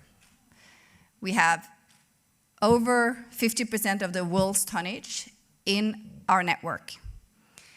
We have a value chain approach in our network, which means that everybody needs to take part of the dance. So that's charters, ship owners, ship management, insurance, port agents, flag registries. Because how do we work as humans? If you bring ship owners in a room, does someone know the first one they blame in the room? Who is the cause of corruption? Take a guess? Port agents. Oh, they work in collusion with the government, right? What does port agents say when we enter them into the room? We only do what our customer tell us to do, right? But what happens when you bring both of them in the room? Do you point fingers at each other? Often you don't. Often you come in a mode of solutions. You sit together, you understand each other's risks, you understand each other's standpoints, and then you start supporting each other. That is what I would call industry team playing. And that is really crucial, and that is where we started. So that was the first question for the captain. I can say, it's not only you, we're actually working as an industry on this topic. Another thing that was extremely important was transparency and accountability, which many of our panelists have also talked about today. Like, how big is the issue of corruption? Very early on, we started to collect data of corrupt demands. We don't use this to name and shame governments. It's not used as a criticism. It is used as an indication of risk. Today, we have over 55,000 incidents of corrupt demands covering over 1,000 ports around the globe. This is one of the biggest and the best door opener we have to get governments into the team building exercise. Because we actually can knock on the doors to government and say, this is the challenges that the industry is faced with. We see an indication of risk. Now, please join us in finding out what are the root causes for those risks. And this is how we drive change. The data is used to motivate change. It is used to monitor actions being implemented. And yes, it is anonymous as a starting point. It is evident. It's not evidence. It is an indication of risk. But once we've established a relationship with the government, we go over to another set of data, which we have done in multiple countries now, which is something we call the help desk. That data is when the trust building between the private and the public sector have been established, we have help desks. So governments actually support business in real time. And this is how we actually start to solve things, right? We can set policies, we can set procedures, but there also has to be very clear actions and implementation which is a continuous dialogue. And to use that, we also need to say, hey, the vessel is coming to this port at this date. If that vessel is faced with a corrupt amount, or if that captain is trying to solicit, then who are you going to call? How are you going to solve this in real time? And that is not, there's 6 months later we solve the issue. That needs to happen during that operation. Otherwise, the trust between the public sector and the private sector will not work, or it will ultimately fail. Today, we have worked with governments across the globe. I can be honest and say we worked with governments where people told us before that we are not going to create change. It's not going to be possible to work with this government. And how do we do that? And why is that so important to talk about solutions? We can walk on the moon, and we have heard that corruption is cancer for decades. Still, we haven't solved the problem. And why is that? We all know it's bad. And I think the key challenge what we have accomplished is we have incentivized governments and the private sector to come to the table. We can, because we are strong as a sector initiative, we can be extremely concrete on what the challenges are. We can bring the right government officials to the table who is actually responsible for some of the protocols, processes in the ports. So very early on, we don't talk so much about corruption. We talk about the consequences of corruption. When we enter into a country, we don't slam the door saying you are corrupt or you have corruption. We talk about how does our topic, how do we make that relevant in terms of what the government's priorities are? Is it trade? Is it ease of doing business? Is it attract foreign ship owners? That is how you create incentivize, and you incentivize people to change. Because if everybody is wanting to be around that table, then solutions will come. So as you see on this overview, these are MACN solution mechanisms. We start by working with the captains. We work through some of the protocols that needs to change from an operational perspective. I'm not talking about high-level conventions. I'm talking about the interaction between the captain, the government official, what needs to be clear in that interaction so we mitigate corruption. In that interaction, we can establish what we call standard operating procedures, which can be digitalized at any point of time, but you still need to do the groundwork for how that interaction is going to happen. Once the interaction has happened and once the trust has been established, you can also work at what I said in a few minutes ago around help desk. You can have, business can actually call into the government and say, we have this issue, where MSCN currently stands as the mediator for that, making sure that those knots can be untied and solved in real time. That's the best way to build trust with the business, is that we can solve things in a time frame that also works both for the private sector and also for business. And then finally, you also create accountability. You create accountability on the government side. When there are challenges occur, the government can lift it up, they can discuss it in their forums, and we can bring back improvements into the industry. We can say, what do you need to do better? How can you prepare better? We can really continuously improve on both sides until we see the common goal that we have, which is then linked to the government's priorities and the business priorities. And we have many companies today that are really seeing the positive effects of our work. It's not about anti-corruption compliance. It is about a work environment for the captains. You know, if they say no and they can stand their ground and they know they're supported by their company, it helps them. If the government official that's coming aboard knows what their policy is, he or she should not ask, he should not demand, then no one is losing face. There's full respect in that interaction. And that is how you create sustainable change. You do it in a respectful way where you incentivize people to come to the table because you find the right reasons why. And that is ladies and gentlemen, is the solution for solving corruption. We just have to do much more of it. So thank you so much. I think I've overstepped my time, but thank you so much for listening to me.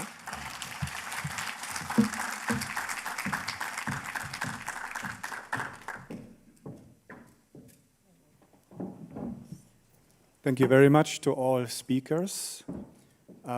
Before I try to summarize the essence of the discussion, there's one organizational remark.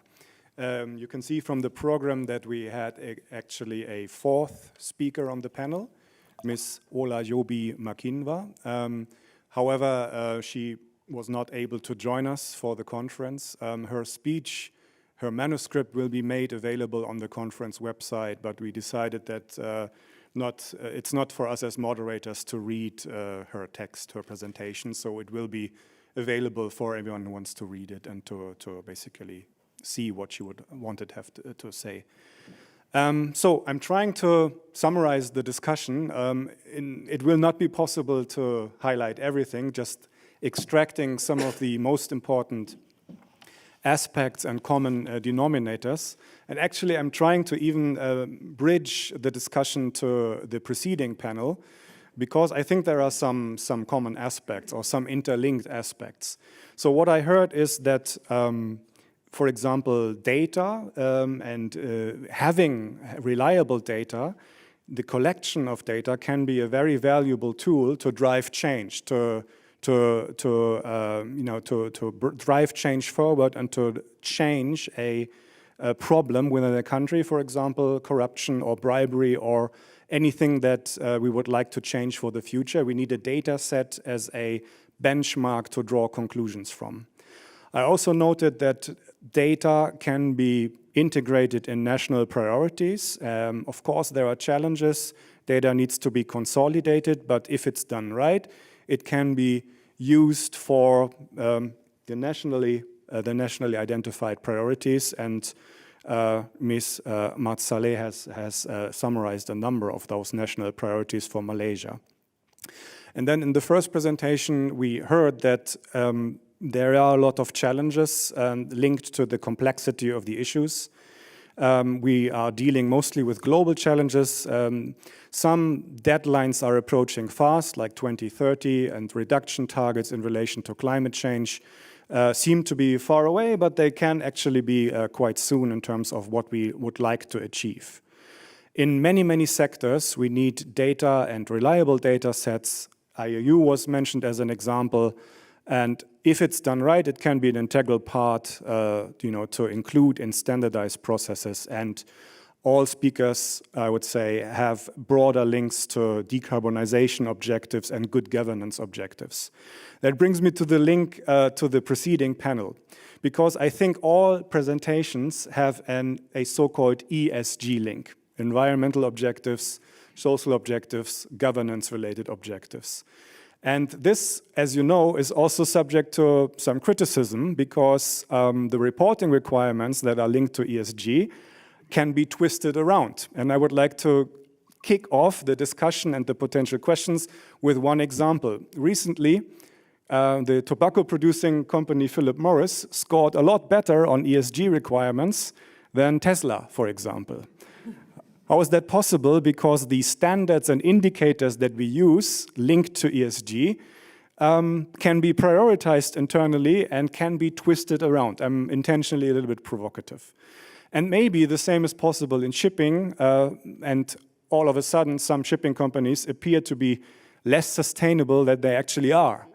So that is what I would like to link to ESG risks mentioned before. And still, we need accountability and transparency as very important instruments to achieve our common global objectives. With that, I would like to see if there's questions from the audience. Otherwise, we as moderators will step in, but I'm sure there are some comments or questions from the audience. So we see one here.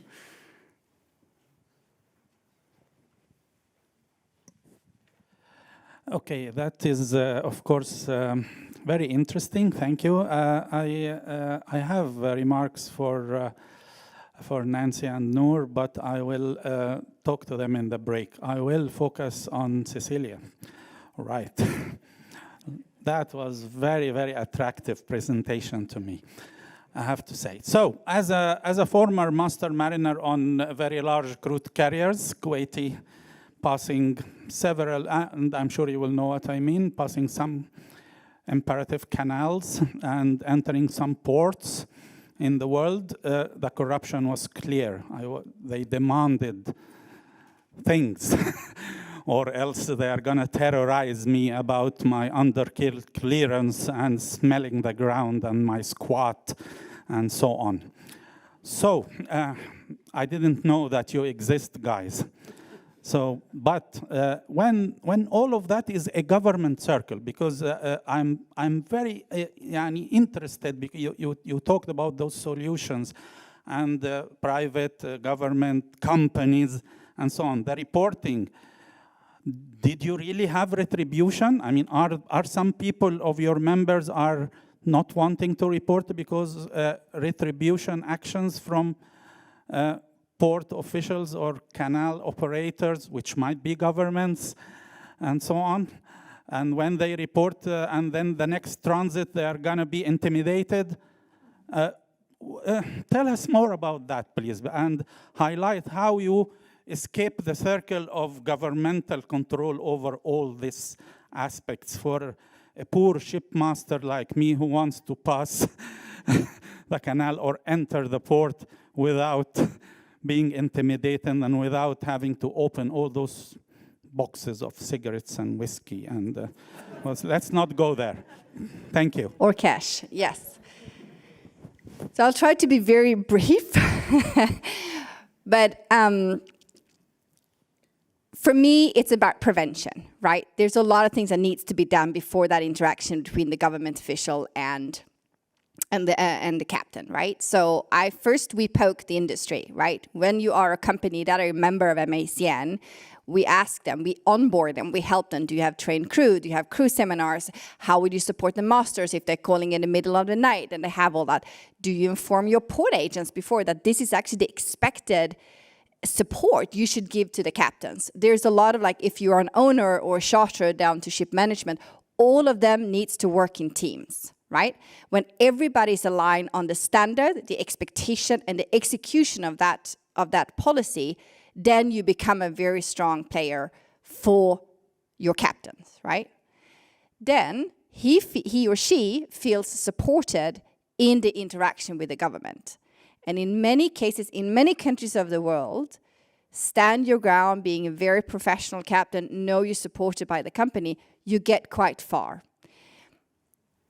In some jurisdictions, you need that extra support, right? In some jurisdictions, it has different consequences to stand your ground, right? And that is the most common question we get for captains, and they will point like 5, 6, 10 countries. And I tell them, well, not all the countries of the world are like those countries. So first of all, start standing your ground, be supported by the company. In those countries, the establishment of that relationship is very important. We have been successful in jurisdictions that no one thought we would be successful. The primary reason is that when we come, we have 50% of the world's tonnage. I can stand next to a port official, which I did a few months ago, and I can stand and I can just say, member, and all these massive companies were sailing past the government. That is an incentive for them to really say, okay, we have a challenge.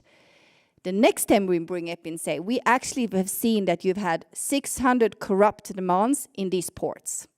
And then they will say, where's the evidence? Well, it's anonymous. Yeah, we can stand for 2 days and criticize that. But we can also say, let's recognize that there is a challenge. There is an opportunity here to look for root causes. And many governments would accept that. They won't accept that we come and give them evidence of their officials' conduct. They should do that themselves. It's in their jurisdiction.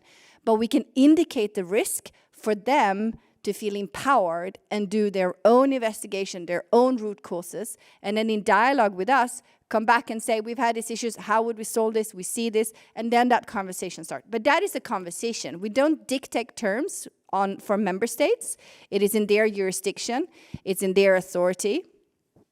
But we have a lot of intelligence which we want to talk to the governments about. And because we have these massive companies, and because we link the challenge to the government's own agenda, we have been successful.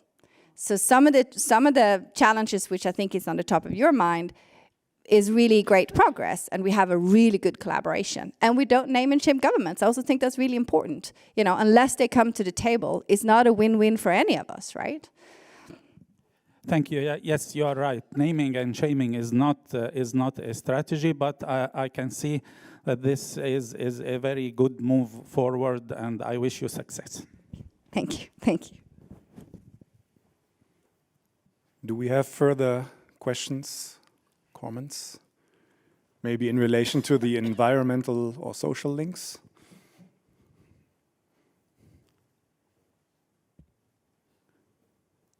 Would you like to ask yours?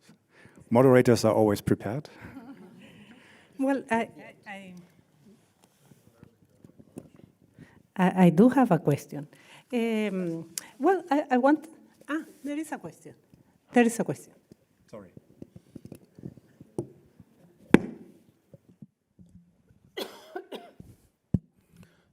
My name is Chuku Lawrence. I'm a graduate of 2015. My question goes to Cecilia. Yeah, with respect to anti-corruption. So I want to find out, this is a very great job you are doing. I think for me it's quite insightful, and knowing that this kind of organization exists. But I want to find out what is your experience with respect to third world countries, with respect to this corruption in the maritime industry. Do you have anything to share with us? Thank you. So what, I didn't hear it. We said terminal, did you say terminal and constructions? Was that what you said? I'm talking about the third world countries like Africa, you know, your experience with respect to corruption in those areas. Thank you. Yeah, so I mean, first of all, I want to say, I mean, corruption is everywhere in the world, right? I think there are two types of corruption, if you ask me. There's one that countries that might have very good laws also need to make sure that their business do the right thing in countries if they have an international business. And then there are governments that are challenged, that have high risk of corruption. So I think both of those governments need to come to the table to discuss solutions. I'm not sure if you want me to point out, I mean, I don't want to point out certain countries, but I would say we have a global program of our work. So we are in all regions of the world at the moment, and can really see the effect that when we enter into one country, we can see the positive and the interest from the other countries to really look at, okay, this is an organization that's been successful in country X. How can that relate to my country if I am the neighboring country? So I would actually say that we've seen a very positive change in terms of you go into a market and you see a regional positive effect because those governments are looking to what the other governments are doing. So that is, I think, a lot of our strategy at the moment, that we start with one who has an appetite for change. It works from a political aspect as well. I mean, we don't go into a country when there's a middle of election or when there's a lot of instability. We know that that's not going to help us to get the political and the government support that we need. So we do quite a lot of analysis in terms of understanding what are the corruption risks, but also what's the maturity of the government. And so far, even in countries where it has very high risk of corruption, if I ask the business, we have seen success. So I think there are heroes in every part of the world. There are anti-corruption champions in the government, in the private sector, and we've just been really good in finding those people. Thank you. Okay, we are running a little bit out of time, but I would give the word to my colleague. Thank you very much, Cecilia, Nancy, and No. I at the risk of overburdening Cecilia, but maybe others can also pitch in. Maritime anti-corruption is actually a very broad area. I think the focus now has been on the corruption that happens in ports. In the future, is MACAN, or is there a need, do you think, to address more substantive forms of corruption, not just the cigarettes and the money in ports? Thank you. Yeah, so I can talk a long time about that. So I think when we're looking at corruption, we still need to look at where do we have enough private sector engagement to push the agenda. So we have already envisioned in our 2030 strategy that we will go into the hinterland, because we can also see that, obviously if you close one thing, one challenge, then another thing pops up, right? So there is an ambition for us, but we will still say, what I would say, we would still like to smell the water in terms of really understanding what is the momentum, what is driving that change. And that is where we will link to the maritime trade aspect. If you ask on the broader side, if we talk about, I don't know how far you want to go, ship recycling, or if you go, new buildings, or if you go terminals, I mean, we still need to have the membership to kind of support that, right? Because private sector should drive the change. And we do a lot of work for the private sector as well. There's a lot of work that goes into MACN in maturing the business anti-corruption efforts as well. Not everything is put on the government. There's a lot of push that we do for the business to mature in this agenda. So I think that is where if we go into a new sector, we'll have to assess what is needed to actually push the agenda in the private sector before we will go into the interaction with the government and business, so to speak. But I would say the short answer is maritime trade, port-based, and hinterland, and the scale is bigger than cigarettes also to work on. So we have our agenda full the coming years, I would say. Yes. So thank you very much. So the discussion has centered a lot on corruption as a very spectacular topic, I would say. There would be a lot to say more about the role of the IMO and the member states of the IMO, but unfortunately we do not have the time. That has to be transferred to further bilateral talks during the break. And as we move on, but I would like to give the word back to my colleague here to conclude. Thank you, Call with the pilot. I think it has been an exciting round of discussions with this panel. We learned that sustainability is not a destination, it's a voyage which requires a level playing field. The best way to start is to begin. We began with 2 waypoints, transparency and accountability, and along the voyage, I believe we picked up 2 more waypoints, collective action for one, and acceptability from Malaysia. Yes, so please join me in giving a big round of applause for this panel. So thank you very much to the speakers and our distinguished moderators. And if I can borrow a phrase from Her Excellency, permeability, I liked it very much. I believe we had so many ideas in this session. So for better permeation of these ideas and thoughts, I would suggest that we take a coffee and conversation break. This time it's for real. Half an hour, we resume it at 1600. Thank you very much.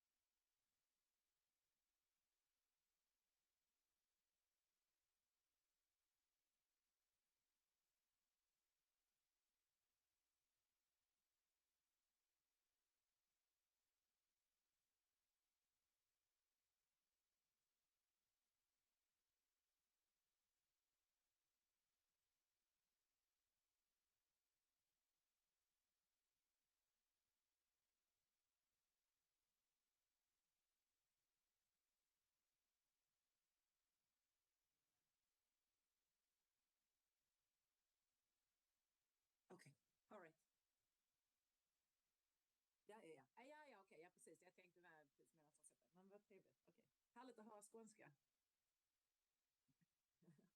Okej.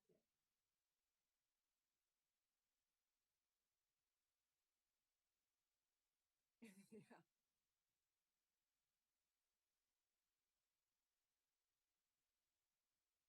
Ja, hallå. Jag undrar om inte har vi sett tidigare kanske? Ja? Ja, all right. Cool.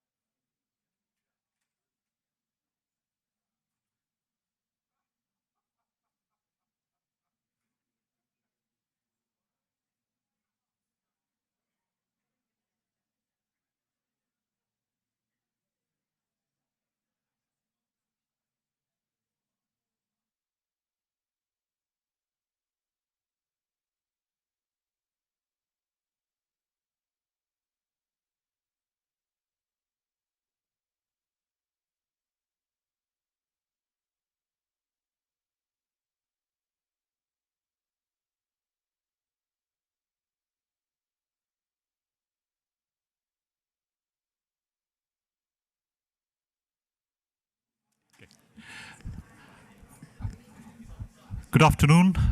Welcome back. May I invite our distinguished participants to kindly take their seats, please. Thank you.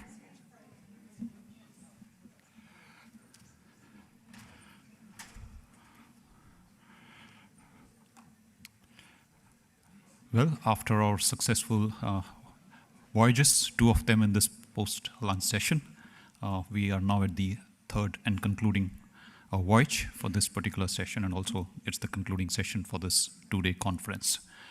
For this final voyage, we will take the topic of protecting our oceans beyond the national jurisdictions.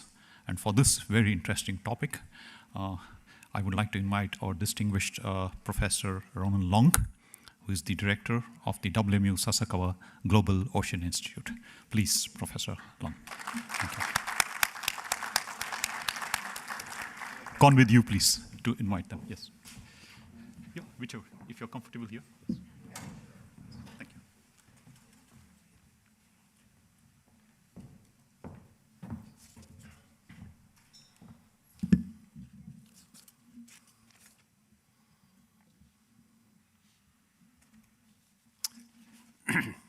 you. Distinguished ambassadors, members of the Board of Governors, ladies and gentlemen, well done in terms of your extraordinary contribution to this conference. And first and foremost, I'd like to congratulate my colleague, Jens Schroeder, and the entire conference team here in the university for 2 days of superb presentations, deliberations, and real intellectual engagement. So Jens, congratulations on behalf of me and your faculty colleagues. A very warm welcome to the alumni. It's extraordinary for a professor to meet a former student. It's almost affirmation of life in the university, and it has been really a tremendous experience learning from all the wonderful alumni that are with us here this week about the success in their lives and the success in their industries. And we're very much struck by that in the university. I can kind of feel energy after the last number of days, and we have a really wonderful leader now in the university that's steeped in the history of the university. And of course, we very much look forward to that. This afternoon, we're on the last panel, and I suppose similar to the marathon. I remember this as a former marathon runner, believe it or not, that those last couple of miles were always the hardest. And but that being said, I think we have a fantastic panel together. We're going to talk about protecting the ocean in areas beyond national jurisdiction. First and foremost, this goes very much to our maritime identity. The most important uses of the ocean are the shipping industry. Freedom of navigation was the cardinal rule in relation to the use of ocean space. So what we're going to talk about goes directly to the interest of everybody in this room. The panel that we have are unique in many respects. Firstly, they're all very much involved in the intergovernmental process on the negotiation of a new treaty, the Biodiversity Beyond National Jurisdiction Agreement. The vote was taken yesterday. Mr. Food Bate, you've just arrived within the last number of hours from New York. You were there for that, and you will perhaps describe that process. And we're also going to have Khalil Hassan Ali, Dr. Khalil Hassan Ali, a former student at the university, first student at the Global Ocean Institute to graduate from our programs. We're immensely proud of your achievements at the BBNJ process, where you have been the lead negotiator from CARICOM. Following Khalil, we have Dr.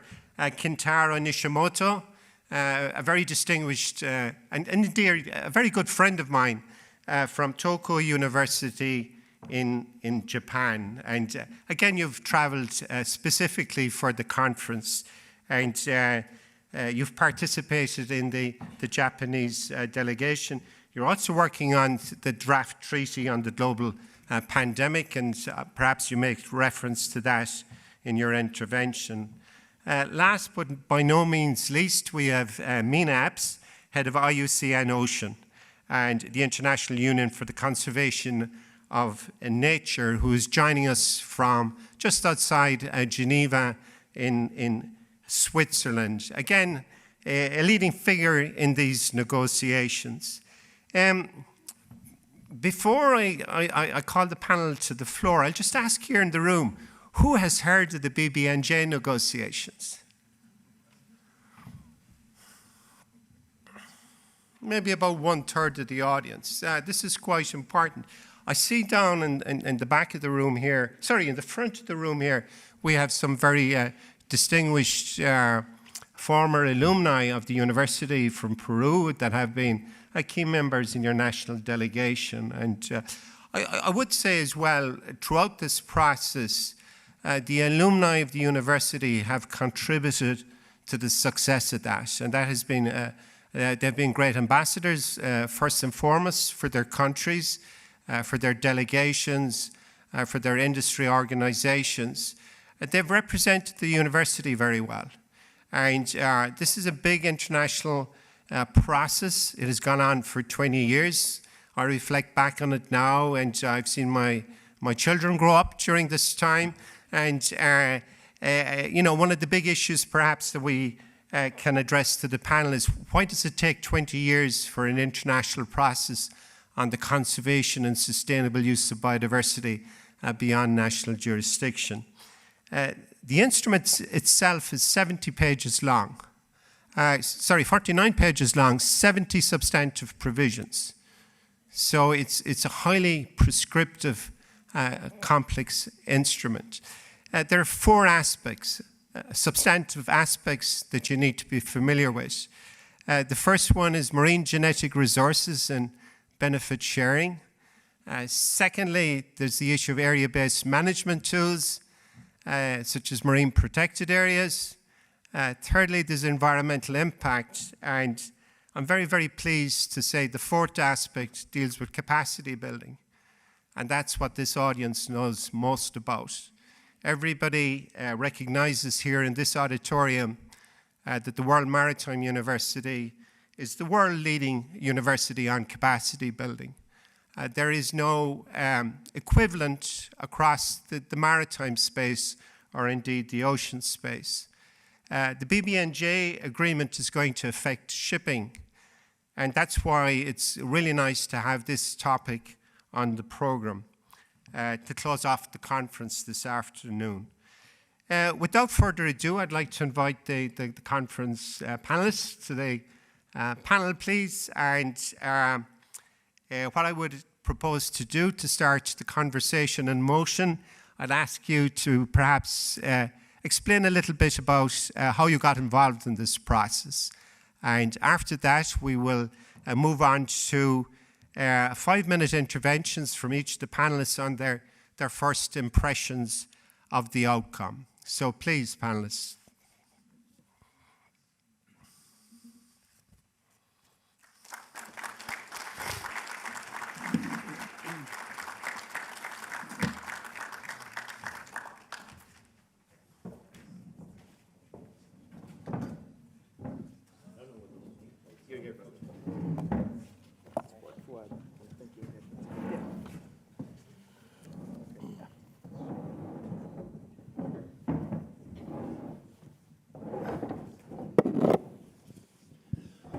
Which order? Who starts? Food, please. Okay.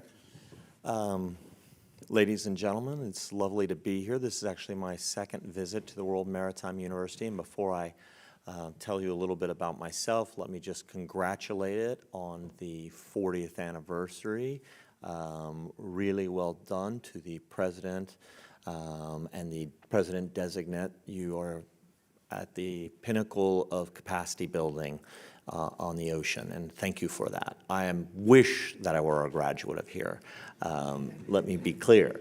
And we depended so much on those graduates in our negotiations, and faculty and other members as a resource to those of us who were negotiators. So thank you so much.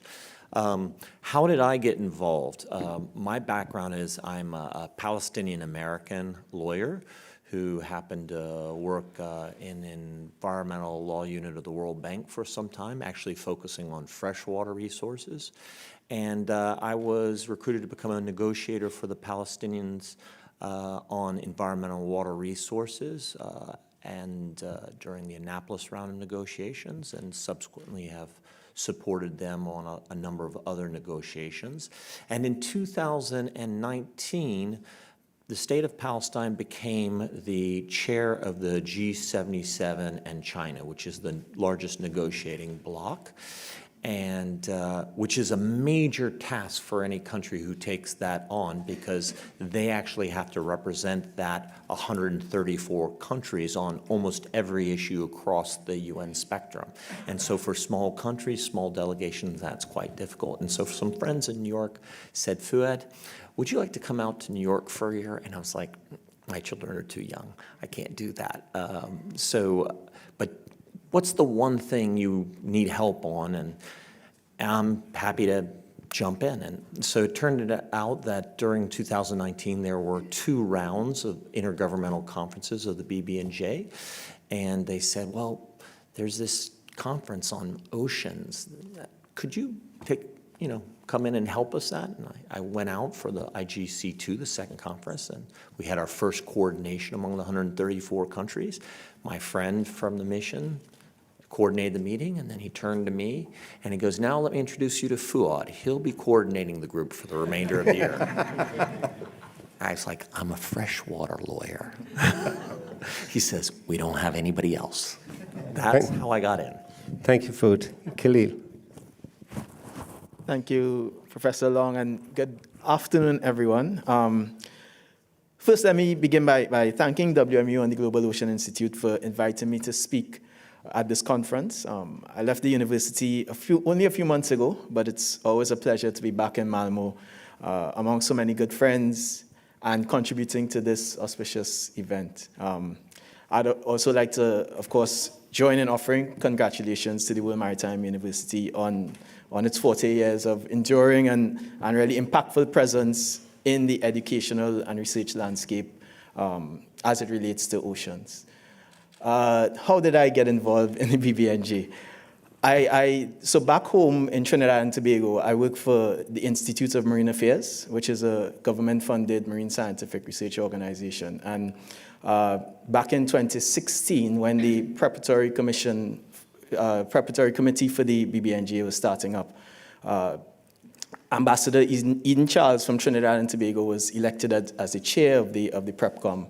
And I reached out to him and I asked him, how can I assist? And he said, well, if you really want to assist, you can help us with technical advice. So that's how I began way back in 2016, offering technical advice to the UN mission on BB&J. So that was 2016, 2017. Then in 2017, our lead negotiator actually left the mission, and I guess I was the next in line. I had no negotiating experience, but I was thrust into this role of negotiator for Trinidad and Tobago, and by extension CARICOM, because Trinidad and Tobago was leading for CARICOM on environmental impact assessment in the agreement. So from 2018 onwards, I have led for CARICOM on environmental impact assessment in the BB&J negotiations. And that's, basically my BB&J story. It has been a labor of love. I did my PhD on BB&J, so it has been an exciting and insightful experience over the years. Thanks. Thank you. Professor. Okay, thank you. So before starting, I would also like to echo the previous presenters in thanking the WMU for the invitation to take part in this very important event. I've been to the WMU on other occasions as well, and I'm always impressed by the high quality of discussions that take place here. I would also like to congratulate WMU on its 40th anniversary, and also in relation to the BBNJ process, I think I should really acknowledge the great contribution that the members and the alumni of the WMU have had, the great good influence on the process to the process. So in terms of how I got involved in the negotiations, as Rona may have mentioned in the introduction, this has been a really long process. So it really began formally within the United Nations, if I remember correctly, in 2005 or 6, when the initial discussions started. There was a decision made by the UN General Assembly in 2015 to develop a legally binding instrument. That is where the sort of the formal negotiations started. There was 2 years of something called the Preparatory Committee, where it was discussed what kind of elements of a treaty needs to go into the discussions. And after that, a formal negotiations opened. This is referred to as the Intergovernmental Conference. And I was asked by the government of Japan after the UN resolution in 2015 to join the delegation of Japan to the conference. I did not really know what I was getting into at that time. I did not have any experience in the United Nations. I was just sort of an international lawyer starting his career. I was in my 30s at the time. And so I was asked to advise on the legal aspects. I did not take too much part in sort of the policy formulation of how to arrive at the delegation's position in terms of substantive issues. This, as I think will be explained and discussed in this panel, the treaty covers a lot of issues. And if we look at that from a domestic perspective, there are a lot of ministries involved. And for the delegations of a state to just come to a uniform position as a state, there was a lot of negotiations between the ministries involved. That was in itself a very complicated process. I was not really a part of that process, but my role was to give advice on how to formulate that policy that has been arrived at in terms of international law, and to analyze what, for example, the draft treaty text would mean in terms of legal perspectives. And I think it was a very, very eye-opening experience as someone who is studying international law, because it's not very often that people who are studying international law do get to get some real experience in terms of negotiating treaty. And I think at the end of the meeting yesterday, at the end of the session, the president of the BBNJ-IGC, I think she mentioned her experience as president as a learning journey of a lifetime. And I really could relate to that sentiment. This was really a very good experience for me, and I am really hoping that this treaty will be ratified soon and will be implemented in a way that will be effectively operated. And thank you, Kentaro. Mina, please, and thank you for joining us from Switzerland. Hi, greetings to all. I hope you can hear me and see me. So again, I also like to join the fellow panelists and really thanking the World Maritime University, and of course, wish you a very happy birthday. So thank you very much for this invitation. And I really regret that I could not be there with you in person in Malmö, my hometown. I grew up only a few hundred meters away from the World Maritime University. And, so it's been part of my life for a very long time. So very, very congratulations and a happy birthday to World Maritime University. It's been really interesting as well to follow the journey and also the establishment of the Global Ocean Institute under your leadership, Professor Long, and really how it also reflects how we have moved much more to look at the ocean and ocean sustainability and the importance. So, as I mentioned, I'm not there with you in person, but I'm tightly, very, very connected with Malmö and WMU. I work for IUCN, the International Union for Conservation of Nature. I don't know, I can't really do a raise of hands of how many people know IUCN. IUCN stands for the International Union for Conservation of Nature. It's actually an intergovernmental organization. We have permanent observer status at the United Nations General Assembly and several conventions. So we are really there in the room to give a voice to nature, so to speak. We are comprised of 200 state agency members, but also about 1,700 civil society organizations. So we're really providing that union platform. We also have Indigenous Peoples Organization, which is also very important. For those who knows the BBNJ Treaty, knows it's been mentioned more than 30 times in the text. So what IUCN does as well is that we are really to have a global reach. So we do projects on the ground, but we try to link realities, local realities to global policy processes. And so I joined as the director of the Global Marine and Polar Program in 2019, which for me for a long time had been, a dream job that I had my eyes on. And of course, I came in just as the IGC had already started. And I really had the privilege to be the head of delegation for IUCN. Really, I'm a simple marine biologist. Well, I should add freshwater as well. And I had the honor to really coordinate and lead a group of really talented experts that has been working on this for decades. So long before IUCN and its members actually had a resolution as early as 2000, really advocating for the protection of the seas. And this work was really pioneered and led by Christina Gjerde, who is our IUCN High Seas advisor.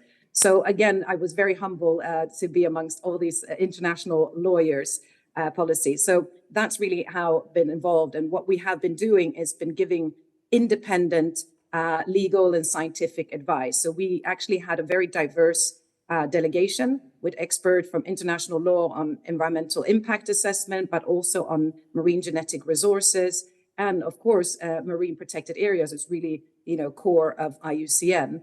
And I think what that really was unique in the way, because most of civil society engagement has been focusing on the ability for being able to create marine protected areas. So we actually covered the whole span, and we engaged in capacity building activities, just as also the World Maritime University has been instrumental in the capacity building. So that's a long story, but that's how that's kind of summarizes my involvement in IUCN as a whole. Thank you.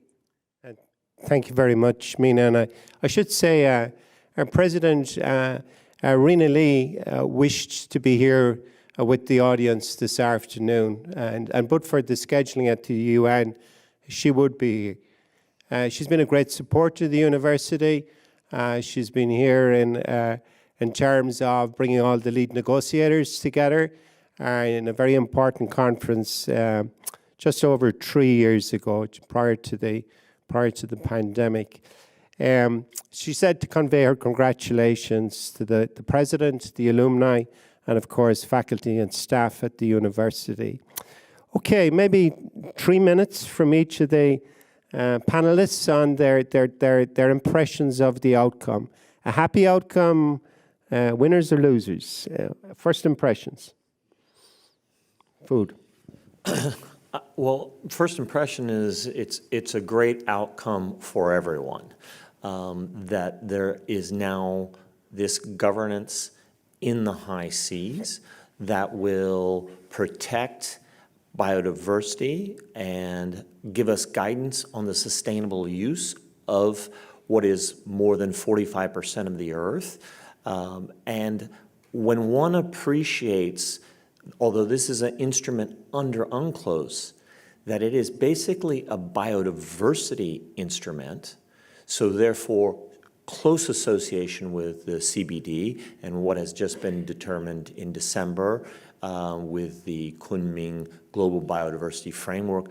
But more importantly, and what I came to learn as we were all learning through this journey, was how important the ocean's biodiversity is in the carbon cycle. And the carbon service role the ocean plays, the climate service role the ocean plays, being the biggest mitigator of more than 90% of the excess heat in the world. So it is a success for all of us, but having chaired G77 and been a negotiator for them, it's also a major success for the Global South, because this was a conservation and equity instrument. And in that, the Global South made great gains in the equity part. And I'll stop there. Thank you very much, Dr. Hassan Ali. Thanks, Roman. Let me start by saying that the Caribbean community, or CARICOM, I'm speaking from a CARICOM perspective. And the CARICOM was a very active negotiating bloc in the BBNJ process. And needless to say, we are extremely happy that the agreement was adopted by consensus a couple of days ago. With a disproportionate dependence on the ocean for current and future well-being, it's imperative that member states of CARICOM and the regional group as a whole are able to do two things. Firstly, conserve and sustainably manage ocean spaces, and secondly, really positively influence global consciousness and practice towards this objective as well. And the BBNJ agreement and the provisions contained therein are a pathway to achieving the former, while the group's efforts in the BBNJ negotiation process are, I think, a demonstration of our ability, CARICOM's ability to do the latter. On the back of really high-level political support for a coordinated approach, the effective pooling of resources and dividing of workloads, and by forming alliances with like-minded groups and civil society, CARICOM managed to be an important and influential and respected actor in the negotiations. CARICOM really pushed for a progressive and effective BBNJ agreement. And as small states with limited capacity but deep interest in ocean governance, CARICOM countries needed to have an agreement that would have broad support, universality, basically, but also that would be able to address gaps in ocean governance effectively. And this underpinned the group's push for strong institutional framework, including a standalone secretariat that would be fully dedicated to BBNJ matters and be under the guidance of BBNJ states parties only. The insistence on clear and finite decision-making processes versus a consensus-only approach. The efforts towards coherence amongst new and existing bodies as opposed to a division of competence, and the determination to have a science-led, evidence-based approach to the workings of BBNJ governance. And also the readiness to have an inclusive approach that non-parties to UNCLOS could also have a part to effective participation in the BBNJ framework. So this also built on CARICOM's long-standing custom to focus on principle, but really practical outcomes as opposed to a red lines approach. So while the final text may not be as ambitious as CARICOM's negotiators may have hoped, on a whole, I think the regional group can be satisfied with its efforts and the eventual final outcomes. The agreement reflects many of CARICOM's interests and has fulfilled, for the most part, a number of our principal aspirations. So we're happy about that. And additionally, in implementation, the treaty leaves space for the future BBNJ regime to potentially become more robust over time. So given the favorability of what is contained in the BBNJ agreement, it was the recommendation from the negotiators of CARICOM that the member states should really seek to sign and ratify the BBNJ agreement as soon as possible. So we're fairly very happy with the outcome. Thanks. Thank you very much. And Professor Nishimoto. Okay, and I think I agree that the agreement is a win for everyone. And I think I probably need to add a little bit more context to what we have today, or what was formally adopted the day before, 2 days ago. And this was by no means an easy negotiation process. It was a very difficult process. It took close to 20 years from when it started to be discussed. And even in the final session of the Intergovernmental Conference, just to give you a sense of how intense the negotiations were, the session lasted for 2 weeks. We were scheduled to end on the evening on Friday. The negotiations continued until the evening of the next day. So the negotiators were sleep deprived, but they just pushed on for the agreement. And actually, I had my flight, so I had to leave before the moment of joy. But to tell you the truth, I had to leave the UN building, I think around 8 a.m. to catch my flight on Saturday. At the time, I did not think that we had a chance of having an agreement in that session. I was very disappointed. I was very concerned that if we had another session, we might sort of have to go back to original positions. Maybe the progress that we reached in that session may in some way be unraveled. I got on my plane. I was so sleep deprived, even just going through the night. Of course, people were still negotiating. I fell asleep on my flight. I received an email from the head of my delegation saying, well, a miracle has happened. So I think that sort of really tells how big an agreement that we have. It's very historical in that respect. And although from the perspective of my delegation, of course, our delegation would have liked some elements to have been different, but I think that is true for many other delegations. And I think it's really a big success that we have this agreement now. And I think then we have to think about sort of how to implement this in practice. I think that will be the next steps. Thank you. Well, wonderful insights. Minabs, please. Yes, thank you. Well, as with the other panelists, I also had the famous UN sleepover experience. That was my first UN sleepover. And I held out a little bit longer.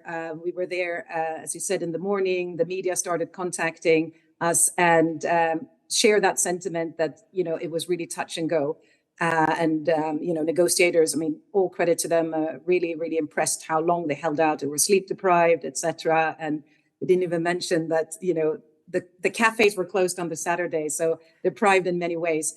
But a long story short, I think, I share that sentiment. I was also actually on the runway, after 33 hours and, basically waiting for it to that message to come through. So a historic moment indeed.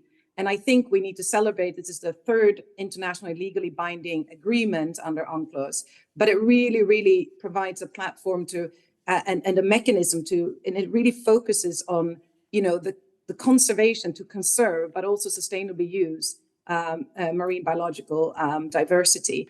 So I think this is really extremely important. It's really focusing on that. I mean, it is not like the high seas, which is 2/3 of the ocean. It's not like it's been lawless, but the legal framework has been very fragmented. There were no institutional mechanism to establish marine protected areas, conduct, environmental impact assessment, etc. So I think if we look at what we have and what we got, I say that, from IUCN's perspective, and I think that also reflects a lot from civil society, of course, we're really happy very pleased with the outcome. Of course, you can always ask for more ambitious measures, but in the end, what did we get? So many of you may know or may not know, but it was a package deal. So there are 4 key elements. So the first one was really about area-based management tools, as Professor Long alluded to, and we got what we needed there. There is now a mechanism for establishing marine protected areas, but also other area-based management tools on the high seas. And we also came out with, an empowered COP that will be able to take a lot of important decisions further on. It will be a state-led process. There was also the environmental impact assessment, which was the second pillar that was mentioned before. And now we have, a modern environmental impact assessment that can be conducted, although also being state-led. It's very transparent and processes. So this is really something that also needs to be celebrated. For capacity building, same thing. That's really a major part to really underpin the other parts of the agreement. And again, very clear modalities and also financial recognition of the financial needs for capacity building to support the rest of the treaty. On marine genetic resources, again, I think that was also alluded to, which was very, in the end, a major sticking point, but really the access and the benefit sharing, because it's common heritage of humankind. So that in itself, I think we got what we needed. There will also be an independent scientific and technical body, as well as a science committee. So now is really the time, as we mentioned, we need to bring this treaty into force, build the institutional mechanism and all the capacity that's needed. So a final point was just very grateful for the opportunity for observers, including civil society, to be part of this process. So that's, again, another thank you to the president, the bureau, and the state delegates, of course. So I think I'll stop there in the interest of time, but really to say that equity is really a prerequisite for successful implementation. It's a principle of solidarity, and I think that came out very, very strong. So yeah, I'll stop there. Thank you. And thank you very much. And just a general question for the panel. How important is this agreement for IMO and the shipping industry? Let's change the order of speakers. Let me ponder that a second. Yeah. Yeah, Kentaro or Mina, perhaps, in terms, so food can reflect. Yes? Perhaps what I say, IMO played a key part in this right from the start over the last 20-odd years, and particularly in terms of providing side events, technical workshops, interventions on the floor, articulating what was in the IMO Treaty Code. And the university is very proud of the role that we've played here in terms of capacity building and in terms of knowledge sharing, and then in terms of scholarship and research in relation to aspects. So I'll come back to that, but Kentaro, would you like to go to that issue, yes? Yes, and I think the answer to that depends on from where you look at the issue. So to a certain extent, I think you could say that shipping is already well-regulated sector. It is under the regulation of the International Maritime Organization. There are, of course, specific provisions that, or regulations that apply under the treaties adopted by the International Maritime Organization. On the other hand, the BBNJ agreement does provide opportunities for more additional regulation where such may be required. For example, in relation to area-based management tools or marine protected areas, the agreement allows for the establishment of marine protected areas on the high seas, and that may, to a certain extent, involve measures related to shipping. Of course, when we think about the International Maritime Organization, the IMO does have a certain mechanism for creating a certain protected area.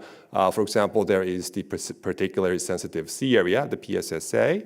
I don't think there has been any example of the PSSA created on the high seas, but I think that is theoretically a possibility.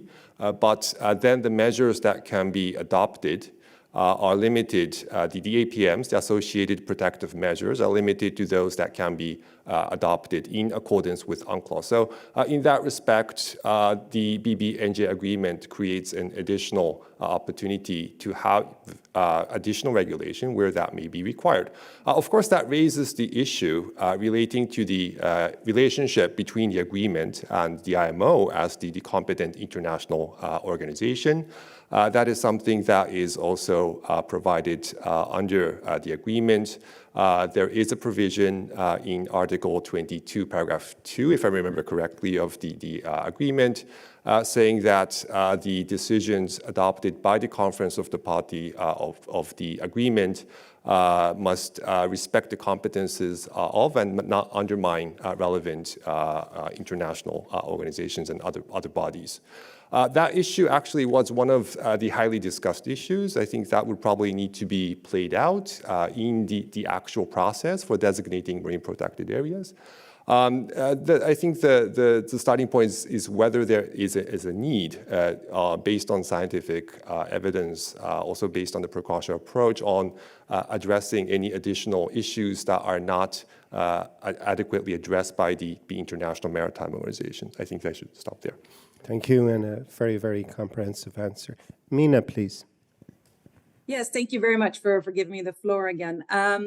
Yeah, I mean, I think it's very central. I mean, shipping, we all know that, more than 80% of our goods and services are transported on the ocean. And I think the audience is very, familiar, obviously, with the great experience that the IMO has. I mean, half of its convention, which is 20 or so, is really directly related to environmental protection. You have your ballast water. There's also the IMO Polar Code for Antarctica and Arctic. So it actually has a long history of actually having these environmental guidelines. And everybody knows that shipping is subjected to very stringent measures, basically from environmental protection, but also safety and other measures. So I think that's actually IMO has a lot to offer in the BB&J context. And I hesitated for a minute because I actually thought that Fuad wanted to reverse, not the order, but the order of the questions. So basically, what can the BB&J, offer IMO and vice versa? And I think that alludes to the last point that was made, which is really about, it's not about undermining any existing body or mechanism or regulation. It's really about, strengthening existing mechanisms and legal frameworks and measures that are already in place. So I think that that's going to be, with a lot of these things in terms of enforcement and compliance, it's really going to be determined by, the conference of party later on. So still a lot of measures, but for sure, I think this is key. And shipping as such is also very important in the discussion of the ocean and the climate and biodiversity nexus. So not just protecting marine environment, but really, of course, marine protection is climate action. We know that. But it's really about looking at those kind of synergies, but also with other multilateral environmental agreements. So I think that's it's really, really key. And the shipping sector is also looking at, the zero, getting to zero under the climate regulations as well. So this is a very interesting, and I think the BB&J agreement as a whole is really, providing not only a platform for collaboration between governments, but also between different sectors. So there are several sectors that are operating in the high seas, obviously, including fisheries and others. But I think that this is really the platform that we can actually work from, having that cross-sectorial collaboration. And maybe also in terms of environmental protection and conservation, less than 3% of the ocean is free from human disturbance. And IMO has been working a lot on underwater noise and have put in place guidelines for that. So I think it's a fantastic start to kind of build on those experiences that comes from the IMO. Thanks. Food. Thank you, Mina. That was, again, very insightful.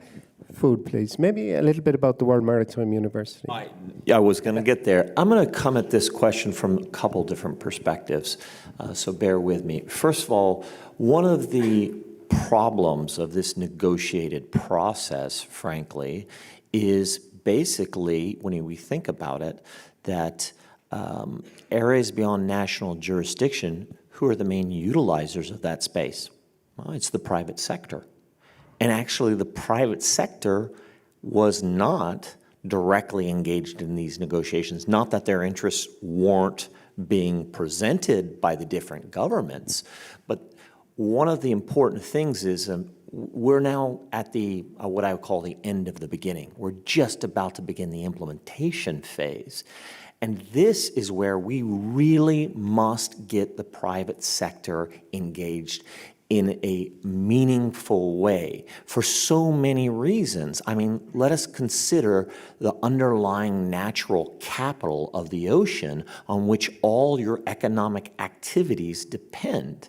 And so as our global systems are changing the ocean quite quickly and creating new diverse challenges, I think IMO is going to be at the forefront of having to work with the private sector, the shipping industry being first and foremost among them, and looking at these problems. And coming to your point, which I fully agree, I mean, one of the core elements of this agreement was capacity building and transfer of marine technology. And one of the reasons is because many states believe, especially from the global south, that although there are provisions in UNCLOS to that effect, that they were never really fulfilled. And so it was brought back in. And the role of WMU and the IMO in general, through its technical assistance and capacity building, is going to be critical as we hope to bring out these MPAs across the high seas, which is,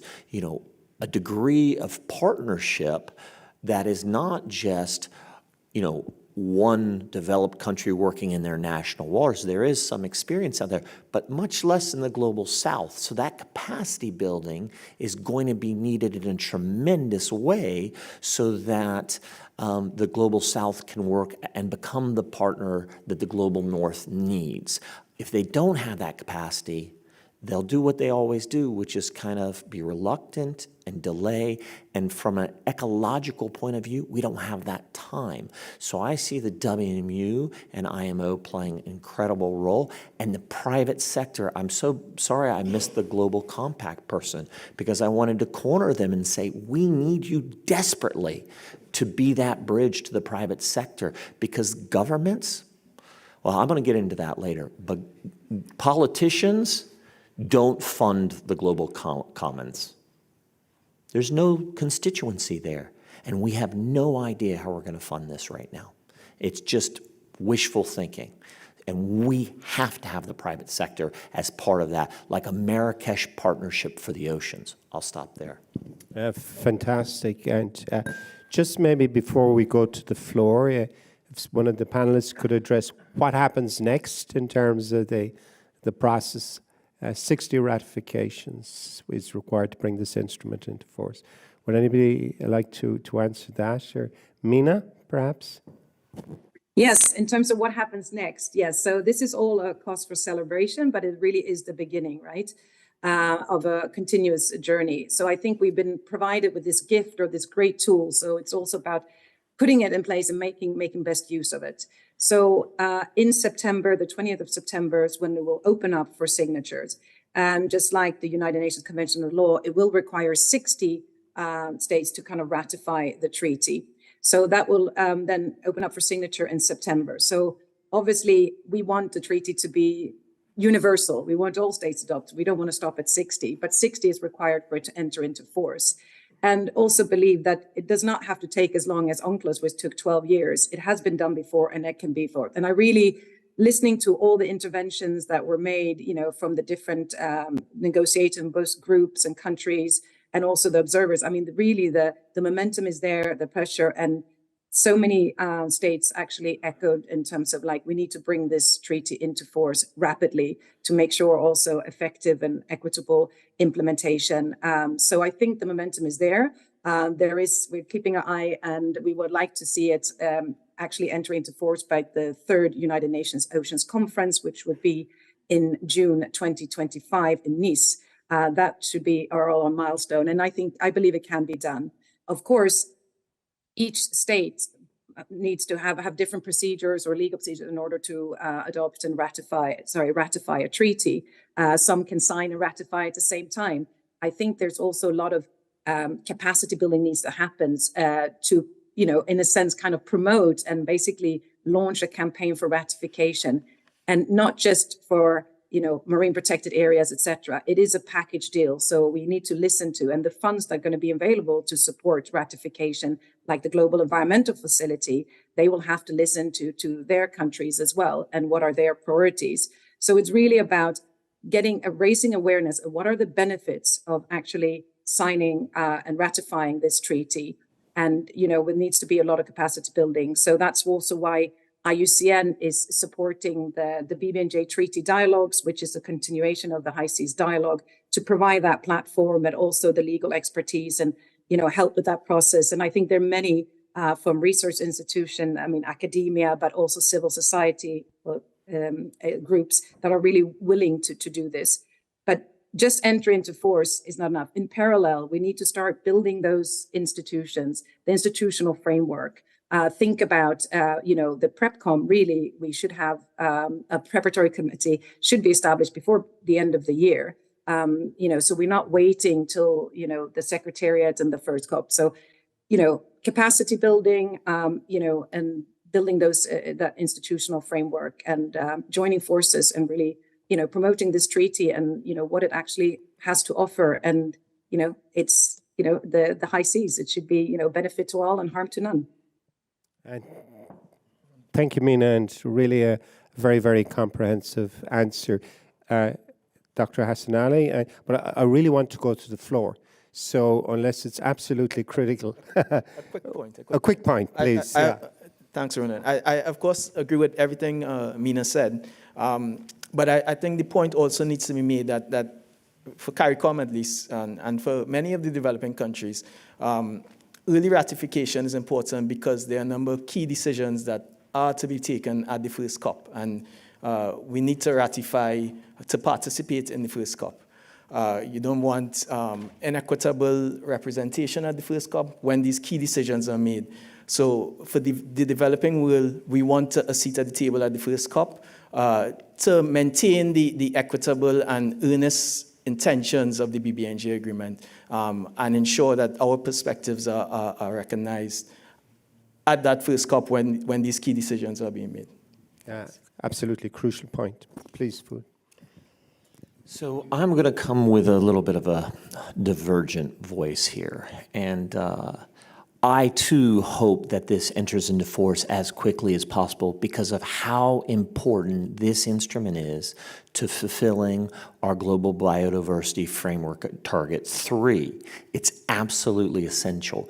But I started my life as a project finance attorney and then at the World Bank did GEF grants. And what I note is I have yet to see a credible pathway to funding the implementation of this agreement. And right now, the GEF has $34 million for areas beyond national jurisdiction to mid-2026. And the Blue Nature Alliance report done by the McKinsey Group, which the alliance includes the GEF, says we're going to need $7 billion in capital costs to reach our 2030 objective. So this is where the private sector needs to be engaged, because if we hope to aspire to these global targets, governments, it's a long road. And I tell you this, when you go back to a developing country, even an island state, they know all the benefits, but the first thing a legislature is going to say, and a parliamentarian is, we're so burdened with debt. How are we going to fund this and take on those legal obligations? Where's it going to come from? And I feel that's where the delay might creep in. So if we don't answer the funding question, then this may be a longer ratification campaign. I'd like to be optimistic, but we have to address that underlying issue. Thank you. And thank you very much, and a very sobering thought.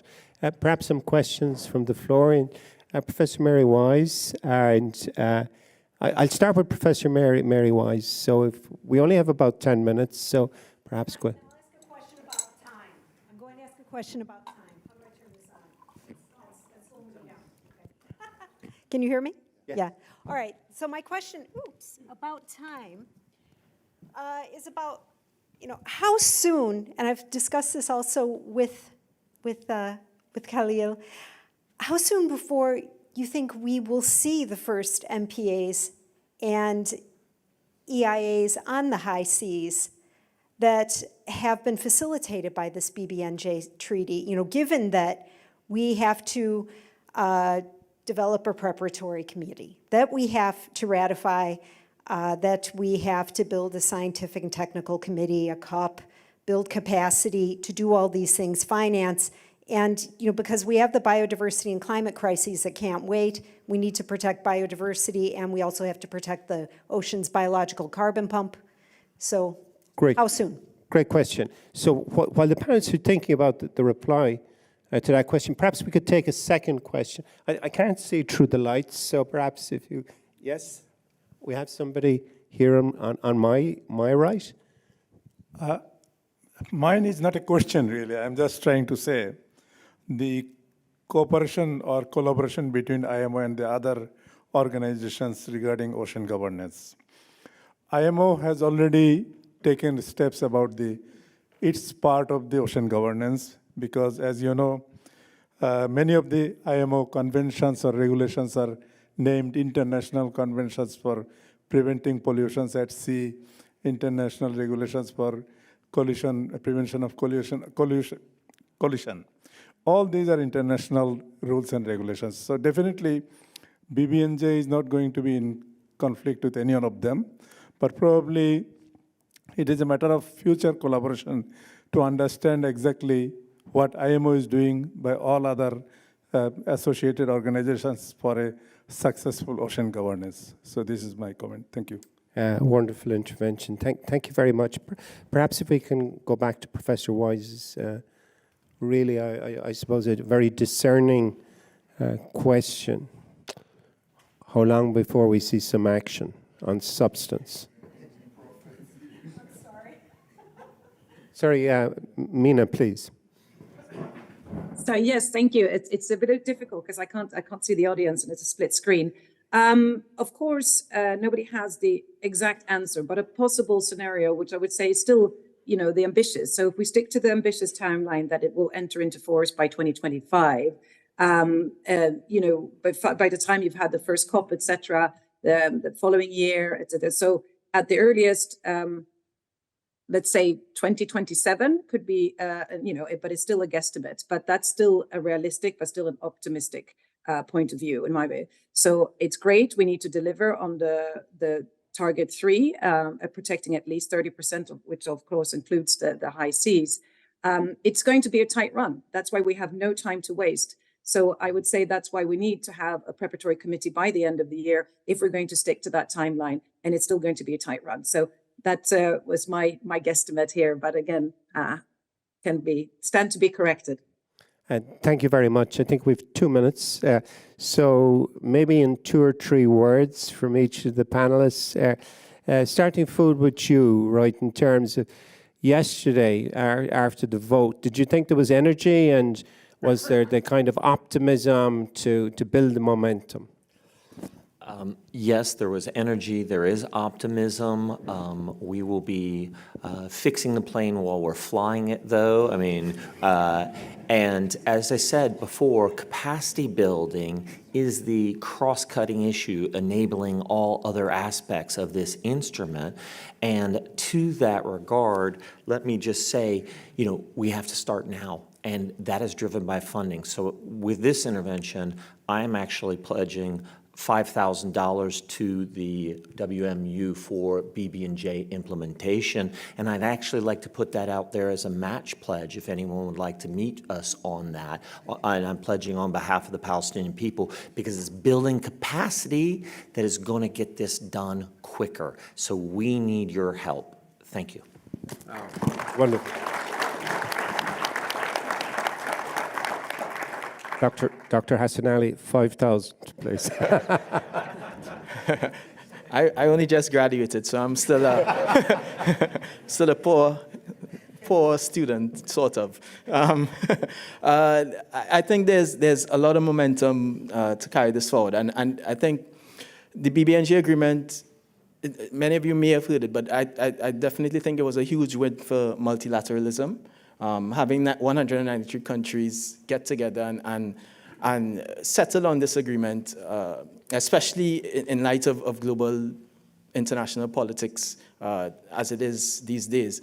I think it was a huge accomplishment, and we're looking forward to maintaining this momentum and really having the BB&J agreement being ratified quickly by many countries and being brought into force quickly. Thank you. Professor Nishimoto. Yes, I agree that we do still have momentum, but I think I also would have to emphasize that the BBNJ agreement is a complex answer to a complex question. So as implied in the very good first question that we had for the panel, there is a lot of steps that need to be followed before we actually see something such as a marine protected area. So I think we should be optimistic about the future, but that does not mean that we don't have a lot of work to do in the meantime.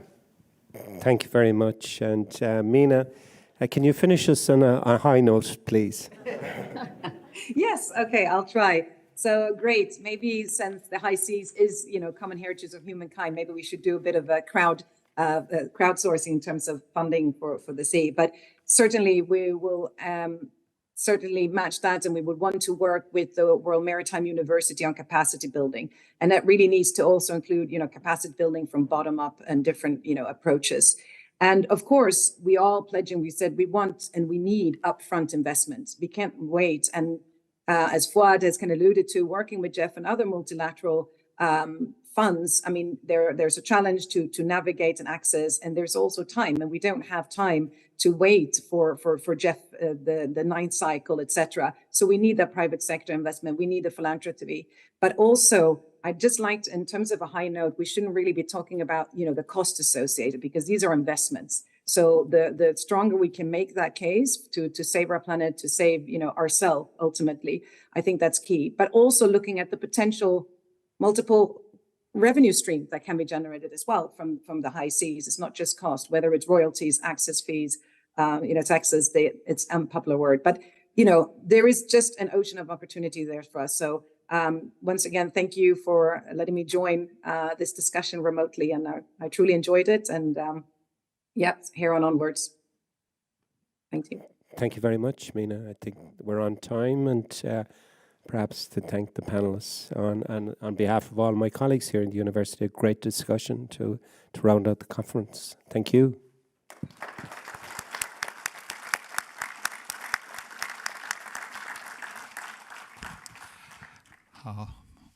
We believe those were truly wonderful insights on the BBNJ Treaty, all the way from the process through the building blocks down to the challenges of implementation.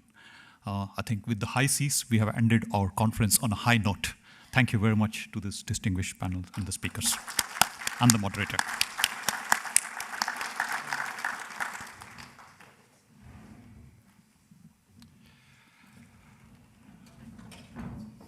Thank you very much.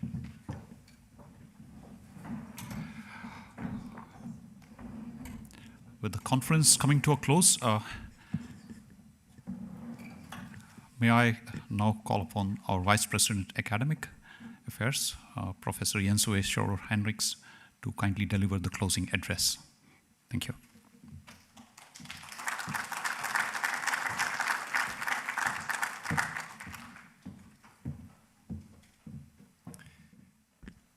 The challenge at the end of such a day always is that I realize I'm standing in between you now, all wanting to go out, and me having the task of summarizing what I've learned during the day.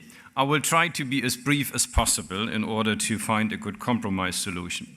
But I'm hoping for your patience for a little bit more, because I wouldn't like to miss, first of all, to thank all my colleagues who have been involved in organizing this conference. I would like to say without your active support, it would not have been possible to bring together not only this interesting group of speakers talking about such a wide variety of topics, but also to have these stimulating discussions. So thanks to my colleagues, but thanks also to the audience. I believe we had interesting presentations and sessions today. And of course, I would also like to thank all the presenters for sharing their views and ideas. I believe this has been a wonderful birthday present for WMU. I believe we have had so many interesting information, sources of inspiration, and it has triggered, at least on my side, a lot of ideas for our future work. Let me briefly summarize some of the takeaways that I have gathered during the day and start with panel 2, focusing on people. It was interesting to learn that, and I believe that we are all who have a seafaring background at least are fully aware that we are facing a shortage of 90,000 officers by 2028. And it was also highlighted that there are 800,000 seafarers who require training. And therefore it is required that we are providing for the working conditions that attract the next generation of seafarers. And in this respect, the MLC Convention is an important tool for seafarer well-being, and I've learned that even elements of bullying and harassment, even though they might not be appropriately yet addressed in the MLC Convention, are at least there, and it may require more work, but quality of education, empowering women, and we've also learned about the importance of fishermen in this respect, is an important element that one has to address when we are looking at people in general, also in the context of sustainability. Panel 3, I would say, communities, is a topic which I have learned we have not yet explored at WMU to the extent that would be desirable. And I therefore would like to thank the presenters who have brought these insights to us. We have, in this respect, had, I think, excellent examples of stakeholder engagement when it comes, for instance, to expanding ports, but I also learned about the importance of distinguishing between stakeholders and rights holders and to appropriately treat those two different groups. And I have to say that the value of traditional knowledge, that is something that also is definitely an area which we need to explore at WMU a bit further. And it was good to learn that, of course, in this respect, IMO with its capacity building arm, the TCD, is there to help, and I believe there is also a role for WMU in this respect to play, as it was highlighted by different speakers. The question of funding, financing is obviously a question that needed to be addressed, and I think it was addressed by various speakers in a very excellent way. The importance and the value of ocean governance has been highlighted in different presentations. At the same time, of course, we realized that the SDG progression is behind the schedule that we all had hoped, but I think it was also encouraging to see that if progress should be achieved further, green corridors, ports, greener ports are, for instance, tools that are available and can be used. Otherwise, we will probably face an increase of greenhouse gas emissions by 18% in a very near future. But it was also encouraging to hear that, as the representative from the Copenhagen Malmö port pointed out, that sustainability is not so difficult to achieve, it just requires financing. And it was also important in this respect, from my point of view, that it is necessary to ensure that first movers are not facing any disadvantages. I have taken note of the statements made in respect to the Ocean Valley, and I'm looking forward whether it will start to emerge in the area here of Malmö, Copenhagen, and we will definitely try to make sure that we are a part of this. The transparency panel, I think, was also contributing to this conference with a number of very forward-looking approaches and also important issues. And what I've taken away from that panel is that we need a more robust approach to create transparency, because transparency is needed when we want to move forward with reducing greenhouse gas emissions. The element of global corruption is still something that we are facing in different ways, and it was important also to understand that there are various obstacles that are still existing, but reporting, data, collection, and also compiling that in reports so that more specific action can be taken is also something that I have taken away from this. With this, I'm coming to the final session on the BBNJ, and first of all, I would like to thank my colleague Ronan Long for putting together this panel. I think this is a very timely. This is a very timely session that reports about a very important treaty that has just been negotiated, and I think it was great to learn about how WMU colleagues have been involved, how our graduates and students have been involved. So I think this proves that we are not only involved in the traditional work of IMO where we are coming from, but that especially with the extended mandate in the oceans, we have also made tremendous progress there.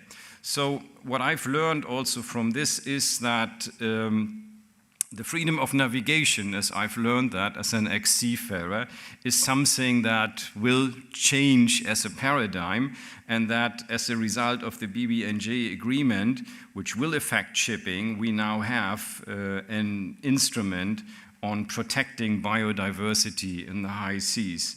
And it was good to learn about these 4 pillars: area-based management, environmental impact assessment, marine protected resources, but also that element of capacity building, because this is where WMU comes from.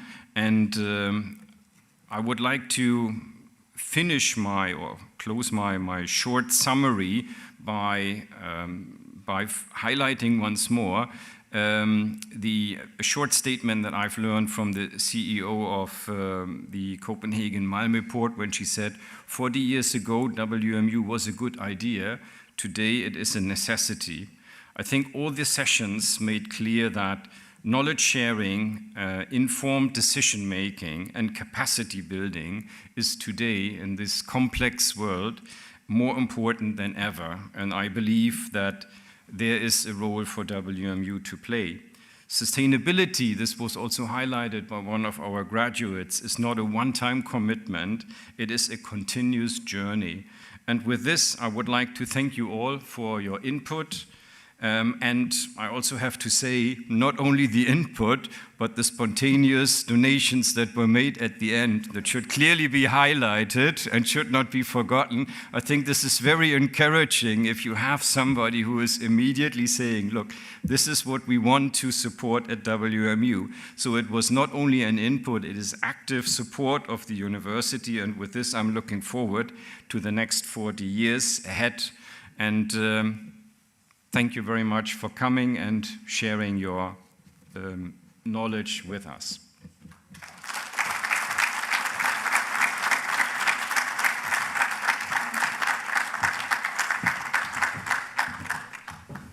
Thank you very much, Professor Jens Ove Heinrichs. I would propose that let's give a big round of applause for all of us.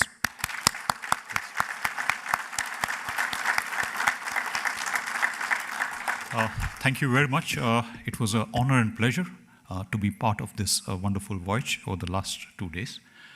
For those of you who are traveling, wish you safe travels, and I would also invite you to recycle your name tags at the registration desk. For those who are continuing on our voyage for day 3, I would like to remind you that we will not be in this place. It will be at the WMU, the main building, the iconic premises. Thank you very much, and good luck. Bye.